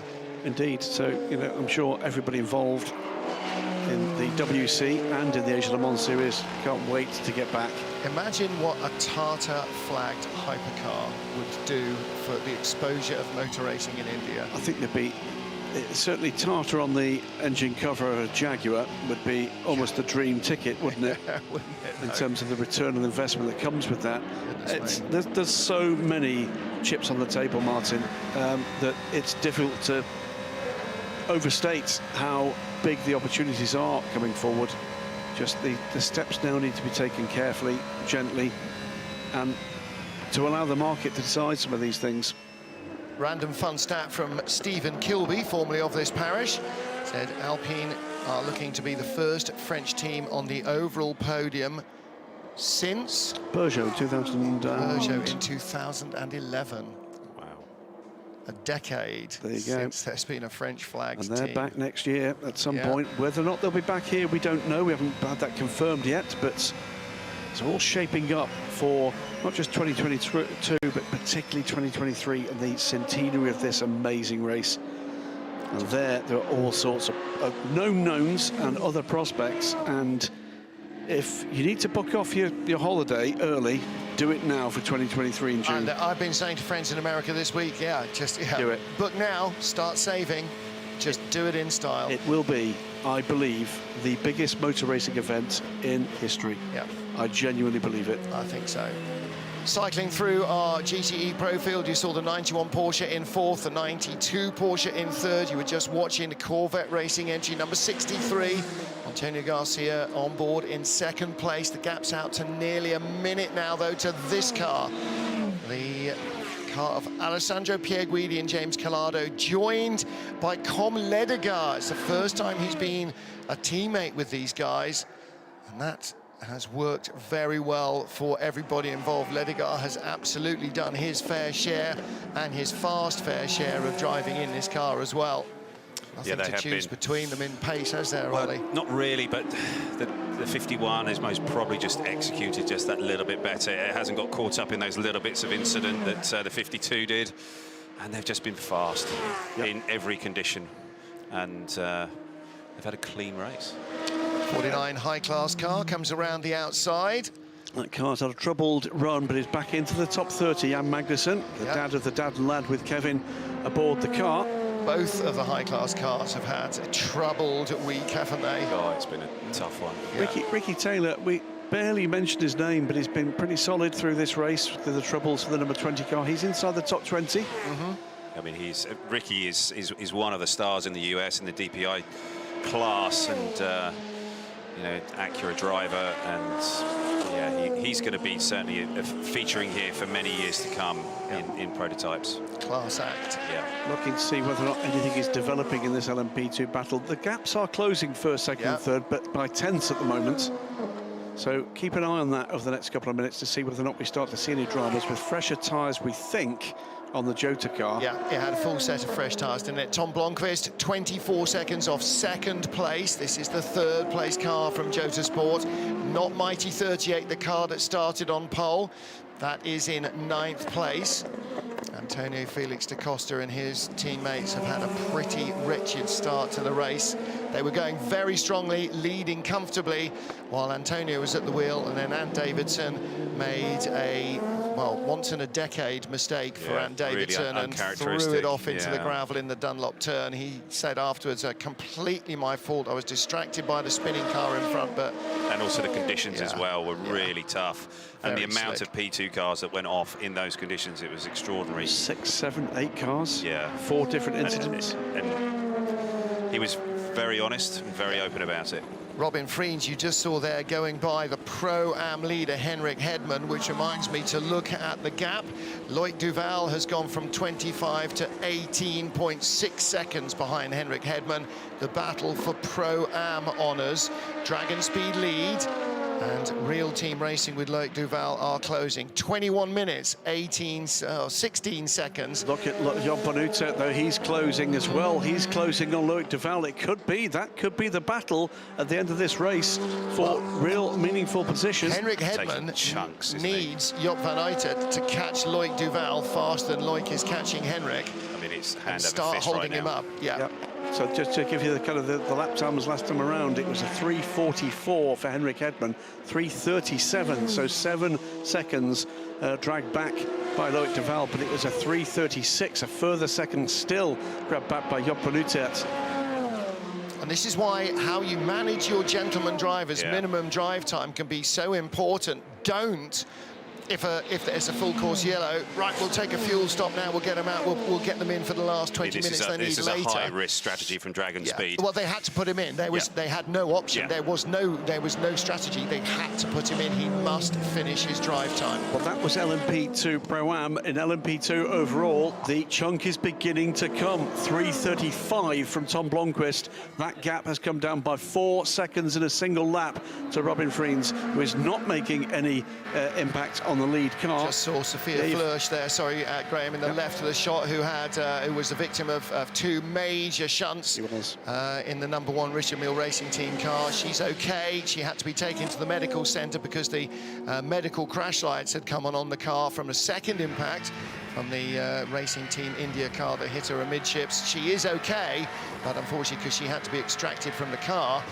didn't get back to the pit lane to be repaired, and they were out on the spot. 33. This is our second place car in GTE AM, Felipe Fraga. Yeah, he's been absolutely solid all day, and Tom Ferrier's team has done another excellent job. But it looks like they're just going to be a tiny bit short. That 83 AF Corsa Ferrari is just that little bit too strong for them. It's been strong all year, this car. Excellent effort put together by AF Corsa. Last year's champions in World Endurance. Yeah, supported, of course, by Francois Perrodo, and they've been a factor in the European Le Mans Series and the WEC, where they're running a double program this year. Patrick Dempsey watching action from the Dempsey Proton Garage. Matt Campbell is their lead car in 5th place in the GTE AM series, the GTE AM race. But this car has been... The battle sort of withered a little during the night. It was real cat and mouse between AF Corsa and TF Sport. It does look like the Ferrari, as in GTE Pro, just made better use of the cool conditions, and the tyres they had seemed to work a little better. That's when the flip-flopping stopped in the dead of night, and AF Corsa stopped losing the lead to TF Sport during the pit stop turnarounds. Van Uitert is catching Duval quicker at the moment than Duval is catching Hedman. That will be, I'm sure, traffic related. We'll keep bringing those gaps to you, but it's 20 seconds between the top 3 in MP2 Pro-Am. In the Dragon Speed garage, they're egging on Job. Come on, Job. Come on, Job. Get stuck in. Blomqvist pulls out another second of the advantage from the second place car. I think they're going to go from P1 to P3. The Dragon Speed guys are. It's possible. It's possible. The question is, though, in the... are we going to get the Johnny Adam, Ricky Taylor last lap in LMP2 in the Pro-Am battle with them like jumping the chicanes and all over each other and literally beating each other? Well, there you go. Loic Duval, previous race winner here, and of course ex-world champion, versus the coming man that is Job van Uitert. And we're assuming at the moment that Henrik Hedman can't take advantage of traffic somewhere, as the cars, remember, the end of this race starts, are going to form up for whatever photo finish they're looking to get. That we've seen some stumbles in those kind of conditions as well. Through comes Tom Blomqvist, by the way. The gap across the line, it was 18.9 seconds through the last timing sector. What's it going to be here? 17 seconds with 17 minutes left. It is a second per minute remaining of this race, depending where the leader is when they cross the line. Yes, because they might get another 12, 13 kilometres rather to race if they just are ahead of the leader. So that battle is shaping up for 3rd in LMP2. In Pro-Am, they're all LMP2 cars as well, but it's a separate podium, a separate trophy they're all fighting for. Henrik Hedman is now pitted. Pitted. Well, that really leaves Henrik Hedman very exposed. He's only 8 seconds ahead of Loic Duval, and Job van Uitert pitting. Well, he is 2 laps ahead of High Class Racing's number 20 car driven by Ricky Taylor. So 3rd is not in danger. That podium finish for Racing Team Netherlands. Also in Panis Racing from 4th in LMP2. So Will Stevens stretching the envelope there as well. And that means that Tom Blomqvist will not have to worry about what's going on behind and only try and attack Robin Friens for 2nd. Are we going to get a flurry, though? Are we going to get a flurry of P2 pit stops? Well, I don't know. Let's have a look. Strategy computerists. Type your way away. What we could have is Friens and Blomqvist, rivals in Formula E. Again, ding-dong battle, last few laps, last couple of minutes for 2nd in LMP2. Will Stevens looks like he's dropping out of it. How far does he come back to the Paul di Resta, Alex Brundle battle? Brundle's 21 seconds behind di Resta and took 6 out of him on the last lap. So di Resta did not get breaks in traffic. Another couple of laps like that, and suddenly Brundle will be able to smell the car in front of him, never mind see it. There's the Panis Racing entry of Will Stevens. Quite a lot of damage there on the right-hand side of the nose. Yeah. That's what you want. You want the car to look like, you want it to look like it was the hardest 24 hours anybody can possibly imagine, because that's what everybody feels like once the adrenaline goes. Win, lose or draw, finish or retire. Whether you're racing, whether you're driving, engineering, whether you're supporting the teams, whether you're an official, a marshal or whatever, it's a pretty body-destroying business, this 24-hour racing, Lark. Whoever came up with this as an idea definitely had a very warped sense of humour. Going to be... What's the news? It's 11 laps at the moment for the lead cars on these stints. Lead cars are going to need a splash. Yes. Wow. So that might decide it when you have your splash. Is everybody playing the yellow? I mean, this is American racing. Right. This, you know, this is exactly Fuel what save. you've grown up with. Yeah. Just you go with track position and then pray for the caution. Pray for the we need a yellow, we need a yellow, we need a yellow. Slow zone or a full course yellow, or it's got to be it's got to be a full course yellow for 2 or 3 laps to save them a lap. Yeah. But if they're beyond that, then no, it's going to be a there's no splash. helping them. It's going to be a splash. Yeah. 15 seconds with 14 minutes remaining now. The gap for second place, 31 to 28. So that little TDS logo there jiggling away. There's some definite Christian Horner leg action going on there, isn't there? Vanita back into the fray, but is now 50 seconds back from that battle. But do the other two need to stop? And the answer to that question, I can give you in a moment, Dunno. is yes, they do. Yeah. Okie dokie. Do they? You've got the 84 car coming in, the 70. Just before we get really down into the craziness of the final 12 minutes, just want to say hello to Peter Dumbreck and family. Absolutely, Peter, we miss you. Yeah, he was due to be here. Luckily for us, Darren Turner was available, having crashed his car, and so he could join us, but Peter is listening to us, Ollie. He has paid for the app. Paid. I saw that message. Did you nearly leave your fell, credit card at fell his house? off my chair. I think that's definitely fall-off territory. OK, so Duncan, say again, what were you saying? Sorry, we were just being 70 on frivolous. pit lane. 70 on pit lane, so it is. There it is, real team. And 70 got held up coming into the pit lane by 84. Yeah. So that means that the battle between Job van Uytert and Loic Duval might well be still back on. I'm slightly struggling to get this thing to tell me about the 21 car. OK, do you know what? Let's be like we didn't have a strategy laptop and see how it develops, because that's what everybody else is having to do. You're looking to us for information, but we can't get the information from our source. Final ripple of applause from, there's Frederic Sauce in his wheelchair in the background, the quadriplegic who raced here at Le Mans 2 or 3 years ago and has started this Just amazing. this group, this team to help other less than able-bodied drivers compete. Final stop for number 8, Kazuki Nakajima. Does that mean number 7 needs a final stop? Come to that in a moment. Yes, Henrik it does. Hedman has got 6 laps left on this stint. He can go to the end. Okay, wow. Wow. So they were the smart ones. And, wow. And Job van Uytert has already gone through and into second place. It was 2 seconds quicker on the pit stop, and it was the in lap and the out lap. But Dutch driver ahead of Loic Duval, the 29 car, is up into second in Pro-Am, is 52 seconds back from Henrik Hedman. 11 minutes to go. Can't and do it. Henrik Surely Hedman has can't do got that in a 11 minutes. 50-second advantage. And he doesn't need to stop. He doesn't need to stop. Doesn't need to stop. Unless they have a last lap fuel issue, unless it goes one longer than they need to, and he can't slow down enough to stay behind the race winner, then suddenly there could be heartbreak. Possibly 4 laps from here. 7 is in. And we're waiting to see what happens with the second and third place cars in P2. That gap is down to 12.5 seconds with 11 minutes remaining. But I think they have to stop. So I think keeping the 8 car there. So they can go out nose to tail in photo formation finish. Well, we've seen in years gone by the number 7 car having to make pit stops for random deals. That 31 does not need to stop. 21 Dragon Speed, say, will go to the end with no dramas. Freins and Blomqvist are good to go. Okay, 7 leaves the pit lane, 8 should follow. Toyota looking for that photo. Final 10 minutes. When you do things like that, there's just somebody holding their breath, closing their eyes and crossing everything until they hear the engine fire up. Don't stop a racing engine if you don't have to. I don't recall Toyota ever doing this before. No. Well, this is a new era. They weren't in a position to win the LMP1 era's opening Le Mans. They are in a position to win the hypercar era's opening Le Mans. And this is going to be, without question, a golden era of endurance racing.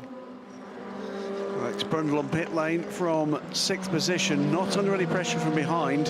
As far as this LMP2 battle is concerned, 9.5 minutes remain, 9.6 seconds the gap. I think that's Yifei, isn't it, with the Toyotas? Might be. Let's have a look at that. Is that him between them or just in front of them? No, I think he's just one back now. Right, because we are on board with the number 8 car. Well, let's see what does our tracker tell us. So there close. is. There's 7. It is 31 behind. Is the leader, correct? No, 41 is the leader. 41 is the leader. That's 31, Robin Freins behind. 41 is at the second chicane, so 41 is about, well, it's a third of the Mulsanne ahead of the Toyotas. The next question, by the way, is, well, 31, where is 38? If they're behind the leader... Where's 28? Because Blomqvist is in third. He's right 8 there. seconds back. He's closing, and closing rapidly. 8.9 seconds back. Is he in the queue here? No, Yes, he is. He's in is he the... behind the Toyotas? Yes. Okay. Just coming out of... 41. 41 exits Mulsanne. For 41, I think this is done. For 31, there's danger. This might be done as well. He might be done over. 8.5 minutes to go. Inside the final 8.5 minutes. And by the way, on the last lap, Jean Panutet took 9 seconds out of that 53-second lead. He's now 43 seconds and change back from Henrik Hedman. He's not given this up. It's 8 minutes to go. It's been an extraordinary effort for the better part of a minute to be pulled back in the last 11 minutes of this race. Well, Henrik Hedman will be driving that car with every ounce, every iota of speed he can find. Absolutely. And Job is more used to doing that on the ragged edge than Henrik. And that's perhaps the balance, you know. After racing for 24 hours. You've got a young pro who is desperate to recover some of the ground that he's lost this year in his confidence versus a man who is desperate to hang on, as you say, tired at the end of the 24 hours. There's Yifei behind the 2 Toyotas. Now, are they going to get the message to let him go? Why would they? Yeah. Because what you don't want is a desperate LMP2 driver potentially losing a second place. Yifei's not desperate, it's Robin Freins. Oh, sorry, excuse me, it's Robin Freins that's behind them, isn't it? It's Robin Freins. My apologies. Freins is lapping in 3:39s, they're lapping in 3:30.31s. He's not going to be knocking on the back door of the number 8. Unless they decide to slow right down on this very last lap. That's the point. But then Freins won't want to do another lap if Blomqvist is catching anyway. It's how quickly he's catching him. Yeah. The problem is if they're in the way, he needs to go by. If he can go by, he's won the race effectively. If they get to the last lap and then they are slowing right down so they don't have to do another, he can go by anyway. He can, but it's going to complicate the matter, isn't it? And it's 7.6 seconds the gap, 6.5 minutes to go. But then we've seen the danger, Ollie. On the pit wall, they'll be very alert to that danger. They'll just go, right, slow down, pull over, let him go. Yeah, make him go. Yes. Not even let him go, make him go. 7.5 seconds now. Blomqvist is behind Robin Freins. And Mick Edman has seen the danger and has upped his pace. 3:35. What is it? 3:44 to 3:35 last time around. 2 race leaders in shot. Yifei, who's leading for Team WRT and LMP2, and the red Ferrari of Alessandro Pierguidi, our GTE Pro leader. Here's our GTE AM leader, also run by AF Corsa, Nick Nielsen. There's Francois Perrodo in the middle. He's breathing. He hasn't turned blue. Look, that's the Chetalar blue behind. He's not the same colour. He's enjoying He's this feeling now. fairly sanguine, isn't I think he is. There's no risk in terms of time. It's only real Felipe Fraga half a lap massive back. misfortune that could get in the way now of what's been a well-earned win. You said that, did you? I did. 7 seconds, the gap between Blomqvist and Freins, 5.5, and it's getting away from him here.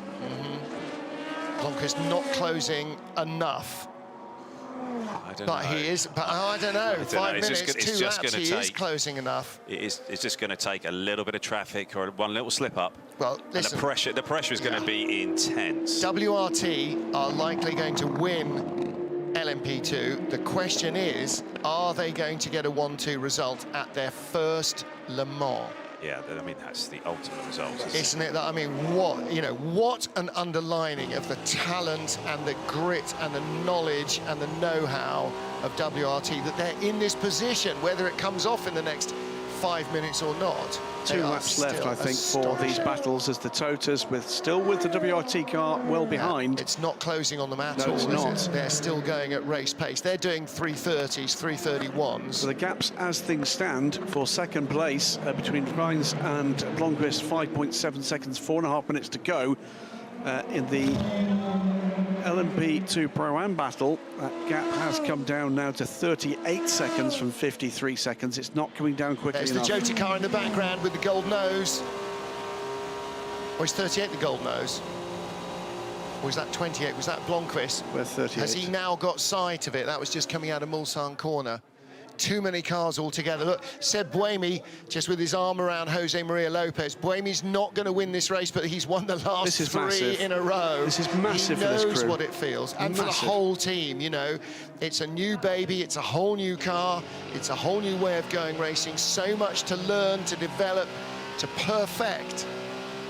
See Lopez there, he had tears in his eyes. Yeah, well, why wouldn't you, you know? Mike They've been Conway as kicked in well. the teeth a few times here for various different reasons, not least one of which who was driving a Formula One car here on Saturday morning. Yeah. But, you know, fate hasn't always been on their side, as well as politics not always being on their side. But this time, they are a lap away. They can't slow down enough to do no more laps. It will be 4 o'clock Central European summertime in just 3 minutes from now. They will go on to their final lap. 4.8 seconds to gap, 4.4 seconds to gap, 3 minutes to go. Oh. And he's still tapping those buttons on the steering wheel. Yeah. It's going to be huge emotion for everybody involved in this project, right from the very start. Don't be afraid of showing emotion, my friend. It's Dear a big, Lord. big deal. Oh, no! It's an MLT car. It's a 41 car. 31. It's 31. It's the 41. It is the 41. It's the leader. It can't be. It's the leader. It can't be. He's turning it off and on again. Oh, boy. It can't be fuel. Last lap. It can't be fuel. It's gone. It's fuel, isn't it? It's the leading car on the final lap of the race in LMP2, and they're Toyota going to know lose. who that Freins feels. is through. If Freins is through to take it, Tom Blomqvist 2.8 seconds behind on the very last lap. Unbelievable Once for the again. 41 crew. Once again, this race. Look on the laptop. Have they had to stop a lap too soon? It is the last lap of the race. No. There's the battle, Toyota 1-2. There is your leader, WRT, the 31 car. The second car in the queue, that is Blomqvist. 2.8 seconds, 2.9 seconds. Car between the pair of them. It's the 3 cars. It's the first and the third car in this order. That is so cruel. Panis Racing, because they've got to cross the line, are going to be on the podium. That's ridiculous. Well, listen, cruel. if you'd offered it to them on Wednesday, you can win Le Mans, but the other car will retire. Okay, that's a fairly reasonable outcome. But to go from a 1-2 on the final lap, I can't even begin to imagine what Yiffy Ye and his teammates must feel like. 2.1 seconds the gap There's between Tom Charmy Blomqvist. Lacey. This is for the win in LMP2 at the Le Mans 24 Hours 2021 as the 2 Toyotas come through Arnage as they cruise towards what looks like a photo finish, but behind them there's going to be desperate scenes here. Here comes the leader in P2. There is the second place car. Robin Friens and the green car with the gold nose in the background. That is second place Tom Blomqvist. There are 1.8 seconds between them. They could, if these guys slow down for a photo finish, it could be all about whether or not they've cleared the line before those two P2 cars at full racing speed arrive there. 25 seconds on the clock. It's 1.8 seconds is the gap.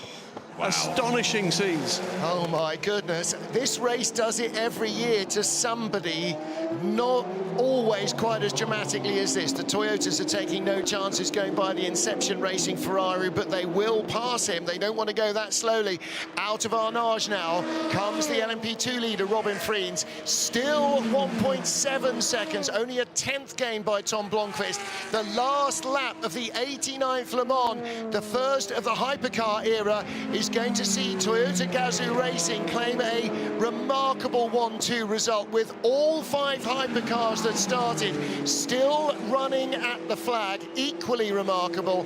Toyota 1-2, Alpine will be third ahead of the pair of Glickenhaus, but huge drama in LMP2 for 6th overall and victory. The WRT41 car stopping at the beginning of the final lap. There is our GTE Pro winner. Friens has got traffic. Friens has got traffic, I think. Not too much, hopefully. It'll be the Inception Racing Porsche. We will see the Toyotas win, and we will then go back to look for our LMP2 battle. There's Friens, and there is Blomqvist behind him. It's going to be one of the closest finishes. He weaves through traffic and takes it by 2 car lengths. 7/10 of a second. 7/10 of a second. That was borderline. That was breathtaking and stuff. Heartbreak in WRT. 1 car retires on the final lap. There's Ferdy Habsburg, Charles Milesi there with the red mop of hair. They are absolutely ecstatic, but for their teammates, utter devastation. Absolute heartbreak. Alpine come through to take third place, take a position on the podium. Both of the Glickenhauses will come home. It will be Panis Racing on the podium because the Team WRT cars, the second car, the 41 car, has not crossed the line, and that is absolutely a must. 51 has come through to win in GTE Pro. The AF Corsa Ferrari through as well. The C8R, Corvette, 63 cars come through, and it will be the 92 Porsche to complete the podium in GTE Pro. In GTM, AF Corsa not yet to cross the line. Haven't got to the line yet, but there are your winners. Finally, they make it. Mike Conway, Kamui Kobayashi, and Jose Maria Lopez. So the TF Sport car about to cross the line in second. The 83 car's gone through to start another lap. So as long as it comes around, we'll do that, and it will be Iron Lynx to complete the podium there. In the LMP2 AM category, they've come home. Dragon Speed take it, and Rick Hedman held off Job Benutet, but lost almost 30 seconds in a charge for the young Dutchman.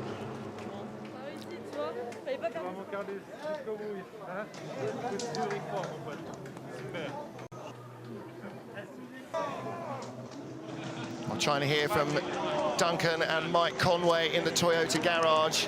Yeah, Mike Conway, what a day. Mike Conway, congratulations. Finally, the winner of the Le Mans 24-hour. Mike, congratulations from everybody. How do you feel? How are you feeling right now? Hard to put it into words, to be honest. Hard to put it into words. There's been so many setbacks over the last 2 years. It's just to bring it home now is just amazing. Yeah, a lot of emotions.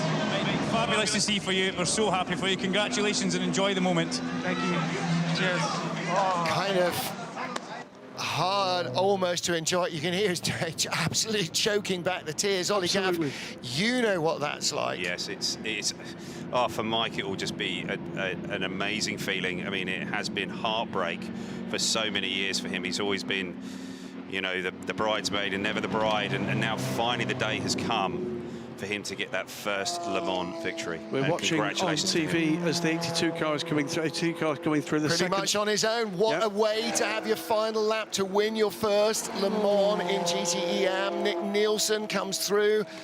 Valedictory performance. The last lap of the race for the GTE AM winner. TF Sport takes second with the Aston Martin. Felipe Fraga bringing it to the line. Matteo Cressoni for Iron Lynx on the podium. Iron Lynx have really emerged like a rocket in sports car racing. They have just produced the goods since we first heard their name 2 years ago. Through comes the 83 to take the win in GTE by a full lap. Yep, there it is. Ahead of them was the 92 car to complete the podium in GTE Pro. Also, both the Glickenhauses are through. Yep. Paul de Resta there crossing the line. He's the last car to take the checkered flag, Paul de Resta. And remember, a first ever GTM class win for AF Corse. Well, extraordinary scenes at the end of this race. It wasn't about who was going to win it eventually, but LMP2, astounding. Astounding. Who makes this stuff up? Team WRT, we keep saying it. We keep saying that drama always comes in the dying moments of a endurance race, and every race it seems to produce just something. Yeah. Yes, absolutely. There's the Iron Dames, the Iron Lynx Ferrari. Rahal Frey bringing it to the end. They had their share of problems. Yeah, Vincent Voss, look, you know, they know how to win. There was never any question that they would come good, that they would end up doing what WRT have done for so many years, being really damn good. And finally here, they get their first World Endurance Championship win. What a place to do it. And nobody's going to forget it because of that last lap drama. And this was extraordinary stuff. There go the Toyotas, but the cars behind were still battling. Yep. And I think the checkered flag man jumps out of the way. As you would. Exactly. Because the Toyotas are coming past you on sort of idle throttle, and you can hear full fat racing engines exiting the Ford chicane coming to the line. Well, what a great who was the famous starter of the French Grand Prix? Toto Roche, who was famous for his florid flag work at the start and at the finish. He spent a lot of time leaping out of the ways of cars that were racing for the line in the 60s and 70s, and there was a degree of that going on well. WRT's Shamil Lacey there with Ferdinand Habsburg, and with Robin Freens coming out on top at the end of a hell of a dramatic final lap. The P2 class was just unbelievable the whole race. Yeah. Oh. Well, let's hear from Toyota team number 7. Wow, finally, man. Thank you a lot. Thank you a lot of hard work to the team. Wow. I can't believe it, man. The fastest man ever around this track becomes a winner at this track. And we're with you on that. No words, can't believe that happened. That's a remarkable result for them. And to add insult to injury, the WRT number 41 car that led LMP2 onto the last lap has dropped to the tail of the field as a retirement. Well, a few facts and figures. That is Mike Conway's 10th win in the WEC. He's the 3rd British driver to take a win at Le Mans in the WEC era after Alan McNish and Nick Tandy. 9 wins in WEC for Kamui Kobayashi. And well, there's been a rich vein of form for Japanese drivers in at Le Mans. 4th Japanese driver to win overall. 8th win for Pachito Lopez, the 2nd Argentine driver to win, the first since Jose Froilan Gonzalez in 1954. Amazing stuff. Yep. The Pampas Bull, Froilan Gonzalez, and Jose Maria Lopez adds to that.